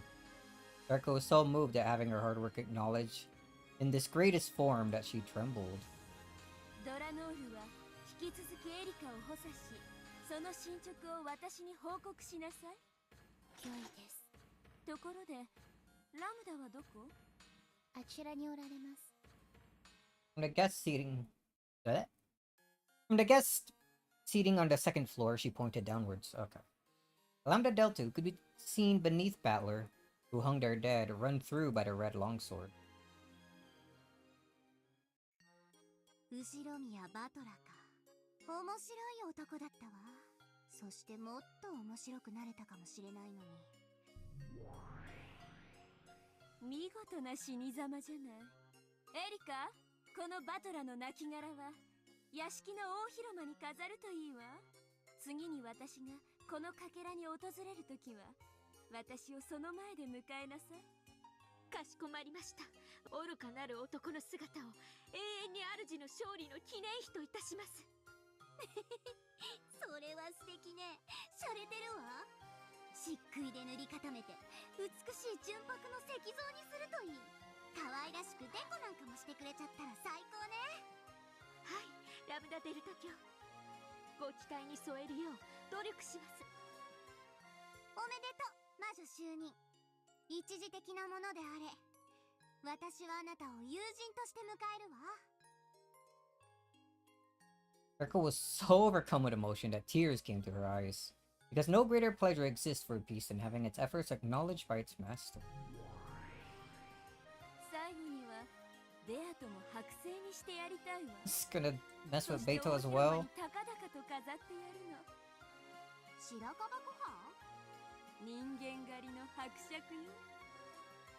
私、魔女じゃなかった頃にあれを読んで永遠の命を得た人間ってどうしてここまで残忍になれるんだろうって不思議に思ったことがあるわ。あの時の私は正直共感できなかった。魔女になって1000年を生きてよくわかるわ。あれの筆者は本当の意味で私たちの残酷さをよく理解していたのよ。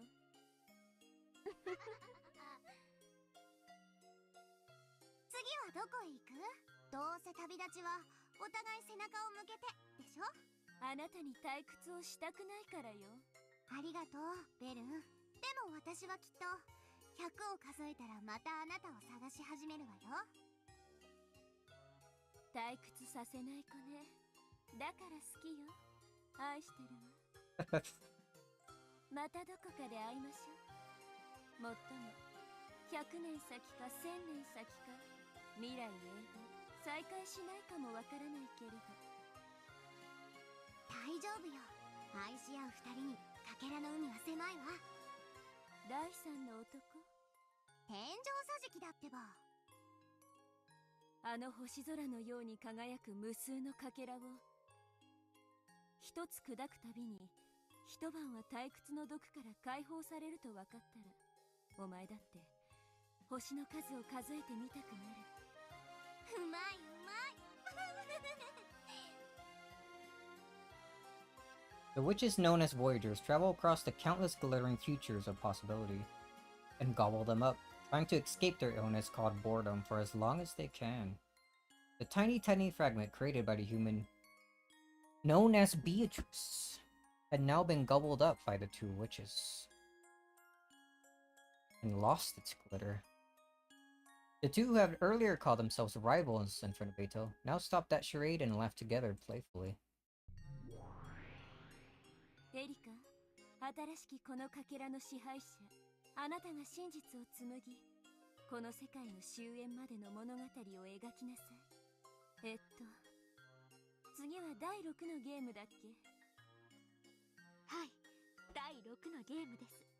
エピソード6はなんてタイトルにするか。Oh boy, what is she gonna come up with?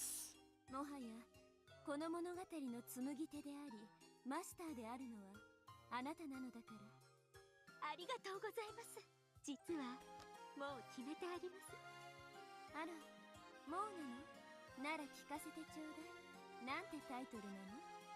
はい、エピソード6。本当はじらしたいんですがお教えします。Ah, that's a weird title. 何よ、もったいぶらずに教えなさいよ。新米魔女のくせに先輩じらすとかってありえないわ。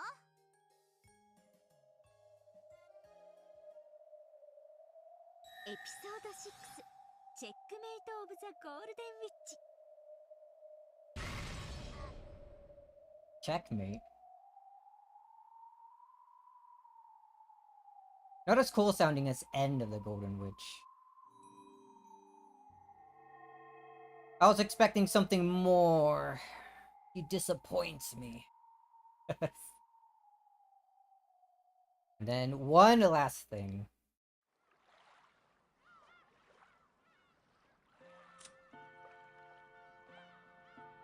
Tea Party of the Unknown.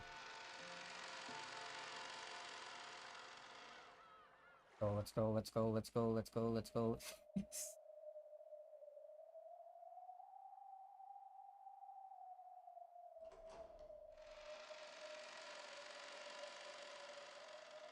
In the cathedral, devoid of people, a figure could be seen, still staring up at the heavens. Its chest pierced with a long red sword which pinned it in its place to the ground.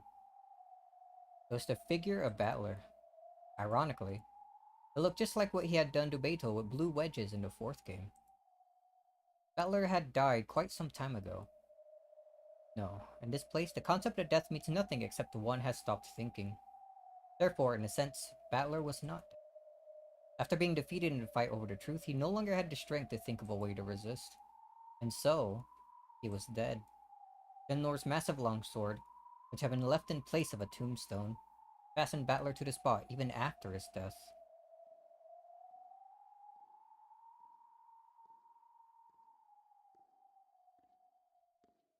This was being lit by a faint light seeping out of a high skylight.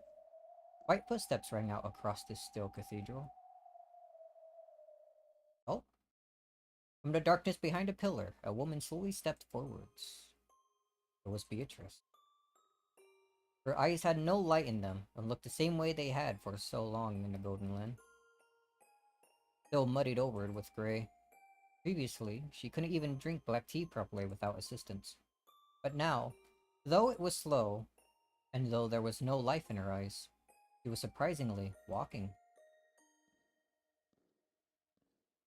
And with slow, deliberate steps, she reached Battler, who was still dead and pierced. Then, slowly, she touched him, tugged on his sleeve. However, Battler showed no reaction. When she realized that it wasn't sleep, but death, the witch with the forlorn gaze shook her head even lower. Then, quietly, whispered,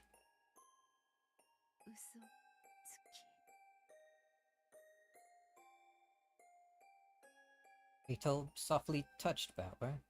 Then, she pressed her forehead against Battler's chest. There was no longer any heartbeat. It wasn't just because he had surrendered. It was because the witches had banished him from the game board. So now, Battler would never return. So now, the Golden Witch Beatrice had no more reason. Just... ありがとう、嘘つき。さよなら。そして、ごめんね。sorry.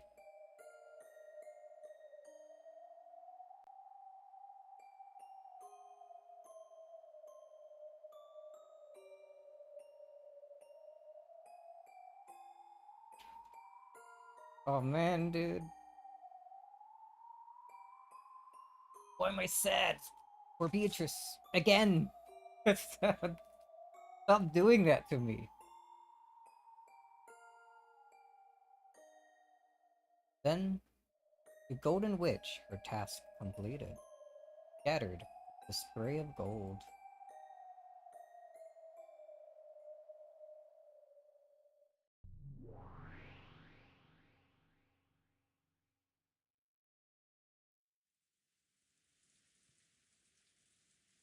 In the Golden Land, the gray rain gently continued to fall.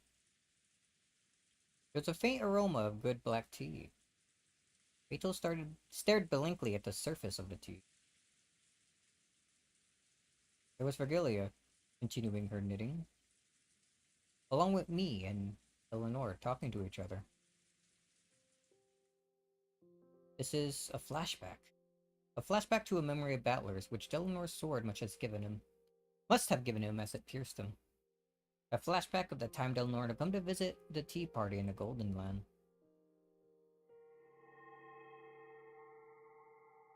私も同じです。次に太刀を交えるときは遅れは取りません。上等だ。相手してやるぜ。全力で来い。約束し全力です。 Eleanor. I thought she was a ruthless killer doll without a heart, but maybe she actually is pretty approachable. Though of course, neither of us will show any mercy when fighting on the game board. For a while we gazed at the rain-drenched rose garden, as we quietly enjoyed our tea. しかし、恐ろしいもんだな。お前の戦い方は。ノックス実会だったっけか？ミステリーのお約束ってやつだろ？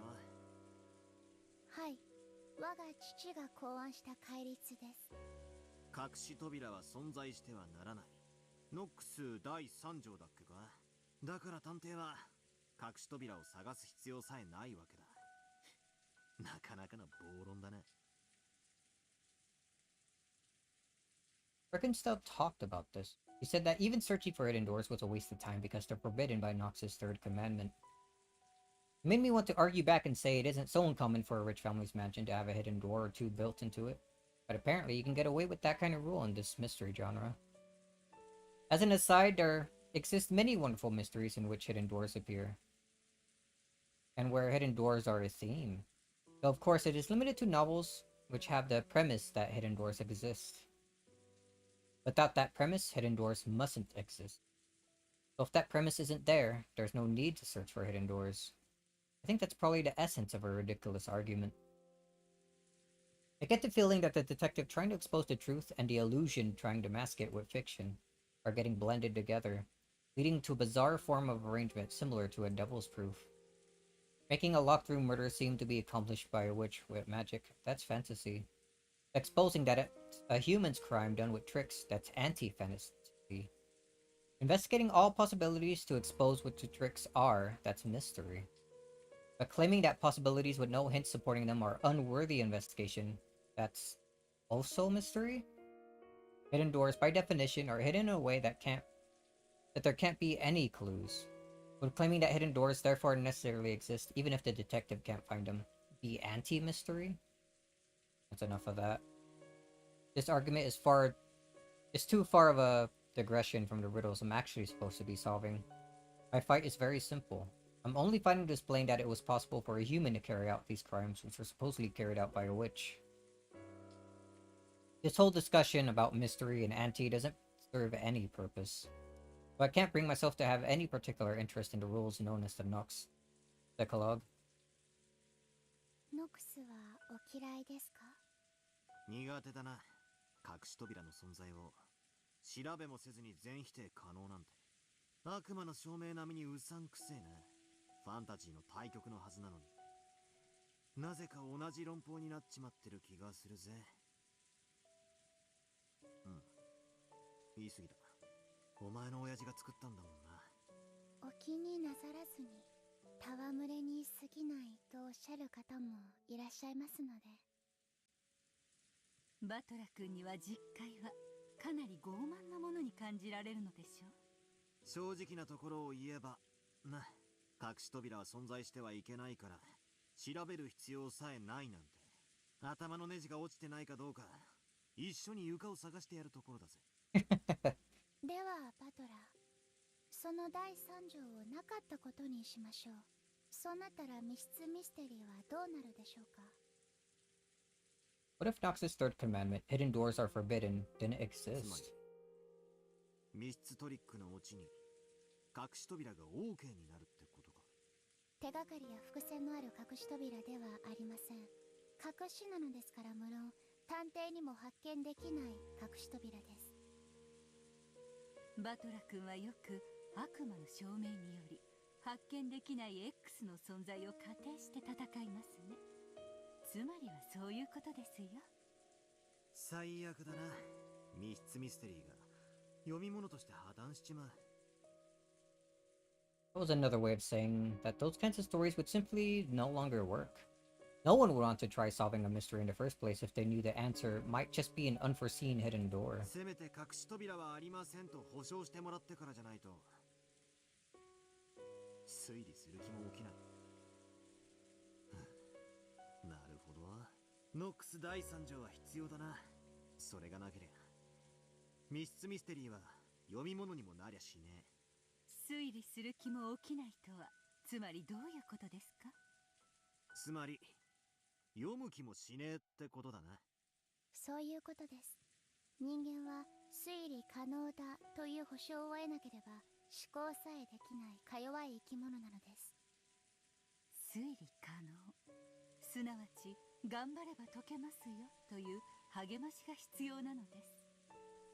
Making me want to go back and reread the first it's 4 episodes again. That might actually be true. It's the same with exercising. If you're told to run 10 laps around the campus, you can up it out. But if you're made to run without even knowing how many laps it's going to be, you probably get tired out before you make it around 3 times. The same goes for thinking and reasoning. Depending on whether or not a problem is guaranteed to be solvable, the way we humans react to it changes completely. 推理小説で探偵が犯人が分かったと宣言するシーンがあるでしょ。あれはつまりそこまでの文章で手がかりは全て記したから、読者諸君どうぞ推理をしてくださいという。へえ、単なるお約束のセリフかと思ってたが、そんな意味があったんだな。意地悪に言うと、探偵がそう宣言しない限り、どんなにミステリーを愛する推理自慢の読者であっても、推理をする気力は生じないということです。過去のゲームにおけるあなたもそうではありませんでしたか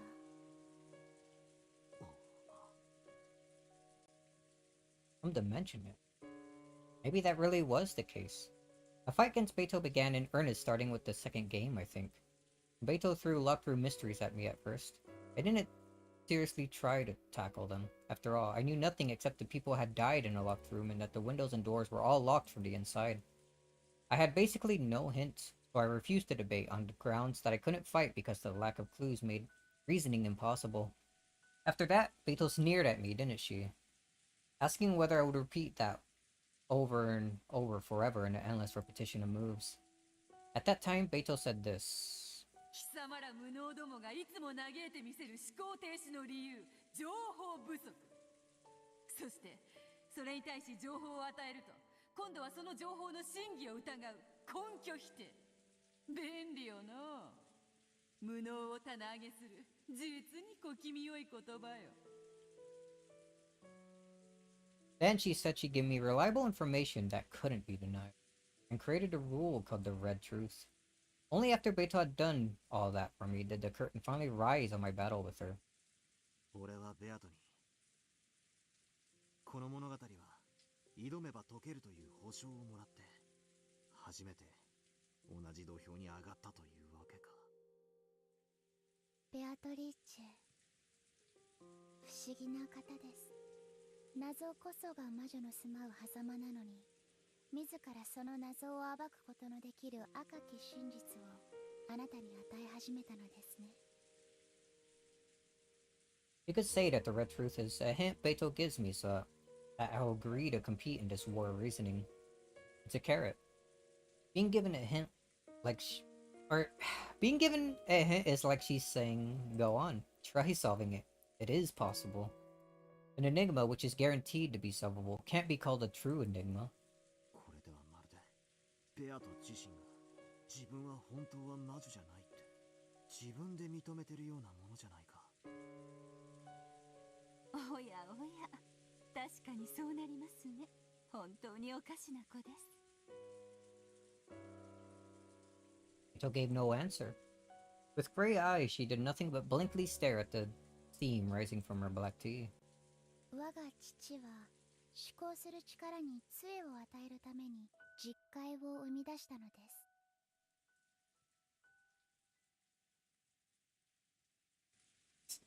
Her blue eyes. Oh, he can see it. He has love. See the ocean as being blue and not gray. Funny connection? Damn good call. What? You weren't thinking of that when you said that? First thing my mind went to whenever you said that.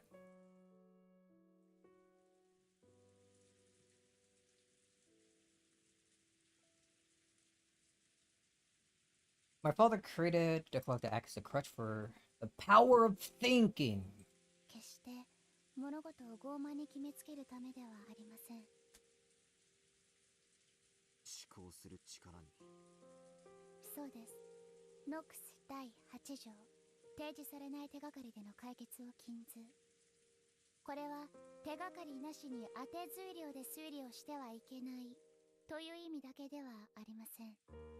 逆に言えば、出題者は解決のための手がかりを必ず提示しなければならないということです。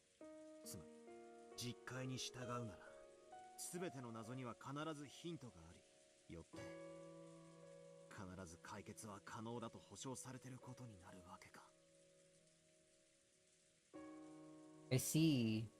So this is what she means by crutch for the power of thinking. If you can believe that it's solvable, you start feeling the desire to have a go at those riddles. If you're capable of believing that hints do exist, you get fired up about rereading the story to search for them. Yeah, I kind of want to do that, but I gotta wait. Gotta wait. Gotta wait. 確かに推理しようとする人間にとって勇気を与える力はあるかもしれないな。ノックス実戒はミステリーの出題者に課す制限と思われがちですが、読み手にとっても大切なものなのです。実戒を杖とすることで、私たちは推理する勇気と必ず隠されているに違いない手がかりを求めて、何度も物語を読み返す気力を授かるのです。硬くて開かないジャム瓶の蓋みたいだな。母さんがよく言ってたぜ。開かないと思ってるといくら頑張っても開かないって。スポーツにもそういうのあるよな。必ず自分は成し遂げられるという強いイメージがあるのとないのでは記録に大きく差が出るというし。In that case, the Nox Decalogue isn't really a set of arrogant and strict restrictions. I can also see it as a way to encourage readers who are trying to solve the mystery by telling them to give it their all, since it's definitely solvable. It's freaking Ryukishi telling me to go back and solve the mystery. I can do it. For sure this time, for reals. Follow the freaking Decalogue. Actually, thinking about that, I did hear a little sound. Okay. Oh, we also got these. Weapon for emergency used by official inquisitors belonging to, yeah, Delnor's primary weapon. Unlike a normal weapon whose purpose is to cause physical damage, this special tool is known as a conceptual weapon and is used to deny the existence of concepts.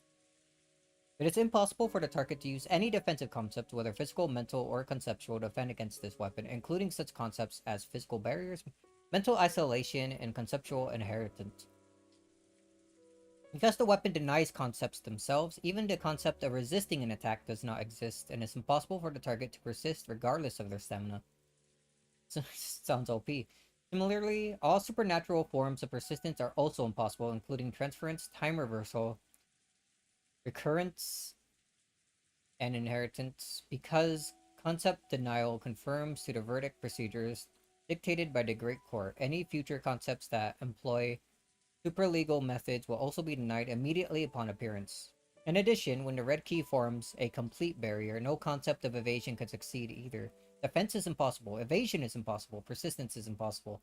This ultimate conceptual weapon is the embodiment of these three impossibilities. Strict screening by the Great Court of Heaven is required for usage of the red key. Because of this, the very act of dispatching Delnor, who arms herself with it, is equivalent to death sentence. In this world, Senator Lambda Delta had placed restrictions on its use and power.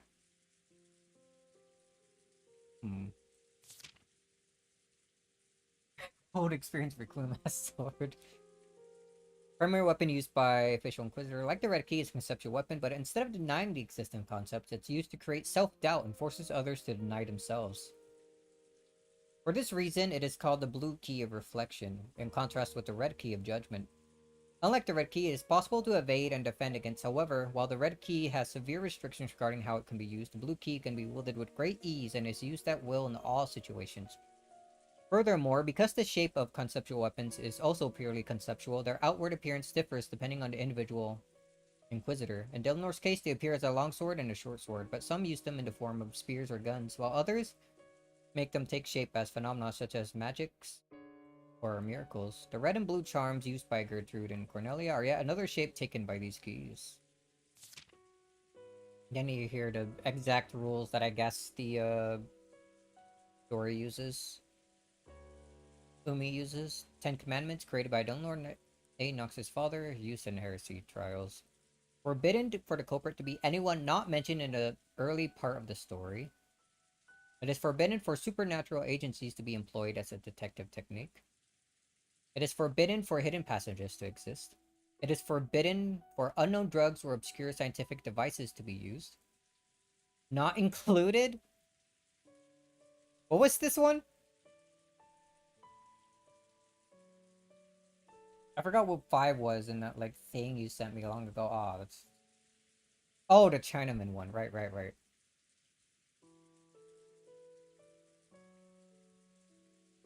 Alright, that one doesn't matter at all for the story, then. It is forbidden for accident or unaccountable intuition to be employed as a detective technique. You can't just stumble upon things by accident or just out of nowhere. It is forbidden for the detective to be the culprit. It is forbidden for the case to be resolved with clues that are not present. Observers are permitted to put forward their own conclusions and interpretations.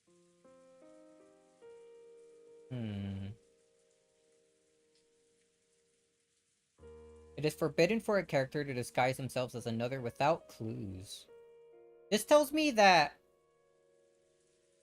this can happen in the story then. And maybe already has happened. There was the whole thing with the... Was it Eva that put forth a theory that someone might have disguised themselves as Beatrice? I think in the case of how Maria got, like, the letter. It was in one of the first 2 episodes, I think.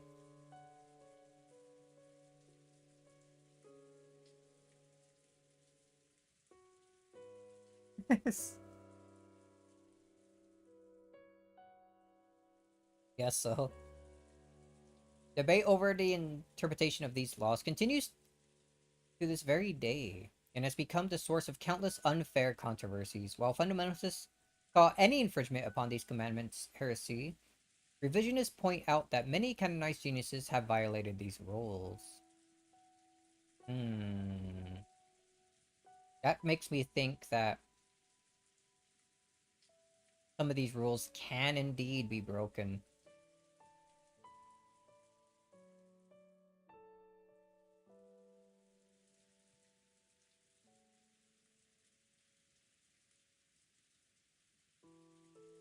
Kenzo in episode 4, an example, if Battler's theory about someone just taking his name is true. Oh, yeah.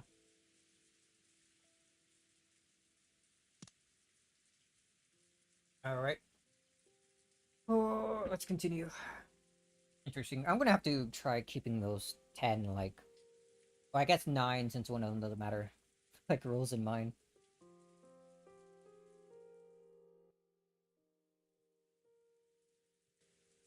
しかし世の中の推理小説すべてが必ず実戒を守ってるわけでもないと聞いたぜ。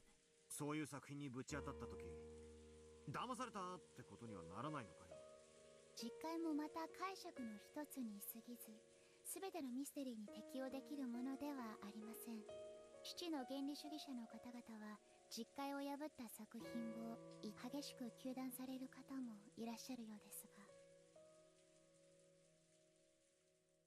There's no end of arguments like this in a mystery world. Is this or that famous detective novel a fair mystery? In other words, Samari, one that follows Nox's 10 Commandments? That sort of argument is already an eternal theme of the mystery world. In fact, in mystery discussions, arguments like these sometimes become more heated than talk about the actual solutions. そりゃ糾弾したくもなるだろうな。実戒に従い解けると信じて挑んで実は解けるようにできてませんでしたってオチだったらさぞや悔しくて仕方ないだろうぜ。 That's right. When fighting with the Decalogue, there's just one thing you want guaranteed from the beginning. That is the guarantee that the detective novel would adhere to the Decalogue. If the work labels itself as an orthodox mystery, then you have nothing to worry about. However, the mystery genre contains many unorthodox subgenres within it. Does that mean trying to use reasoning is an unorthodox detective novel? Or does that mean trying to use reasoning in an unorthodox detective novel is a complete waste of time? それはそれで傲慢な気もするな。はい。私も父の実戒をそのような傲慢の武器にされるのは非常に悲しいことです。お前は実戒を武器にさっきベアトと戦ったわけだが、それはつまりこのベアトのゲームの世界がノックス実戒にのっとっているという証なのか。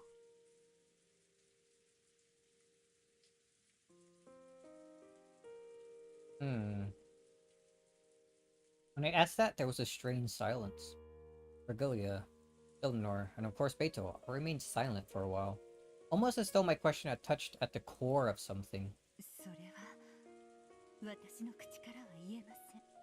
どうして？これはこの子の作ったゲームです。あなたと勝敗を決めるためのゲーム。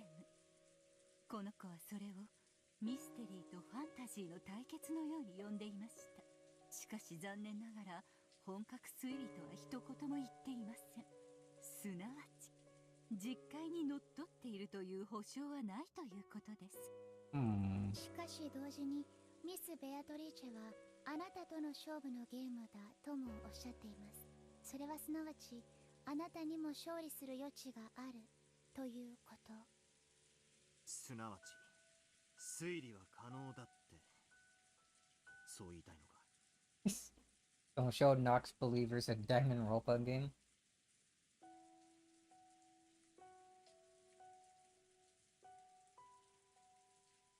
I never played any of those. Maybe I should.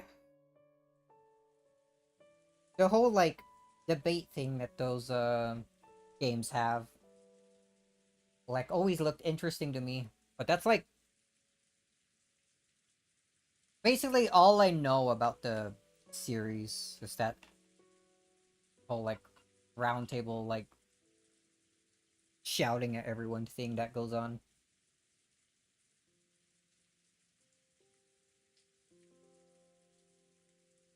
Could be fun. What, wasn't it made by the same people who did 100 Line? Or is it just, like, the character designer? Because I know they visually look similar.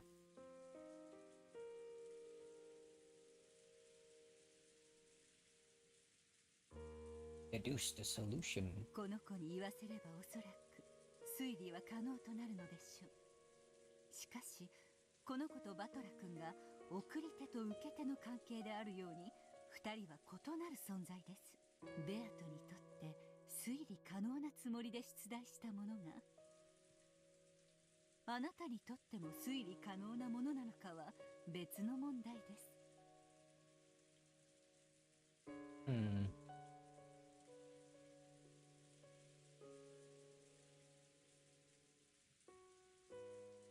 Koraka was Danganronpa, yeah?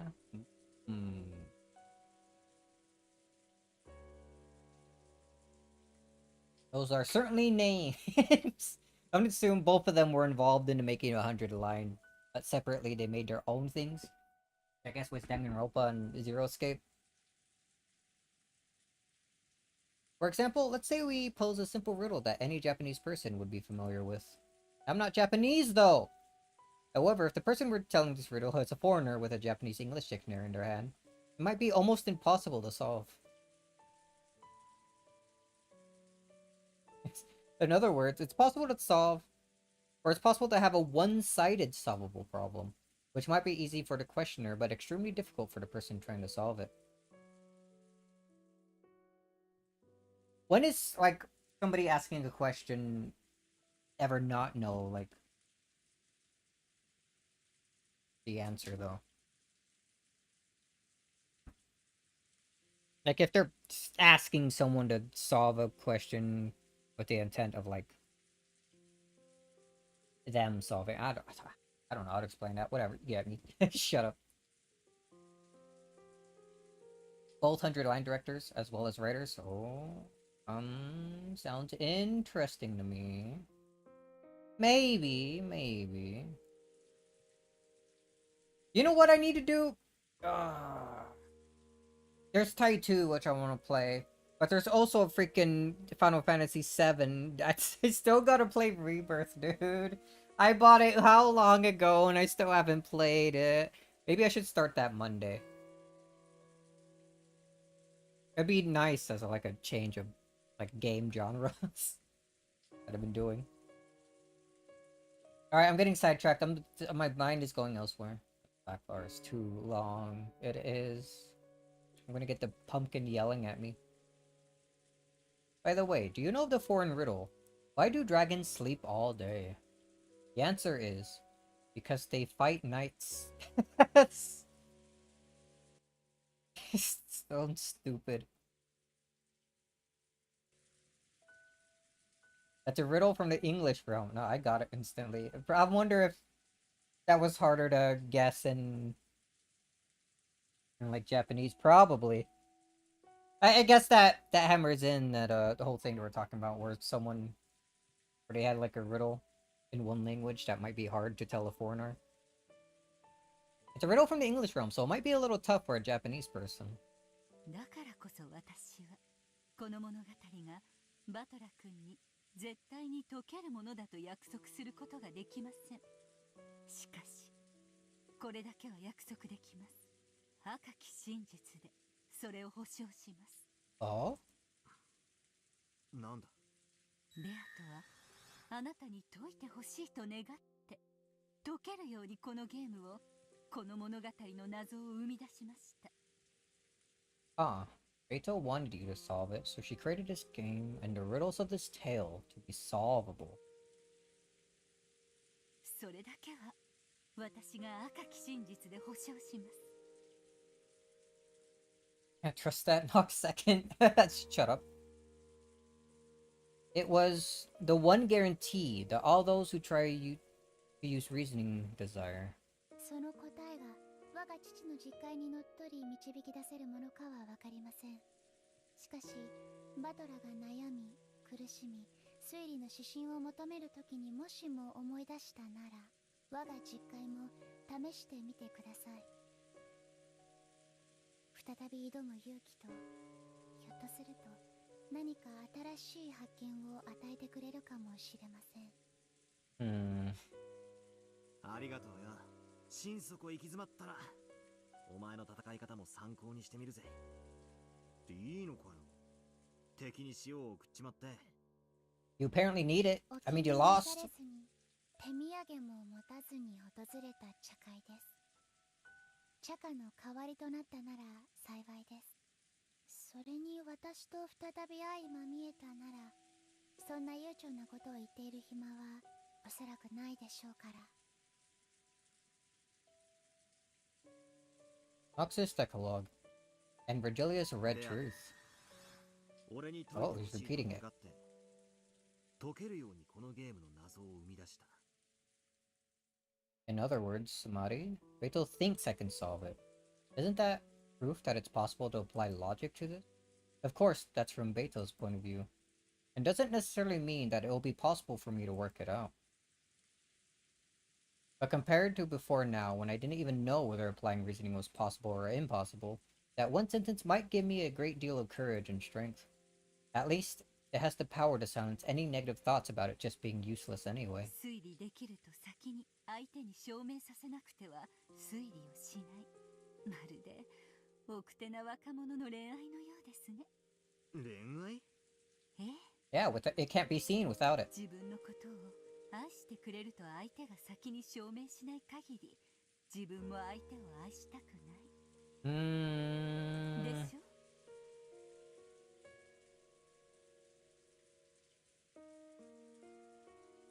Both boys and girls want to hear someone say I love you to them first without being prompted. That's the dream. They don't want to love another person until they're sure the person will love them back. After all, there's nothing as painful as one-sided love. The emotional scars of a love that doesn't work out lasts a long time. Yeah, because they're afraid of pain. More than anything else, they want assurance that the other person will love them back. なるほど。推理小説における作家と読者の関係を面白く表現しています。Yes. Maybe you could liken detective novels to that. Both the writer and the reader first want the other party to tell them, I will solve it, or it can be solved. Until the writer is assured that readers will definitely attempt to solve their story, they don't want to write it. The same goes for readers. Until they are assured that they will definitely be able to solve the story if they try, they don't want to read it.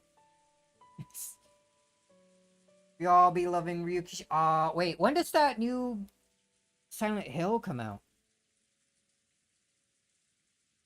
I don't know why I only just now remember that exists. Next month! Oh. Bro, I don't got the money for that. Well, I guess I might, actually, but... Hold on, when? When next month? What day? Oh, fuck. Detour to look at it. Steam... Silent Hill... Yep.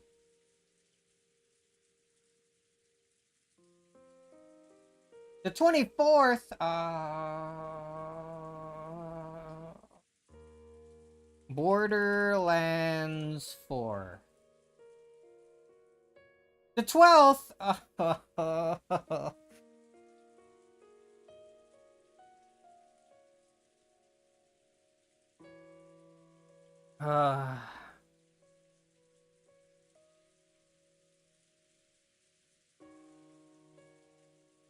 I want to get Borderlands 4, but I also want to play Silent Hill.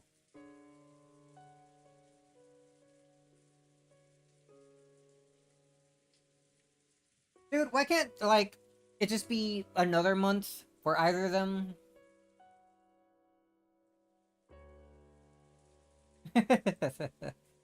Alright, let's continue. Guess they don't want to write what they consider a masterpiece be hurt when no one reads it. Because they don't want to apply logic to what they consider a masterpiece and will be hurt when they realize it was all useless. その理論によると、まさに奥手な小学生、中学生の恋愛だな。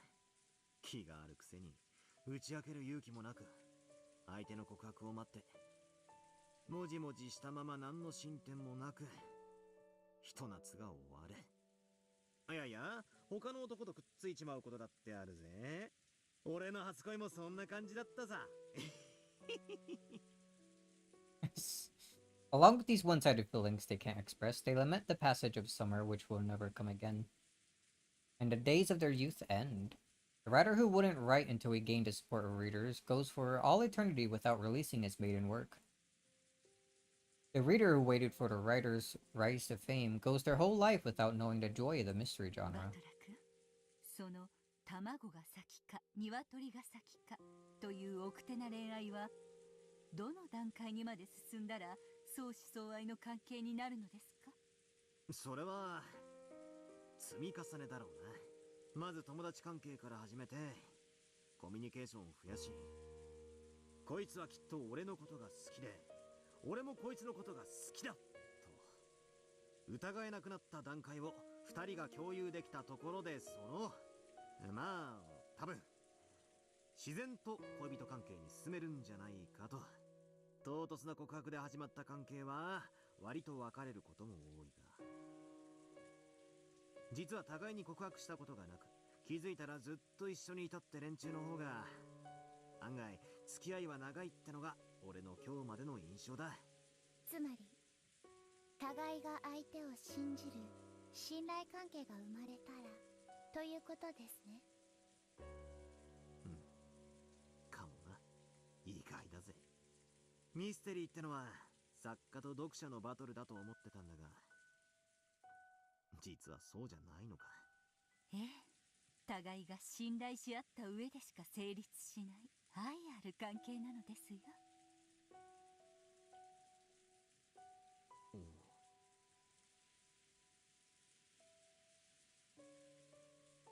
じゃあこいつと俺の関係も Yes, no kiss. 殺し合いじゃなくて愛ある関係だっていうのかよ。意地悪をし合う小学生同士の関係程度にしか見えませんがね。He loves us. Regalia joked at us in a middle-aged woman sort of way. Still, though I'm not expecting friendship or a trusting relationship, I can accept her as a rival. Rachel is fighting at full force, trying to make me acknowledge that she is a witch. And I'm responding to that and going all out trying to deny that witches exist. ミス・ベアトが正面から全力であなたにぶつかっているとどうしてあなたは言い切れるのですか？見てりゃわかるだろ。あなたに全力で正面からぶつかっていると彼女が赤き真実で宣言したわけではありません。なのにあなたはそれを疑わないわけですか？赤き真実以外は何も信じないとおっしゃったあなたがです。バトラ君の言うところのコミュニケーションが増え、互いの関係が疑えなくなった段階というものに違いないですね。Regalia and Delnor giggled together. Stop bullying him! One guy, multiple women. The topic is love. Wait a sec. Isn't this the worst formation for getting made fun of? I tried a couple of times to change the subject, and clumsily brought up more refined topics in an attempt to return the mood to something more suitable for a tea party in a rainy golden land. But each time, Regalia saw right through me and laughed at me. I do it alone. Even amidst this, Beto kept looking downwards with those gray eyes, staring into her black tea. Now they're gray. Yeah, that's right. Regalia and Delnor gave me so many hints back then, and yet I barely thought about them at all.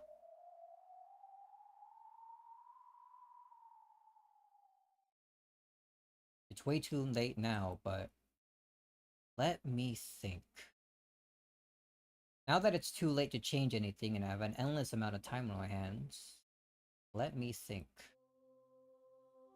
One more time. Let me think about the red truth Regalia gave me. And a crutch called the Decalogue that Delnor lent me. Took him 5 episodes. He's finally thinking, my boy! With the red truth, Regalia guaranteed at the very least Beto left enough room for this tale, in this tale for me to achieve victory. The red truth guarantee will give me the power to start my heart beating once again. And there's the crutch of the Decalogue, which Delnor lent me. Even she began by warning me that the Decalogue isn't so almighty that it can solve all riddles, but even so, she kind of described it as a method to solve, no, to take on riddles. Let me try it. Even though there's no guarantee whether this tale is a mystery or fantasy, let me believe that I'll definitely be able to solve it. That this is a solvable tale. A mystery. Now let me make one last attempt.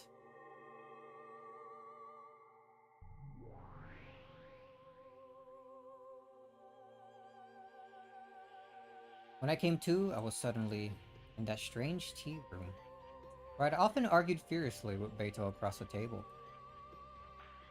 Of course, Beto was nowhere to be found. It was just me, isolated and alone. That's alright. Even so, I won't stop thinking. Okay then. What were Noxus' commandments again? I'm sure Delnor explained most of them when slamming me with them. Of course, even I recall them vaguely. What was the first one again? Oh hey, you're here to help me out?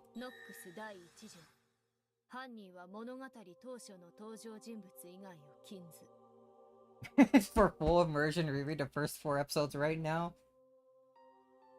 Oh man. Maybe.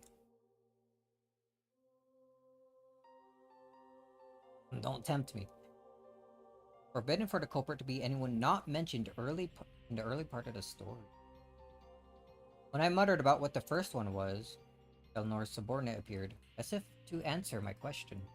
Without bothering with an unnecessary hello, she told me nothing more or less than what I wanted to know. そうだったな。第一条。犯人は物語場している人物でなければならない。 Does that mean by the end of the first game, the culprit must have appeared already? True, that is the most basic of basics in the mystery genre. A given. A given? Have I really kept that as a basic assumption? With each new game, the number of people in this tale keeps increasing. That violates the closed circle rule.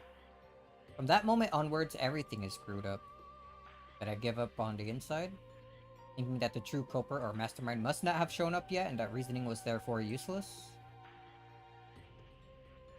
If I read this tale as a fantasy, new characters keep showing up, to the point where even having demon kings or gods or divine creators appeared wouldn't be strange at all. Even if the true mastermind first appeared in one of the last episodes, I just accept it as that kind of story. However, if I read it as a mystery and stick with that conviction, then there's no need to worry at all about anyone who shows up later, because Nox's first clearly rules them out, stating that it's impossible for the culprit to be anyone who appears later on in the story. Of course, there's also what both Denelor and Virgilia said. There's no guarantee that this tale follows the rule of the Decalogue. So of course, I can't deny the possibility that the culprit first appeared in the second game or later. However, this is one way of thinking. This time, I'll forget about the Devil's Proof completely and try to borrow the power of the Decalogue in my thinking. After all, I know by now that I'll never be able to reach the truth without looking from multiple perspectives. 何度も繰り返されたこのゲームの犯人は全て18人の中の誰かだってことになる。19人目の幻想なんて初めから必要ない。 Even the first of Nox's commandments denies the existence of an unknown person known as the Witch from the very start. If I had followed that in the truest sense, I might not have suffered so miserably in the second game. ノックスよ、第2条。謹んで申し上げ立てまつるノックス第2条探偵方法に超自然能力の使用を禁ず。 Eleanor's other subordinate appeared without a sound and gave me an answer to my question. That's right. The detective can't go around using magic. そしてこれがフェアな戦いであるなら探偵と同様に犯人もまた魔法を使ってはならないということだよな。謹んで申し上げる。解釈は自由と知りたまえ。だよな。ああ、俺の自由に解釈させてもらうぜ。If this game is a fair battle between me and Beto, then because this tale is solvable, it features no elements which are impossible to explain with logic.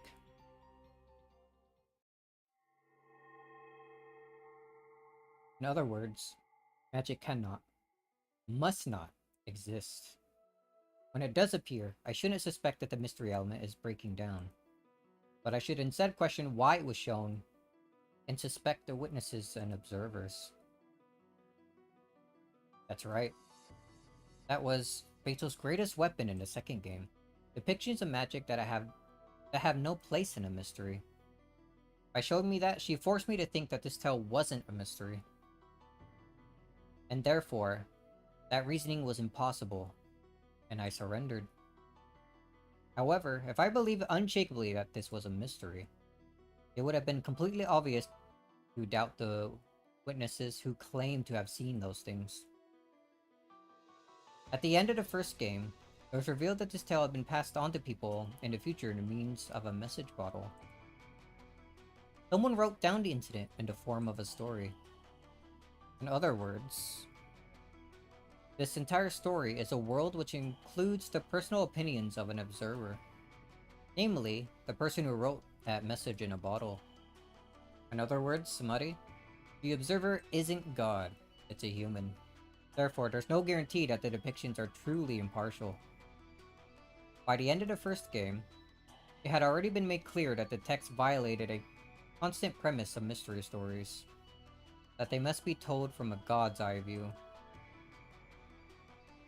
For that reason, it's impossible to doubt Not just the witnesses, but the observer as well. If I could have doubted this much, and no matter how many seemingly unsolvable displays of magic appeared, I wouldn't have had to blindly accept them and give up. Man, I'm breaking down. Reading is becoming harder and harder. Speaking is becoming harder. However, that raises the question: is it even possible to solve a story written by an observer who isn't impartial?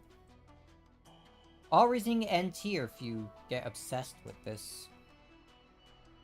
That's why it's so important for me to believe that Beto is trying to fight me through this tale.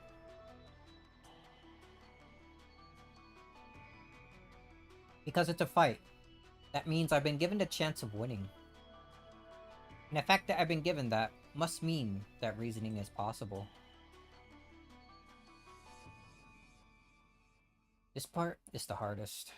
Unless I believe that the cruel witch took on the risk of losing to try to have a fair fight with me, I can't get past this part.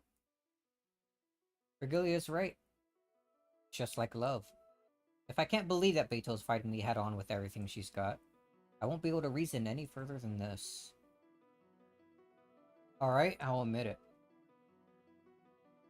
Unless I admit that we're in love, I won't be able to get any further. When Virgilia ran out of patience with the two of us, shy and incapable as we were of admitting that out loud, she gave me that red truth instead. It was the red truth saying, Beto wanted me to solve the riddles of this game, so she created them to be solvable. What the hell is that? It's like Saro-san in Class A says he likes you. Like hearing a love confession via a friend. I really am pitiful. Reasoning is love. If we don't love each other, the logic won't open up. In that case, why can't we just say that we love each other? If you think you can solve it, just you try. You're incompetent, like hell you can solve it. Yeah, according to George Eniki, you call that sort of thing... Pandora?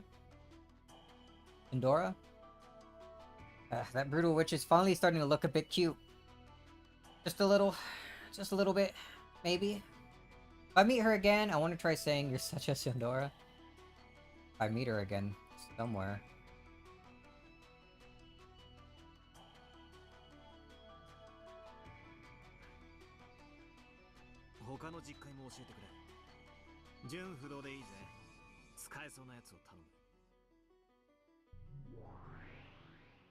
謹んで申し上げる。ノックス第8条。提示されない手がかりでの解決を禁ず。謹んで申し上げる。ノックス第6条。探偵方法に偶然と第6巻の使用を禁ず。It must not be solved with clues that aren't presented, and it must not be solved by luck. If this tale was made to be solvable, then we can read this as the opposite way. In other words, Samari, clues must have been prepared so that the tale can be solved. And it has to have been made in a way that can be solved without relying on luck. If I can believe strongly that Beto is challenging me to a fair game where reasoning is possible, I can be sure of that. That must mean that Beto has already concealed... That must mean that Beto has already concealed clues, hints, and messages within this tale so far. It isn't from the Decalogue, but Erika or someone said this. There are 3 riddles to be exposed in a mystery. One is the whodunit. Who is the culprit? One is the howdunit. How did they commit the crime? One is the whydunit. Why did they commit the crime?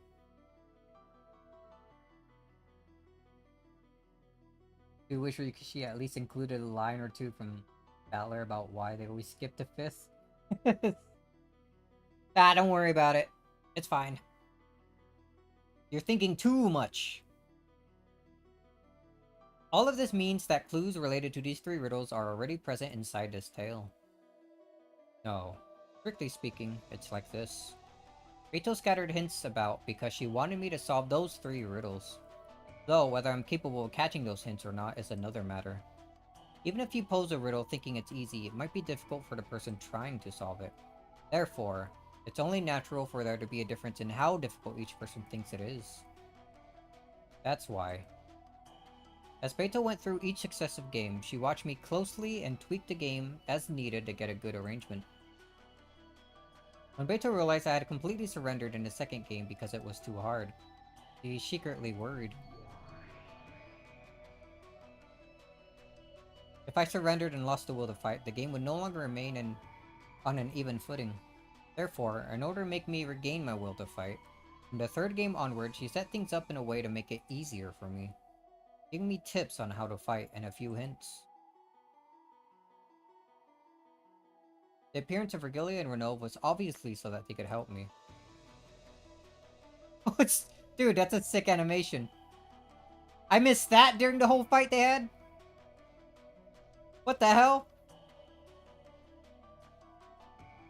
Also, though we still had the usual crazy magic shows, they gave me the metaphor of the Brawn Tube trial, as well as tips on how to fight back. I finally understood how to fight, and at the end of the fourth game, Beto managed to have the all-out showdown with me that she had probably wanted most of all. Then Beto acknowledged that my abilities had become full-fledged, and trusted me with her heart. And trusted me with explaining this tale, didn't she? In that case, it really was dumb of me to boycott most of the fifth game, just because I was so disgusted with those two witches.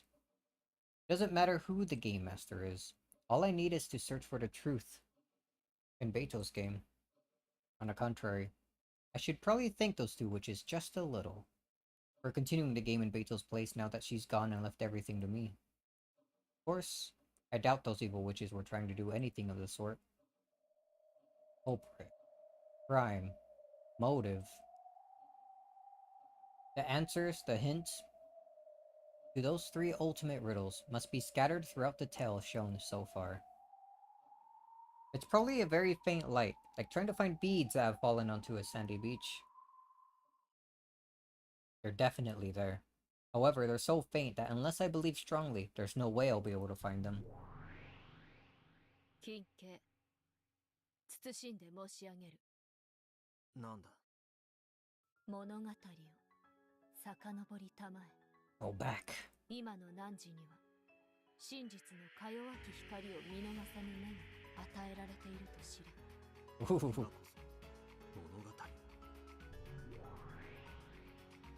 推理可能とは信頼関係の先にあるものと知りたてまつれ。ああ、知ってるぜ。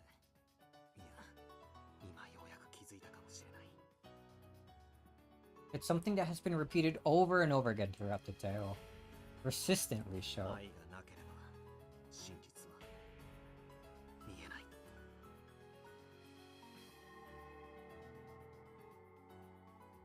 い。They're fucking gonna go back.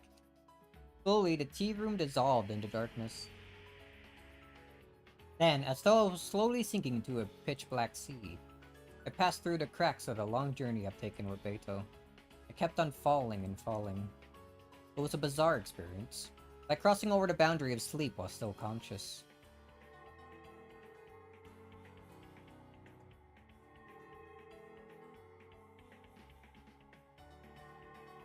The several tales that had come before became faint bubbles, or perhaps small shining fragments that were scattered like stars in a pitch-black sky. I kept sinking on into that sea. Oh.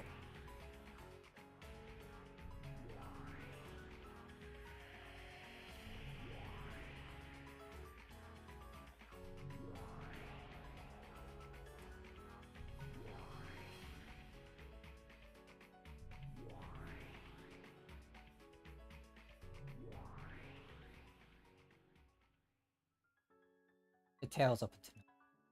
One after another. After another. Virgilius guided Dante to Mount Purgatory, and led him to Beatrice, the eternal lady who waited at the top. Therefore, the innermost depths lay not at the bottom, but at the peak of Mount Purgatory. The Eternal Lady had been waiting there for Dante the whole time. And then I knew.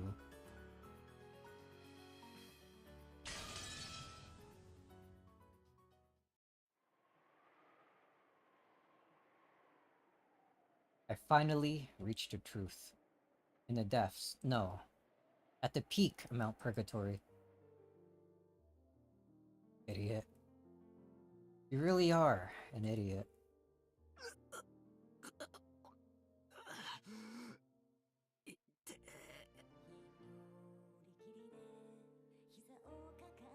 He woke from the sleep of death, and bit by bit his sense of pain came back to him.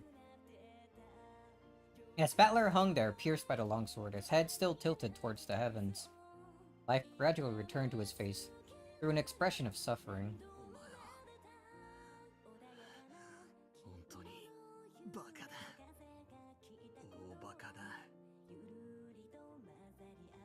Battler noticed.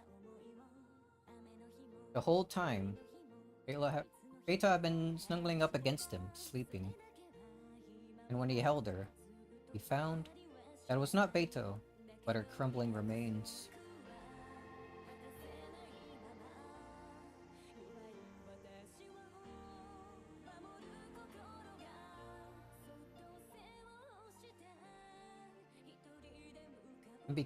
And because her form was as fragile as ash, when Battler tried to hold it, just like a sandcastle made on a beach, being washed away by a small wave, it fell apart and lost its form. At Battler's feet lay nothing but the ragged remnants of Beto's dress, a pile of ash. Oh. On top of that pile of ash, he could see something sparkling gold. It was the husk of a single gold butterfly, which had been torn to bits. And so, Battler knew. I did reach the truth, but wasn't able to do it. While Beto still remained in this world.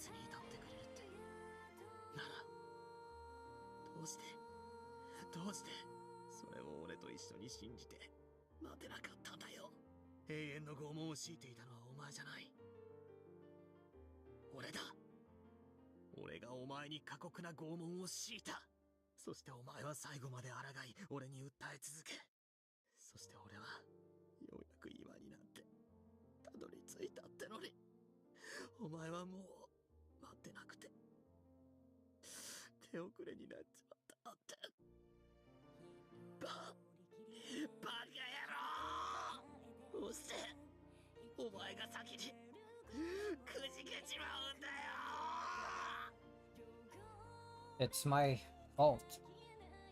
I forced her to endure this torture. In fact, I'm amazed she endured for so long. She kept on appealing to me over and over and over again. And because I was so incompetent, I couldn't even begin to understand the truth.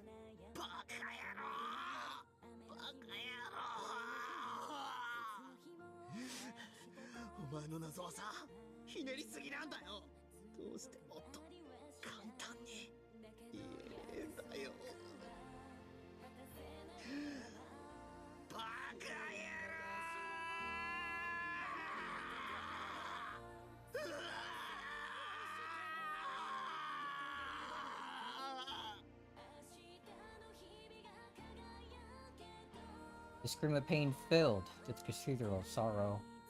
The sad witch who wasn't able to let Battler know of the truth. The sad man who wasn't able to understand the witch's truth.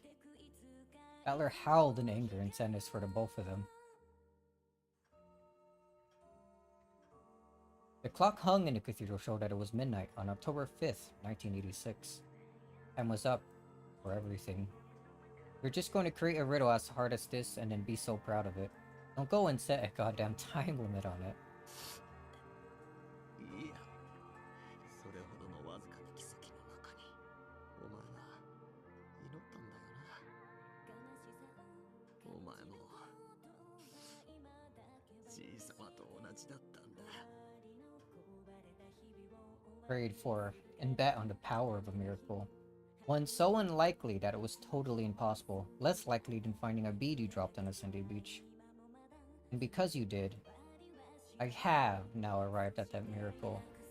But your time didn't last long enough. If I had reached this point even a little sooner, if I could have seen the truth, even if I'd been right before time was up, I might have been able to save you. But now I've been run through pathetically, and I can't even hold what remains of you. I struggled, attempting to pull the longsword out, or at least touch your remains by stretching out my arms, but neither worked.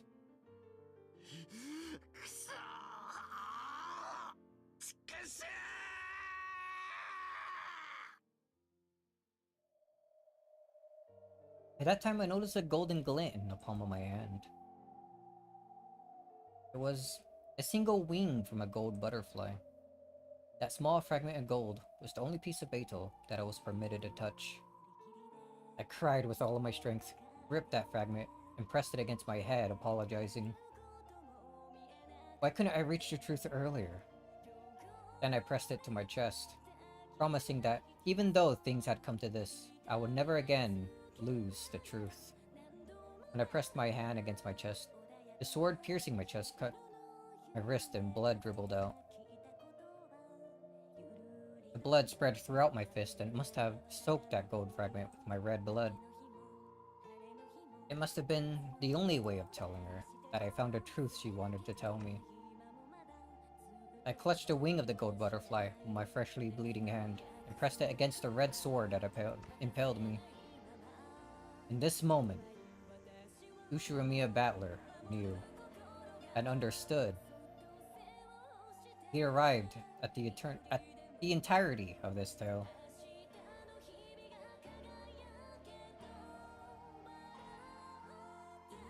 At that moment, it seemed as though the faint golden light leaked out of the gaps in his clenched fist.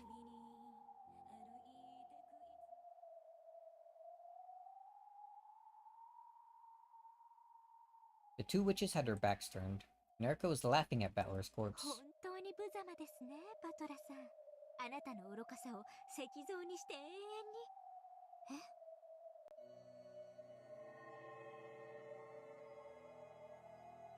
Just then, Battler's chest, no, the red longsword impaling Battler began to shine gold from deep within his chest.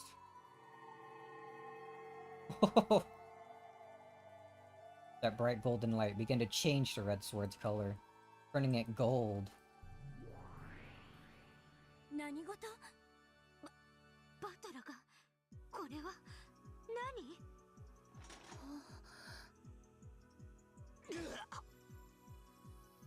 Butler coughed up blood and groaned. His consciousness came back. His will to live, his will to fight came back. Oh yeah. The red longsword impaling Battler could no longer be described as such. By now it had become a golden longsword. Then, slowly, it pulled itself out of Battler's chest.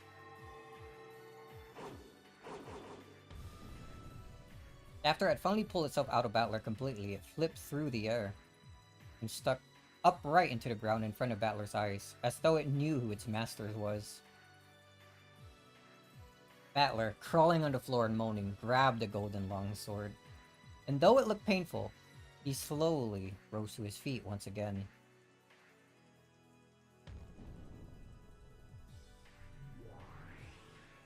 手の込んだ演出ね。これラムダの隠し玉。そその輝きってまさか。 Lambda stared wide-eyed at the bright golden glow in awe. Noticing that Battler's resurrection wasn't part of the script, Lambda had thought up. Vern also frowned slightly. 悪いわね。最新は却下よ。シエスタ姉妹、その復活幻想を削除しなさい。了解です。 Weren't you gonna kill them? 45、410。 But now you're calling them back out to, like, help you?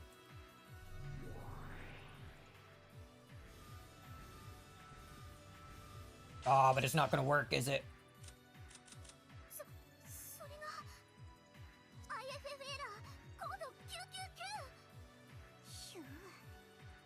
39だ。バカな。 The Chaser sisters hesitated, unable to carry out Birkenstell's orders. ラムダ、これはどういう茶番よ。完全に魔女幻想は打ち破られて、法廷は私の勝利に終わったはずよ。悪いわねベル。もう少し付き合ってもらうわ。そうでしょ後ろ宮バトラー。ああ、任せたな。エリカ、ベルン・カステル。今度は俺の真実の番だぜ。最新請求を受理するわ。Oh, accepting it. 魔女集会の幻想法廷の閉廷は撤回される。異議提出。すでに裁判は決審し、判決は公示されている。異議却下。いかなる判決も新たな真実の前にはかすむ。異議提出。バトラはプレイヤーを追放されただけでなく、魔女の地位を持たない、上告する資格を持たない。異議却下。もうね、あるのよ彼には。絶対の魔女ラムダデルタの名において認めるわ。後ろ宮バトラ、あなたを新たな黄金の魔女いえ、無限の魔術師後ろ宮バトラと認めるわ。 Endless sorcerer. Hell yeah, dude. なんですって。バトラが魔女の位を。 The rank of a witch, which she had desired for so long, had been granted to Battler so quickly. On top of that, this wasn't anything temporary. This was an official, proper authorization by Lambda Delta. Erica couldn't accept it and her face turned bright red. Yeah, get mad, idiot!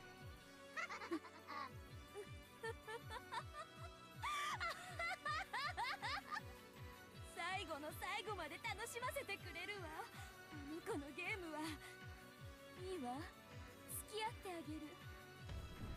エリカ、立ちなさい。 A full-on mad expression. あなたが私と築き上げた赤き真実は完璧よ。夏日が犯人であるとする真実の構築は完璧だわ。絶対にバトラには崩せない。無論です、我が主。何の心配もありません。それよりシエスタ姉妹、我が主は射殺を命じていますよ。いつになったら命令は実行されるんですか。エラーコード39。領主少女には解除コードが必要です。だからあいつは、いや Territorial Lord? 誰が Valor. このかけらの支配者は誰。私です。領主、まさかバトラが。はい、後ろ宮バトラはこのかけらの正当な領主と認定されているであります。ええ、そうよ。まだわからないの。あの黄金の輝きの意味が。バトラはね、至ったのよ。すべての真実の最新王にね。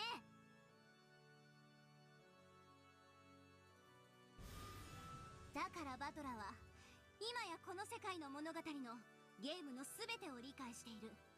それはつまりゲームの支配者の地位を得たということよ。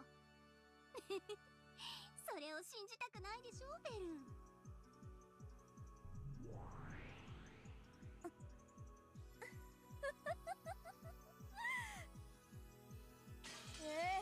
信じたくもない。いいわ。バトラが本当に全てを理解したのか試してあげるわ。エリカ。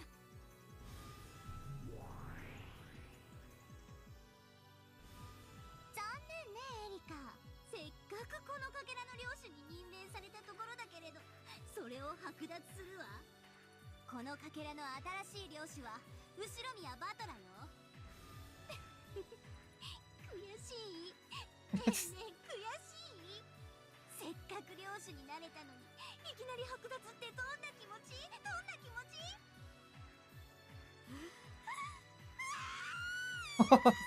？Oh man. 私の推理を否定できるものならしてみればいいでしょ。そんなことは不可能。不可不可不可不可不可不可不可不可不可不可。私の構築した推理に隙はありません。夏日が犯人であることは否定不能。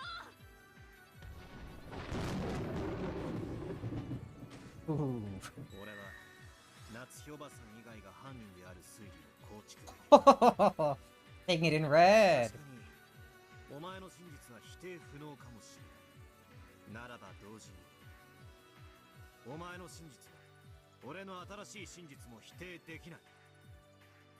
Battler spoke with the red truth.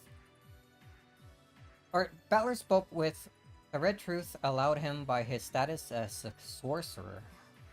夏日以外が犯人で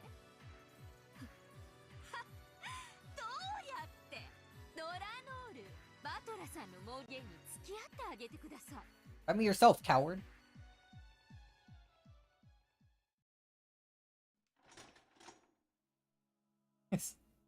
Slowly, Delnor stepped forwards. In her hand was the red longsword of the Decalogue. He also had a blue short sword. In Battler's hand was the golden longsword. The true rivals once again, no, for the first time, they truly confronted each other. バトラー、待っていました。待たせたな。いいえ、あなたの帰りは私の予想より早かったです。殺しなさい、ドラノール A ノックス。Delnor's form disappeared in an instant. As though her slow, dignified movements were from before were only a lie. The trowel drawn by the longsword of Red Truth burned itself into the retinas of those who saw it. Before anyone had enough time to follow that trail, it was already approaching Battler's chest. エリカ教の推理により第5のゲームは解決しました。この推理による真実を覆す新事実は存在しません。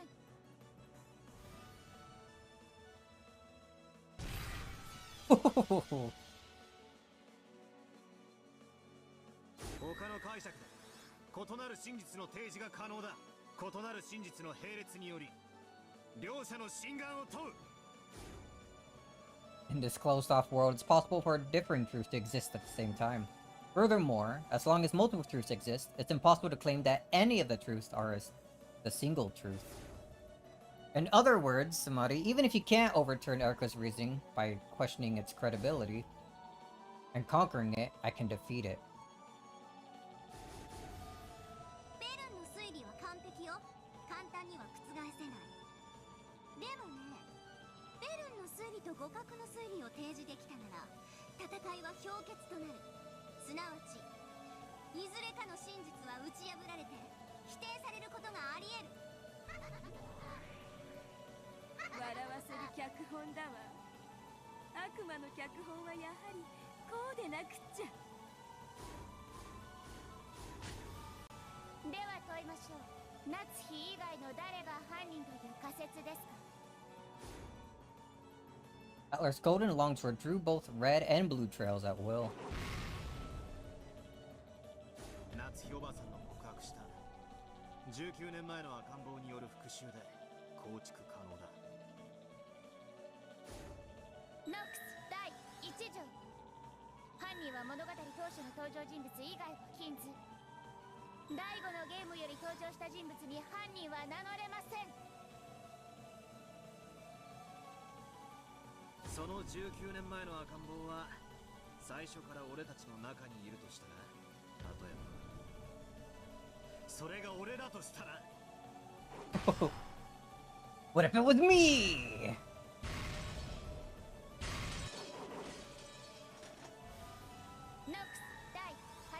れない手がかりでの解決を禁ず。あなたが19年前の赤ん坊であることを示す伏線はあったのですか？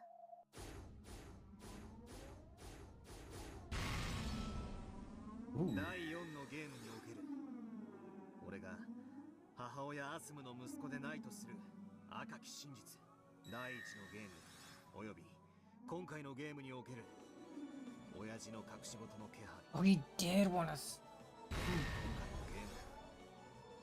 俺の生まれに何か事情があることをはっきり明示している。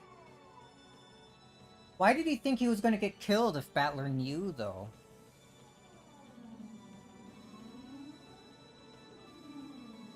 Did he think he was gonna get killed by Battler? By Natsui? Battler proposed that he might be the baby from 19 years ago, and announced that he would reconstruct a crime with himself as the culprit. That then Lord Cosplay held the sword up at the ready. She gauged the distance between them. Now that Battler had inherited a position of this world's territory lord, and even attained the rank of endless sorcerer, his movements surpassed human understanding. By now, the physical distance between them probably counted for nothing, because their extremely agile battle was surpassing the point where the concept of distance made any difference.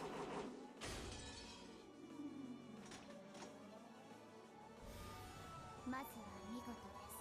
バトラー犯人説、お聞かせ願いましょう。ああ、聞かせてやる。それでも説明がつくこと、夏日おばさんが犯人だと決めつけることはできないこと。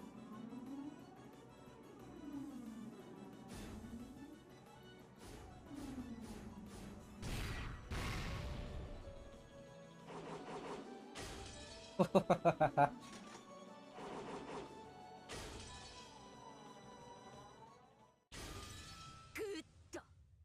なたが犯人というならいくつもの矛盾が生じます。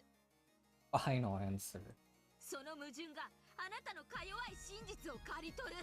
この私、探偵にして真実の魔女。 This time, Erica stepped forward.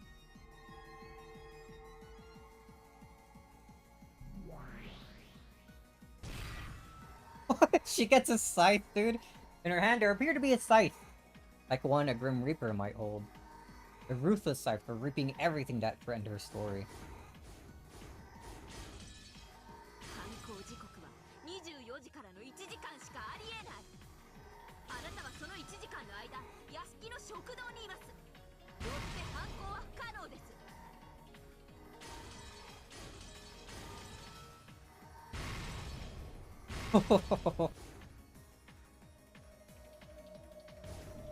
Oh damn, he's so fast and cool.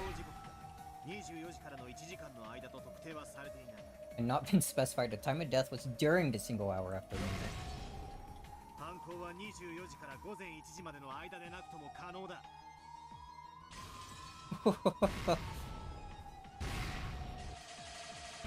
Whoa. Stained glass break in there. いとこ部屋の殺人に限定します。午前1時から事件発覚まで、いとこ部屋での犯行は不可能です。ドラノール、今です。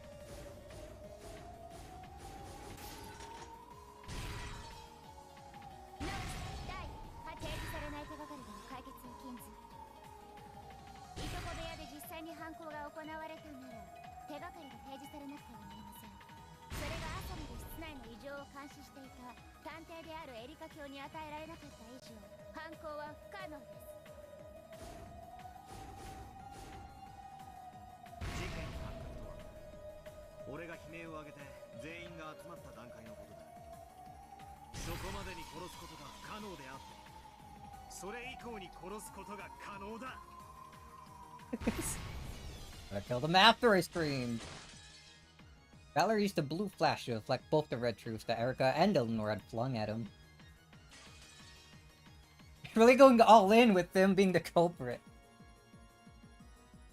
Erica's eyes went wide. After all, what he had said was completely absurd. At the time, they still hadn't been killed? Even though the corpses were lying there with their necks sliced open?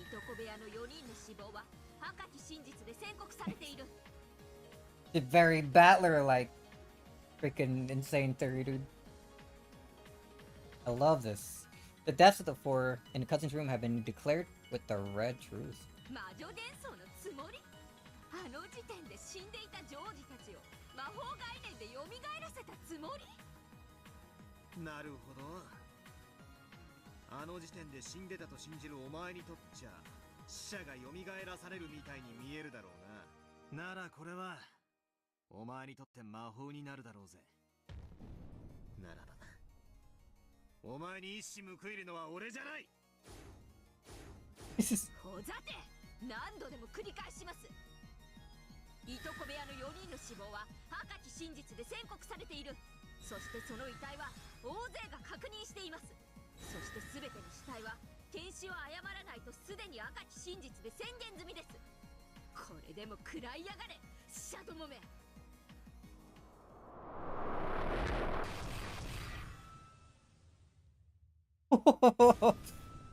No way. その赤き真実が何時の時点でのものか。Oh, hell yeah. お忘れですか、お嬢。The fierce shower of red was blocked by a magical barrier set up by Renault, who suddenly appeared right in front of Battler. Now that Beto was gone, the demon realm shouldn't have been able to manifest themselves in the real world. However, he existed here and calmly dealt with Erika's attack.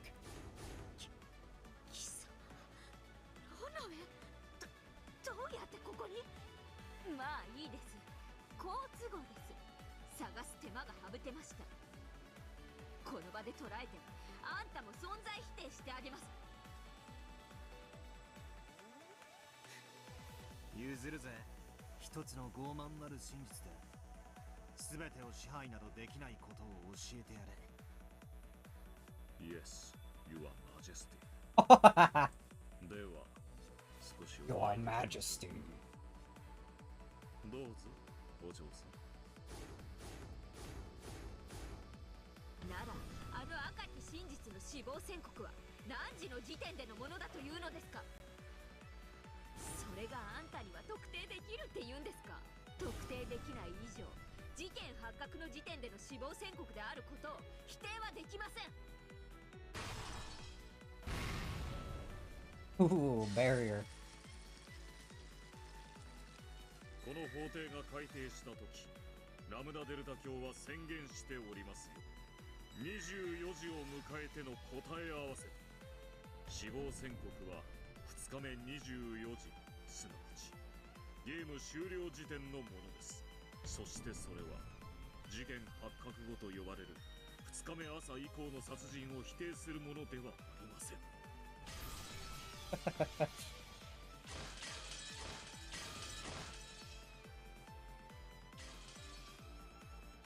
では、あの時点で犠牲者は生きていたと？首がばっくりと裂かれているのに？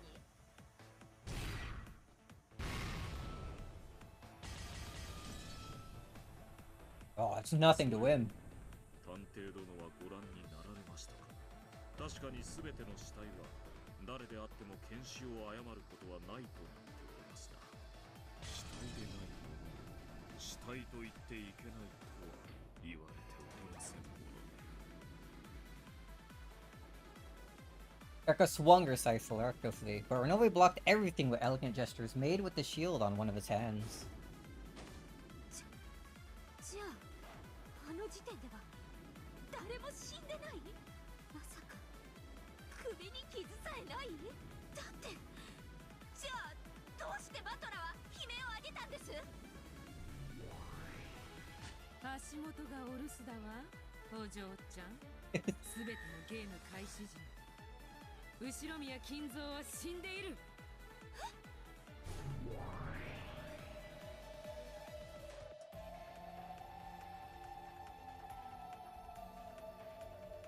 Pulling out green truth. Wow. A pitch black hole opened up beneath Erika's feet and swallowed her up. She could probably see through to the other side of the hole. It was the same thing you see if you look down through the skylight on the ceiling of this cathedral. What is this fucking witch? Fucking Harry Potter ass looking wand you got going on, dude. Because it could already be seen in midair inside the cathedral. smothered mate. As Ecker fell from the heavens, Regalia was right below her and thrust upwards with the divine spear glowing blue. あなたの推理を顧みるべきではありません。金像は存在しません。よってあなたの推理の遺体消失が破綻します。同輪です。金像以外の人物が遺体を消失させねば破綻します。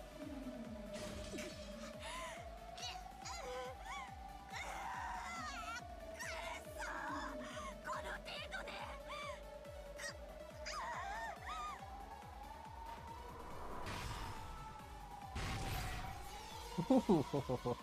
Regalia's blue divine spear skewered and pinned Erica in midair.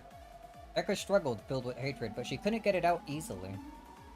Then, all around her, several small, fast things clinged off the walls and surrounded her.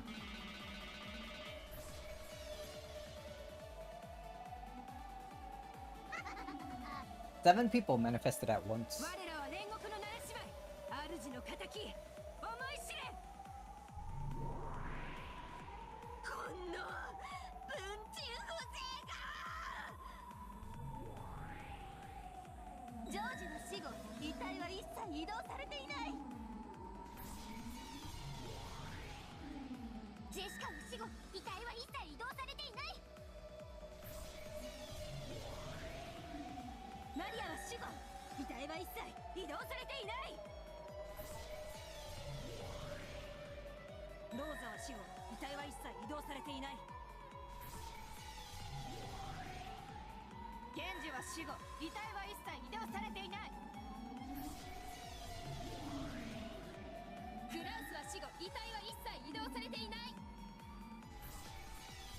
And where was bodies? よって遺体発見後に遺体が消失することはありえない。貴様の推理、遺体は金像が運び出したは破綻する。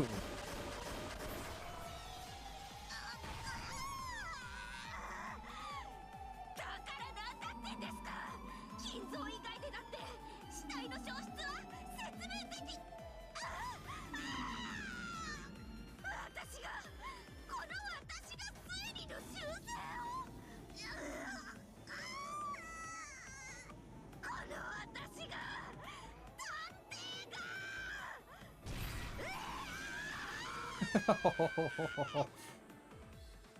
Even with Kinzo's existence denied, Erica was probably capable of escaping this pin by making only a small revision to her theory. However, to her, having to revise the theory she had already created was extremely humiliating. 夏日を追い詰めるためだけに策を浪しすぎた。推理を遊びすぎましたが、金像の死を赤き真実で語れるのは今やあなたの主だけではありません。これが魔女の闇を遊んだ報いです。それを知りなさい、フルドエリカ。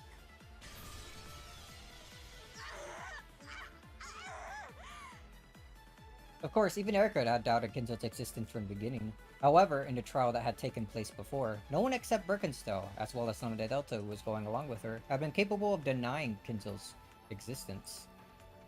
And because of this willful silence of those two, she had been free to shape the truth about Kinzo in any way she desired. She never expected that Battler would become a witch, a sorcerer, capable of using red without proof. However, she had her own Inquisitor who could also use red without proof to counter.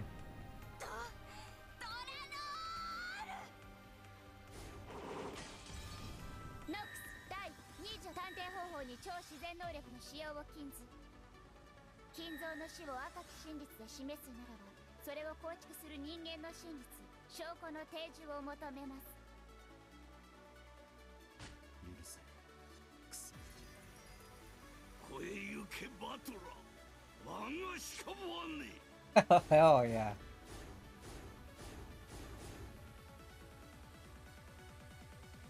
証拠提示。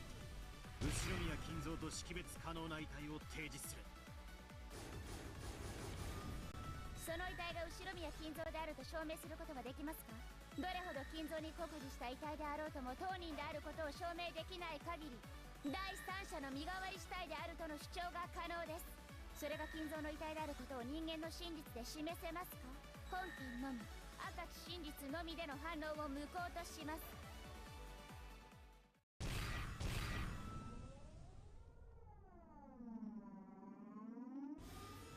へえ、赤き真実での反論を無効？そんな思考もあるのね。確かに第三者の死体が存在しないことはすでに赤で語られてる。しかしそれを赤で語ることを禁じられたらバトラのやつお手上げじゃない。そうだな。この閉ざされた六軒島ではこの死体がじい様のものだと示せる客観的な方法はない。それこそはこの遺体が替え玉死体である可能性の示唆です。この身元不明遺体が金蔵の死を証明するものにはなり得ません。チェックメイト、我が推理は揺るぎません。Denora sealed off the red truth as a mean to proving that Kinzo's corpse had been shown. Even with the power of witches, Battler couldn't argue back. 赤き真実を封じられてどうやってその死体を金蔵だと証明するの？無理よ、不可能だわ。赤と青なら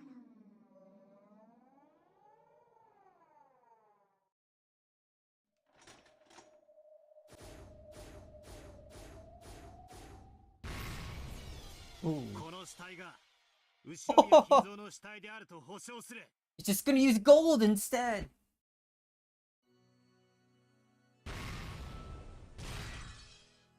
Then, when Downlore met with Battler's golden flash, she was unable to fully block it with either her red longsword or her blue short sword, and she was blown backwards into the air. It was a direct hit, without any miscalculation. Though she had always seemed as firm as a small giant before now, she was finally blasted away and slammed against the wall as though she was the slender girl she appeared to be. ドラノール、あんた何やって。見事な黄金の真実。Gold truth. 有効です。黄金の真実？ The golden longsword, which had been drawing red and blue trails before now, finally drew a trail which retained its divine golden color. The truth it showed was neither red nor blue.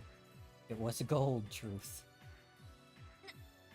何それ？ラムダ、こんなのはルールにあるの？ええ、黄金の真実、有効よ。黄金の真実はこの世界の領主、いえゲームマスターにしか使えない。なんですって？黄金の真実、赤き真実とは異なる方法によって紡がれる。その力は赤き真実と同等です。時に劣るでしょう。しかし時に勝る。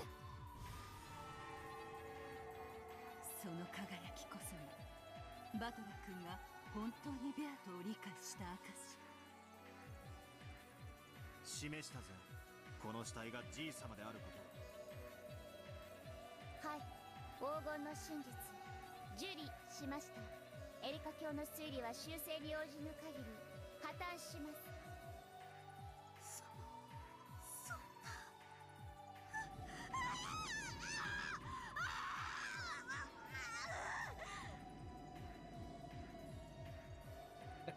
Darka cried out in pain.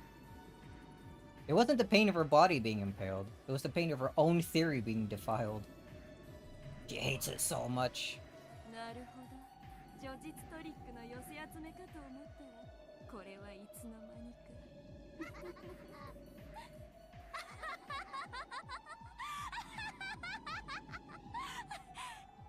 だ傑作集だわ。バトラー、それ以上語るは野暮に過ぎるわ。あんたの遺体消失の真実、もはやこれ以上語らずとも完全に理解させてもらったわ。なるほどね。あんたの考えてるそれはこれまでの法廷の全ての赤に矛盾しない。19年前の男の服習を軸にしたあんたの真実、その全て理解し受理したわ。あんたの真実の成立を宣言する。そんな、どうしてですかダイラムダテルタ卿。あいつはまだ全てを説明しきっていません。秀吉の密室や夏日の自室の封印やクローゼットのボタンや、まだまだ他にも反論の手段が用意してあります。あんたまだバトラーに反応できる気でいるの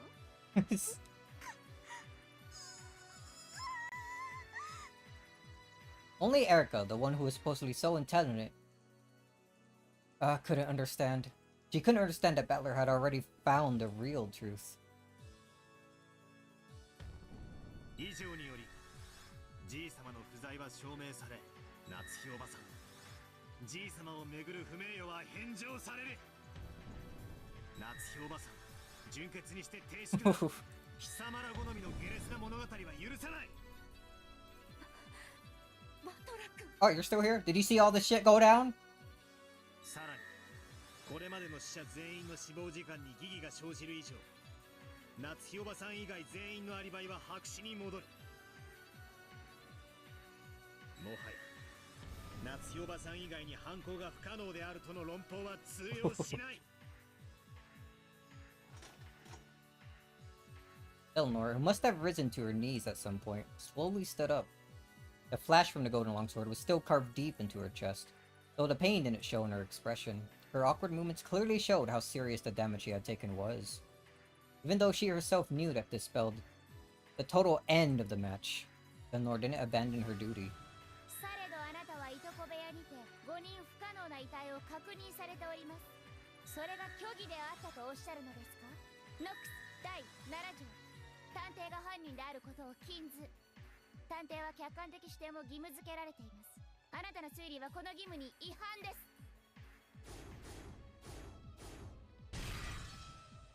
探偵はフルドエリカだぜ。今回の俺は探偵じゃない。そしてノックス第9条、観測者は自分の判断解釈を主張することが許される。 Ooh, firing back with one of Nox's rules himself, dude. ノックス第8条、提示されない手がかりでの解決を禁ず。これまでのあなたは探偵でした。そのあなたが今回は探偵でなく試験を交える観測者であったことは示されていたのですか？それがない限りあなたには主観を偽る権利はありません。俺は今回のゲームで碑文の謎の仕掛けを解いたとき、じいさまを目撃している。すでに赤で示されている通り、じいさまは存在しない。その目撃は不可能だ。よって俺の視点に客観性がないことはすでに示されている。それは風雨になびくシートか何かをあなたが誤認しただけの可能性があります。ノックス第9条を示す伏線とはなり得ません。誤認は全ての観測者に許された権利です。第4のゲームにてベアトが示した赤き真実、全ての人物は後宮金蔵を見間違わない。 It's the red truth Beto used to counter my blue truth claim that someone disguised themselves as grandfather, and thereby made it seem as though he had appeared. In other words, Samadhi, yo, we got a red Samadhi. On this island, anything might lead to someone... Anything which might lead to someone... Ah! I keep putting two before someone. In other words, on this island, anything which might lead someone to visually mistake something for grandfather, including someone else pretending to be grandfather, cannot ever work. The scheme that Mitsui once put together to make it seem as though grandfather was alive only involved her saying things like he was here just a second ago, or he's in his study alone now, cleverly exploiting the relatives' blind spots to pretend he was there. He never tried to make anyone mistake something they saw for grandfather himself. So there are no contradictions. If she had tried to dress one of the servants in grandfather's robes, it would probably have been seen through in an instant. It had been guaranteed that none of the characters in this tale would mistake something for grandfather by sight. If someone still claims to have seen grandfather, it becomes a falsehood. Everyone is permitted the right to falsify their observations. But there is one person who does not have that right. And that person is the detective. 風になびくシートを見間違え、それを何であったと誤認して語るの。しかし、じい様だと誤認することだけは、赤き真実において、本ゲームでは許されていない。金像を見たと主張された時点で、誤認識ではなく、意図的、すなわち、観測の客観性が否定されていることの証というわけですか。In this case, unintentional misrecognition is not permitted by the rules of the game. However, it is possible to intentionally lie about seeing something you never saw. And that is an action not permitted to a detective burdened with the responsibility of an impartial perspective. 暴論を許せ。これで決着だぜ。いいえ、いいのです。あなたのような男が世界にいてくれたなら、どのような傲慢からもか弱き真実を守ってくれたに違いない。もっともらしい一つの真実がか弱き真実たちを駆逐し、唯一の真実であると語る横暴から本当の真実を守ってくれたに違いない。Atlas' golden longsword drew a massive blue arc as though splitting the heavens. あなたと戦えてよかったです。よって、今回のゲームにおける俺の観測は、第7条でなく、じい様を見たと主張したことが、その証だ。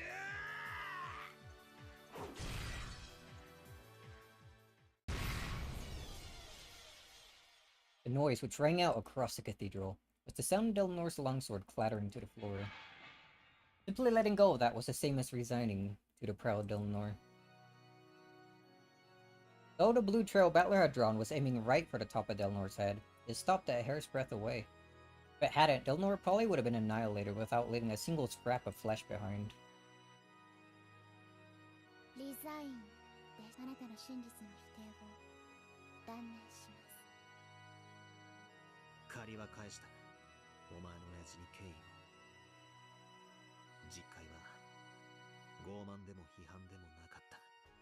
父に敬意を。Delnor sat down on the floor and completely abandoned her will to fight. 何やってるんですか、ドラノール。情けない、みっともない。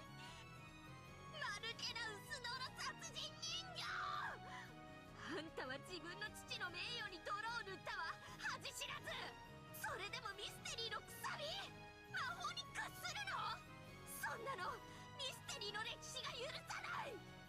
お前こそ何もミステリーを分かってない。ミステリーが相手を知的に見下すための狂気にしか見えてないなら、お前に俺は二度とそれを語らせない。バトラー。お前に相反する真実を宣言する。夏日おばさんは19年前の男、すなわち俺によって内戦電話で脅迫されていたんだ。その目的は夏日おばさんを殺人犯に仕立て上げること。これは初めから夏日おばさんに濡れ衣を着せるための復讐劇だ。違います。夏日が仕組んだ後宮邸の復讐劇です。あなたの推理は私と真っ向から相反します。お前のその青い槍、まだ抜けないのか。そうね。エリカからはまだ金像以外の理由での遺体消失を聞いていないわ。あんたの推理は現在否定中だけれど。こんな槍など。文人どもめ、邪魔だ。The deeply piercing blue spear and the seven stakes tormented her theory. They won't come out. They won't come out. 修正とエリカの推理の誤りを認めるわ。そんな我が主。Watching Erica's face contort with pain as she struggled to escape from the spear, Birkenstow declared this with a gusted expression. For all intents and purposes, it was as if Birkenstow had acknowledged Erica's defeat herself. With eyes of shock and despair, Erika looked up at the master, who no longer had any confidence in her victory. あんたのプライドなんて知ったことじゃないわ。いつまでその無様な姿を晒す気なの？私と同じ青い髪を許された分身がいつまでそこで貼り付けになっているつもり？私自らがやはり降臨しなきゃダメなのかしら。やはり駒なんていらないわ。ああ、めんどくさいめんどくさい七めんどくさい。駒なんていらないわ。捨ててしまおう。ああ、残念無念失望絶望期待外れの的外れ。早くしなさいよクズが。Holy. お前のそのみっともない推理を修正しろって言ってんでしょ。はい、我が主修正いたします。我が推理を修正いたします。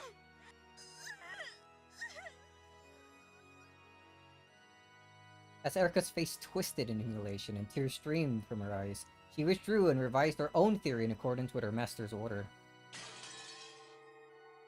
Mumbling quietly, she made various revisions with the blue truth, had them acknowledged by Lambda Delta, and finally had the blue spear smashed and was freed. Though that blue truth did indeed explain how the bodies had disappeared, it was truly shabby reasoning that reeked of desperation. 我が主、抜けました。我が推理は完璧です。どこが？無様この上ないわ。でも許してあげる。あんたのその顔と推理がとっても情けなくて笑えるから。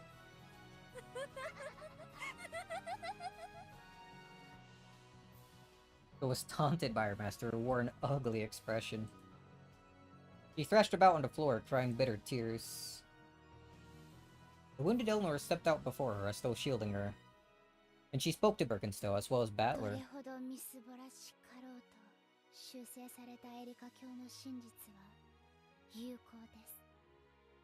ああ、そうだ。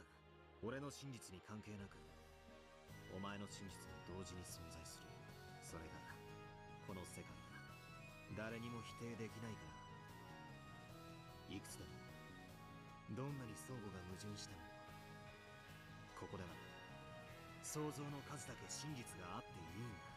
それを誰も一方的に否定してはならない。はい、そうです。エリカ教の真実は私が誰にも否定させません。ドラノール。このドラノールある限り、その真実をお守りいたします。どんなにみすぼらしくとも、私はその真実を嘲笑えばしません。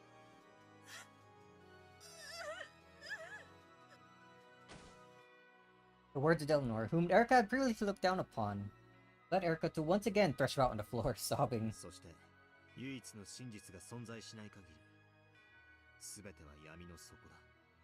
すなわち俺の推理もエリカの推理も否定不能であると同時に唯一の真実でもない。否定できないが絶対でもない。あやふやなものだ。確定しない以上、魔女幻想はまだ存在してる。それを暴くことが許されてるのだ。エリカでなければ貴様らでもない。この俺だけだ。俺以外ベアトリーチェの魔女幻想は暴かせない。判決を変更。後ろ宮バトラの示した真実により、エリカの真実の唯一性は失われた。しかしエリカの真実は否定不能。よって2人の真実は並び立つ。第5のゲームの決着を撤回。ゲームはイーブンに戻るわ。そしてゲームマスターは私から黄金の魔術師後ろ宮バトラに移る。後ろ宮バトラ、前へ。あんたを新しいゲームマスターに任命するわ。承諾するわよね。しなさい、新しい無限の魔女。ああ、俺が新しいゲームマスターだ。第6のゲームは俺が詰める。エリカ、今度こそ俺と決着をつけようじゃねえか。立て。立ちますとも。この屈辱、晴らす機会を与えたことを後悔させましょう。我が主、第6のゲームにてもう一度バトラと戦う機会を。Oop. Sorry. ええ、もちろんよ。あらすごいわね。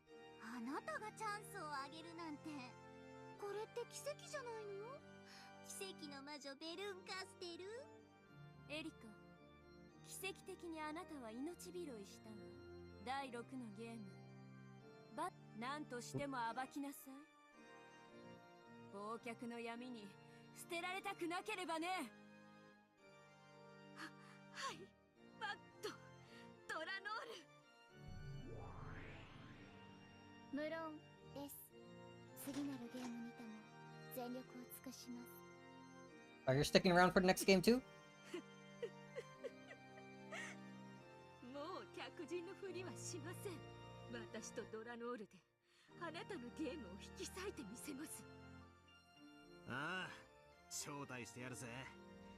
俺の第6のゲームにな。悪いがタイトルはお前のつけたチェックメイト・オブ・ザではなくなるぜ。あなたのゲームです。あなたが名付けるといいでしょう。その挑戦、私はフルドエリカ、魔女である以前に探偵。あなたがこのゲームの新たな支配者であることを認め、そして宣戦布告します。絶対に暴いてやる。殺してやる。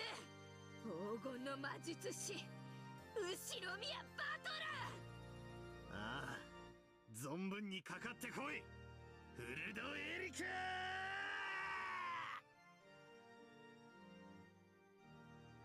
Just watch, Beto. I'll take charge of your game. And in this next game, I'll prove that I completely understand all of your riddles.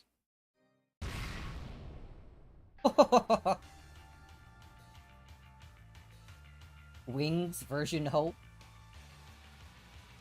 Whoa, dude.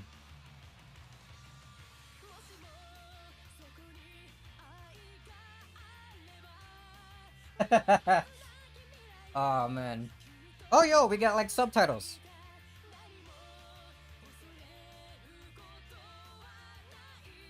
Oh man, alright. That ended way better than I thought it was gonna. Holy.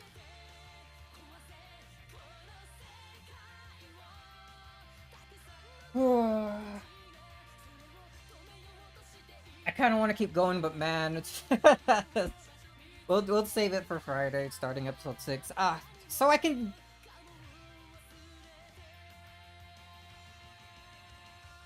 I can apparently solve everything. Definitely, yeah. Till episode 6? No, thank you. No, thank you. I'm a little mentally exhausted. No. We save it for Friday.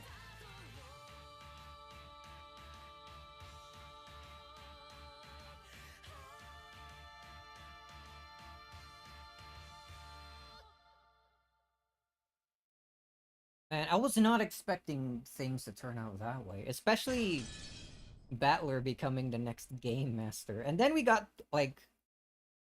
After 6, there's still 2 more episodes? It feels like the next episode should be the final one.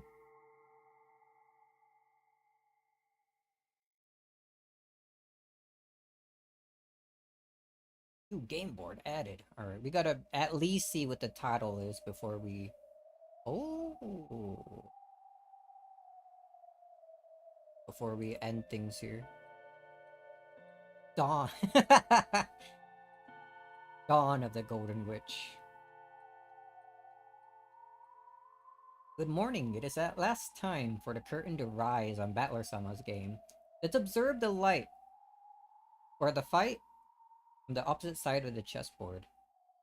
Can Battler-sama succeed in playing the demanding role of Game Master? There is no longer any difficulty level. At this point, there are no hints, but a confession. Oh man.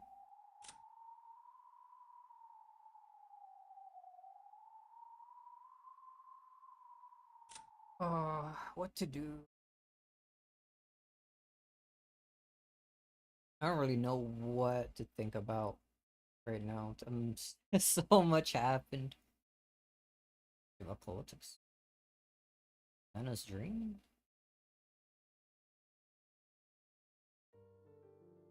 Promise?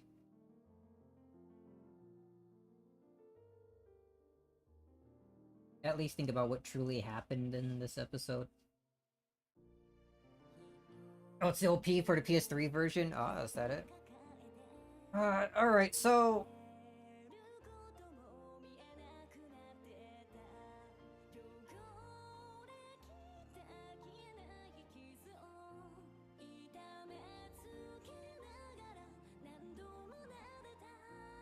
I'm still wondering if we're supposed to trust the Red Truth, because earlier during that whole fight, the stake said that the bodies didn't disappear. But in the end, Erica was still forced to revise his theory that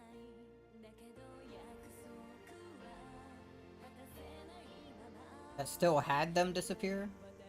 Reject the red, only trust the gold, but I only got 1 gold! And it's the guarantee that Kinzo is actually dead.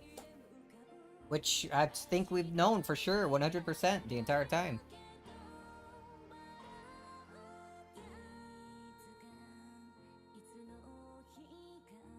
Only trust the green truth. You know what? I should only trust that as well. Green means go! So does blue in some places.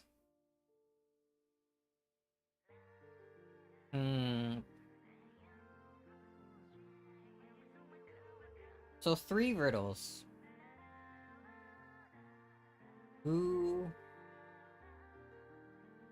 how, and why? We should have all the clues we need to go back and figure everything out, right?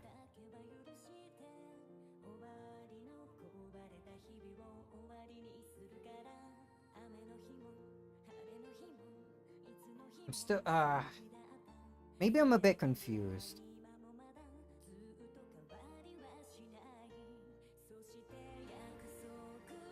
Heaven. Hello.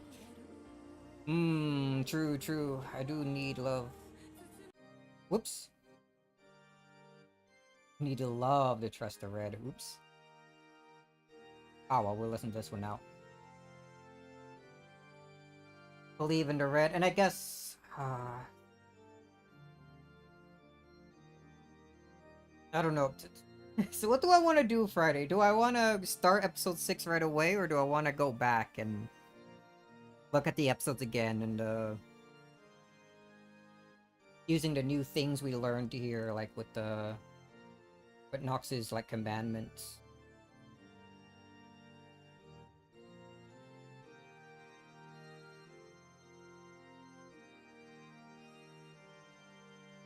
Detective has to have an objective point of view. Can't mistake things. Who would be the detective of episode 1? Would it have to be Battler?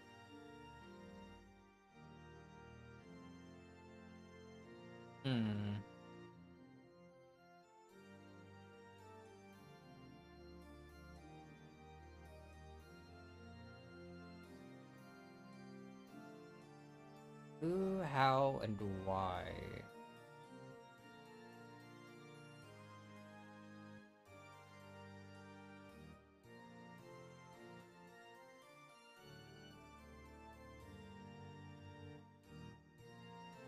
One of the counterpoints was that Battler was always the detective before episode 5, wasn't it?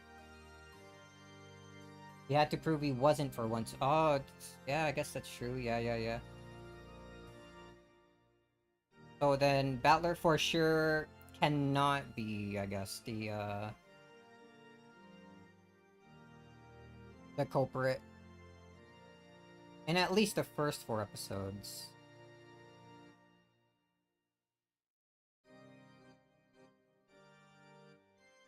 Oh, then...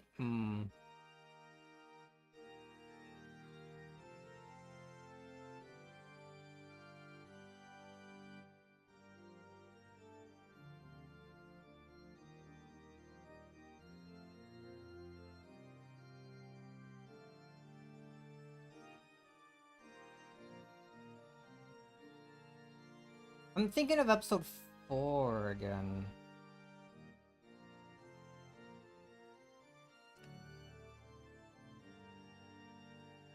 Last one alive. No one else is on the island. Everyone is dead. He's about to die. What is she?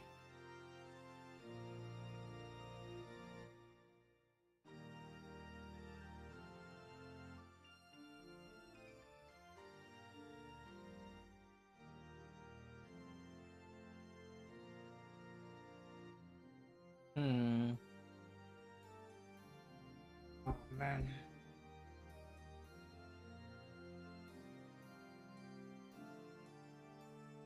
It's like I think I'm too tired to think right now, man. Bit of a freaking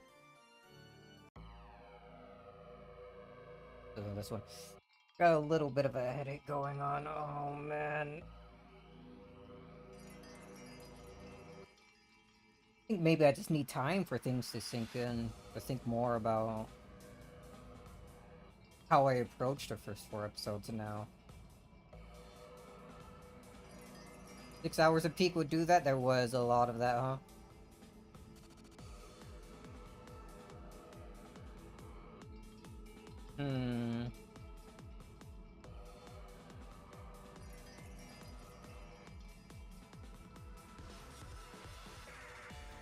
So that talk that they had with Delanor and whatnot in the Golden Rose Garden that we saw in the flashback.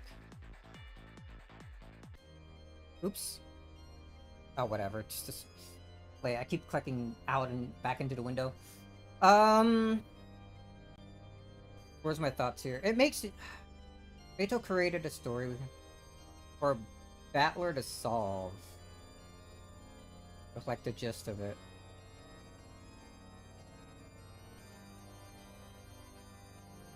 In episode 2, she saw that she went too hard and eased things up.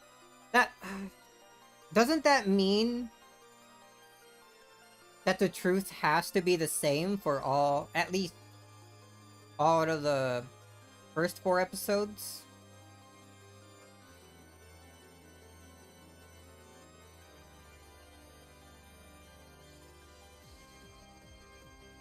Like the style of the murders and such were different. But the truth of the story at the end has to be the same, right? Or what would be the point of going easier on Battler after episode 2?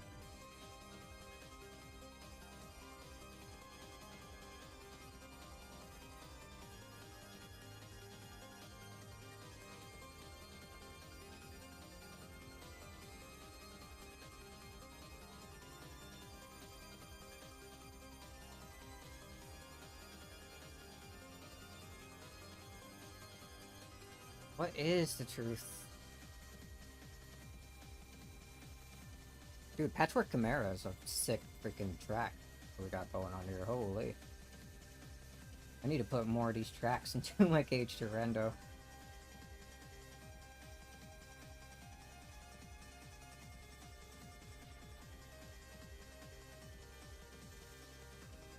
But right. What was it said? That by the end of episode 6, we should have for sure have the answer?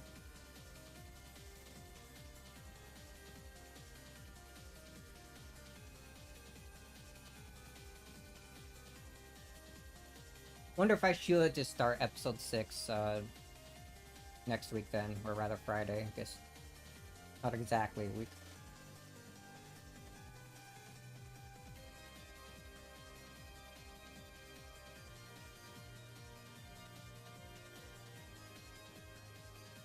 I think he said that's the last point you can realistically solve it for yourself. Something along those lines. Is that what was said? Realistically.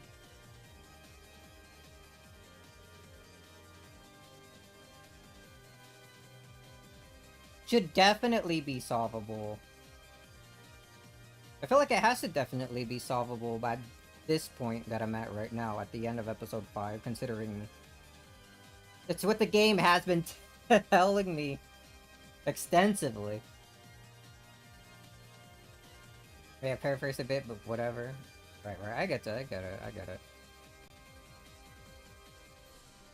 Should have solved this by episode 1? No, fuck you. But right, at least thinking about everything that we learned this episode. The one truth that Beto keeps trying to show Battler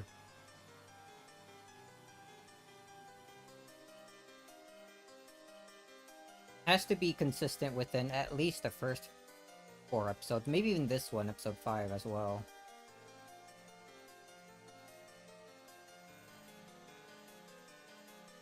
But for sure the first 4.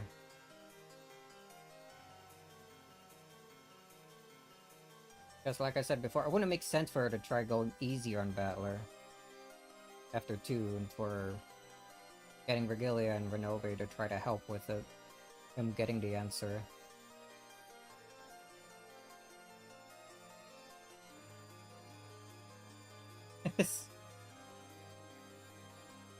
Culprit cannot be. Or the detective cannot be the culprit. It has to be someone at the very beginning. And can't be someone introduced later.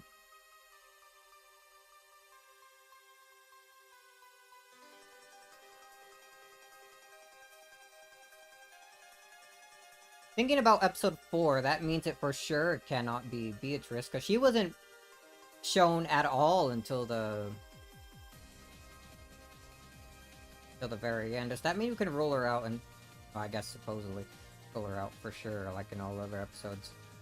It has to be one of the family members. We know it for sure, it can't be Kinzo.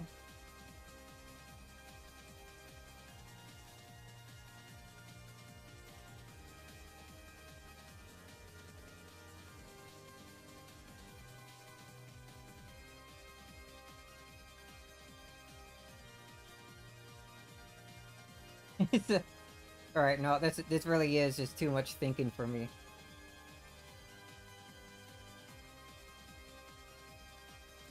In any case, I really like how the ending of this went. I like the denial of like all of Erika's stuff about Natsui.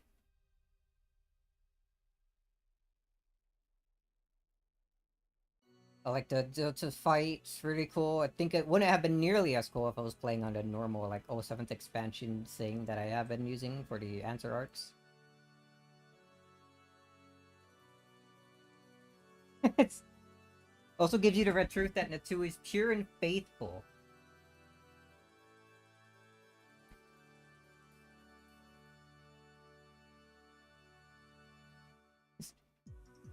Oh, we also had red truth. I don't... does that count for every episode? It was like... Kumasawa, Goda, and someone else weren't murderers?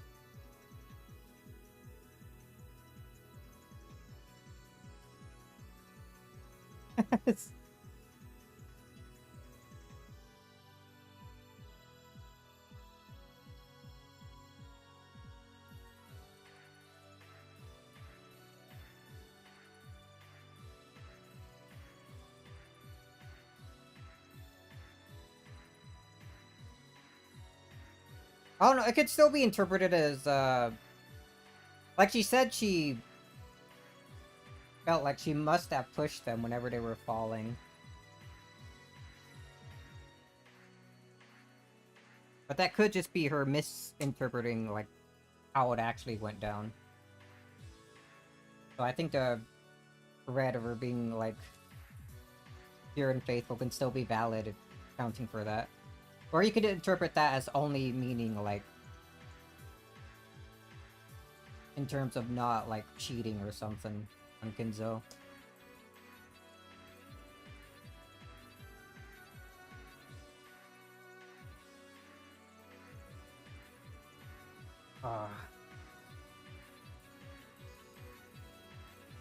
On Kinzo? No, on Kraus. Did I say Kinzo? It's, you can see how much I'm losing my mind here. My mind is slipping.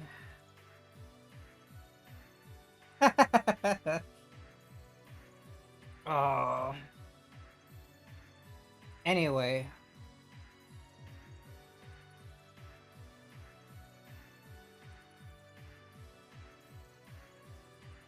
I'm now trying to think back to the whole thing in episode 3. Who killed Nanjo?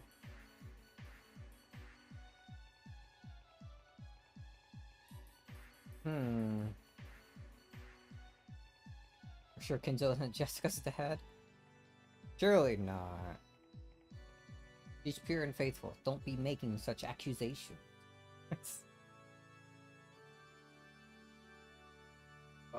I need to go back and like memorize the commandment things. The Nox's rules. Maybe after I rest and then think about it a bit. Like the next day or something. I could come to some better ideas about how things are. What the truth might be.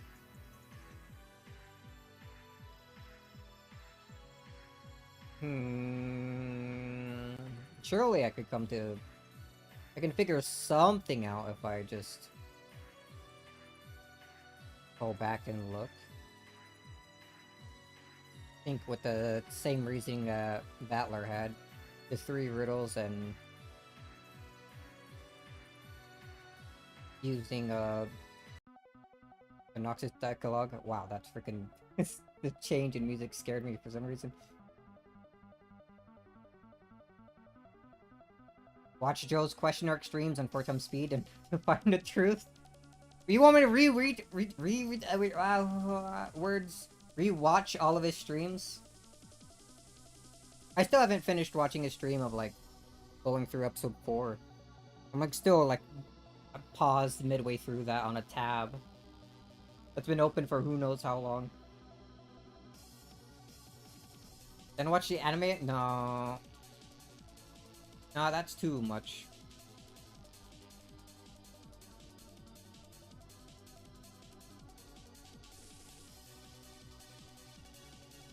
Oh. Can I find... There's too many things to consider, man. Alright, now, my brain is frying. I've been awake since like 3 AM. It's been... Oof. About 14 hours since then. I'm reaching my limit. I'm gonna perish. I'll at least leave with the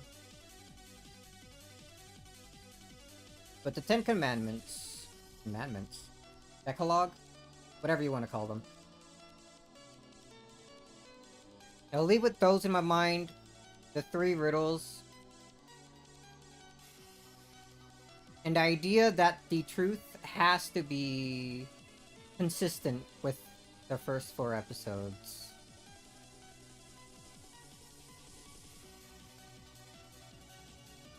That's gonna be that last one.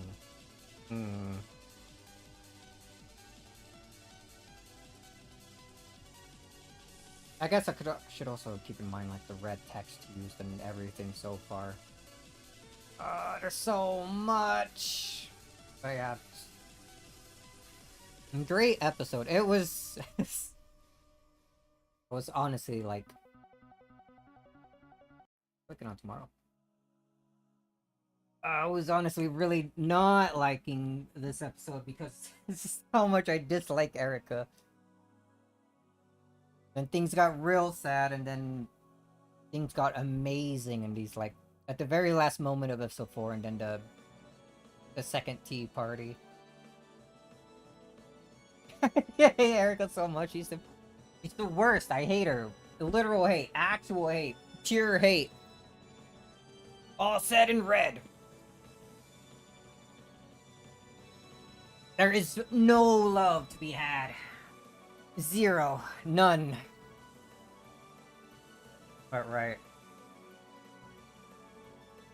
Or next week, I'm probably definitely going to be thinking about the first 4 episodes, and maybe I'll have some more ideas and theories and whatnot to talk about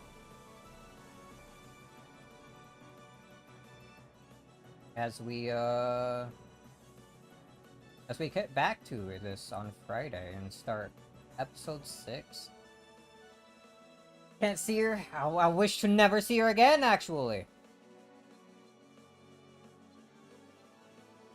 I hope she gets absolutely shredded in the next episode. Absolutely beaten.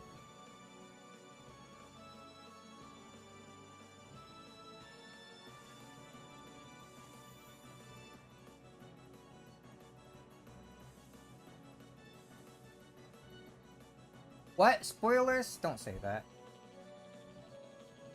No, Erica's gonna definitely be gone by episode 6. Surely.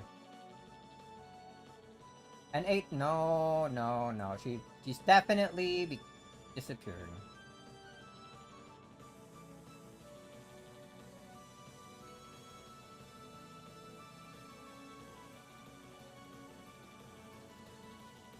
Anyway, I'm gonna go and... Oh man, it's already 5 p.m. I was gonna say it's gonna go get lunch, but it's starting to get ready to maybe get supper going in like a few hours. I can eat a snack, I guess. Legend of the Azure Witch. No. Don't say that. But yeah. Very interesting, entertaining, like, stream here. Feelings. You know what? Maybe I'm weird for this. I'm yapping on and on. Maybe I'm weird for this, but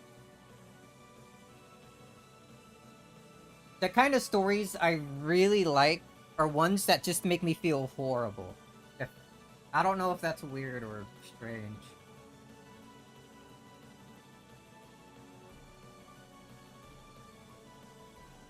Like feeling horrible in a way that I really like the characters in it, and then they feel bad, and I'm like, oh man, this is depressing me because of what's happening. Like what was happening with Natsui in this episode was real good. Kind of stuff I like. And then, if we count some animes, I think one of the ones that quickly comes to mind is like the first season of Shield Hero. That one was really great. We don't talk about the other seasons. First season was great though. Had everything I'd like. I need like pain and torment. I need to hurt inside. Just have a great deal of that. Holy. I was at a character that I really hated that I wanted to root for the downfall of. Also a plus. Go read Higurashi. Higurashi? Yugushi? Higishi? I don't know. Maybe. Didn't Echam say that he didn't like that? Oh no. Maybe not. Maybe I should read something like that on my own.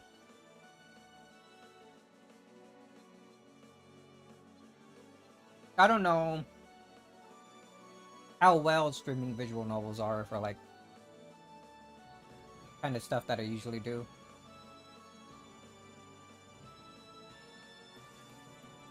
Like, I'm enjoying it. But that's because I'm the one actively reading. I don't feel like I do enough during the streams to make things all that interesting. Maybe the kind of talks that I have, my theories, like midway through are cool, but I'm starting to feel like I don't do enough of that. And things get boring.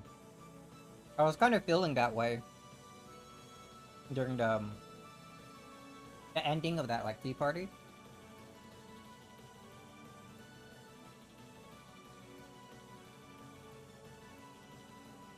Could it be me thinking too much? I don't know. When we're done with this, I guess we can decide if we want to do more visual novels or something. Okay. My yap session has gone on long enough. We're about to reach the 7-hour mark for the stream. And I got not much else to like really talk about here. I'm starving, my head's starting to hurt. Probably about time to relax and rest. I might not do anything tomorrow. If this headache that I have like persists.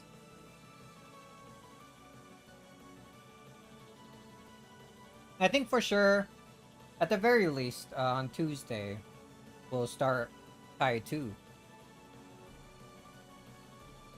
And then we'll figure things out until Friday when we start episode 6. So yeah, that's finally going to be it for me for today. I yapped on long enough. As always, anyone want to watch me, thanks for watching, and I'll see you next time. Maybe not Monday, so probably Tuesday. Till then, see ya.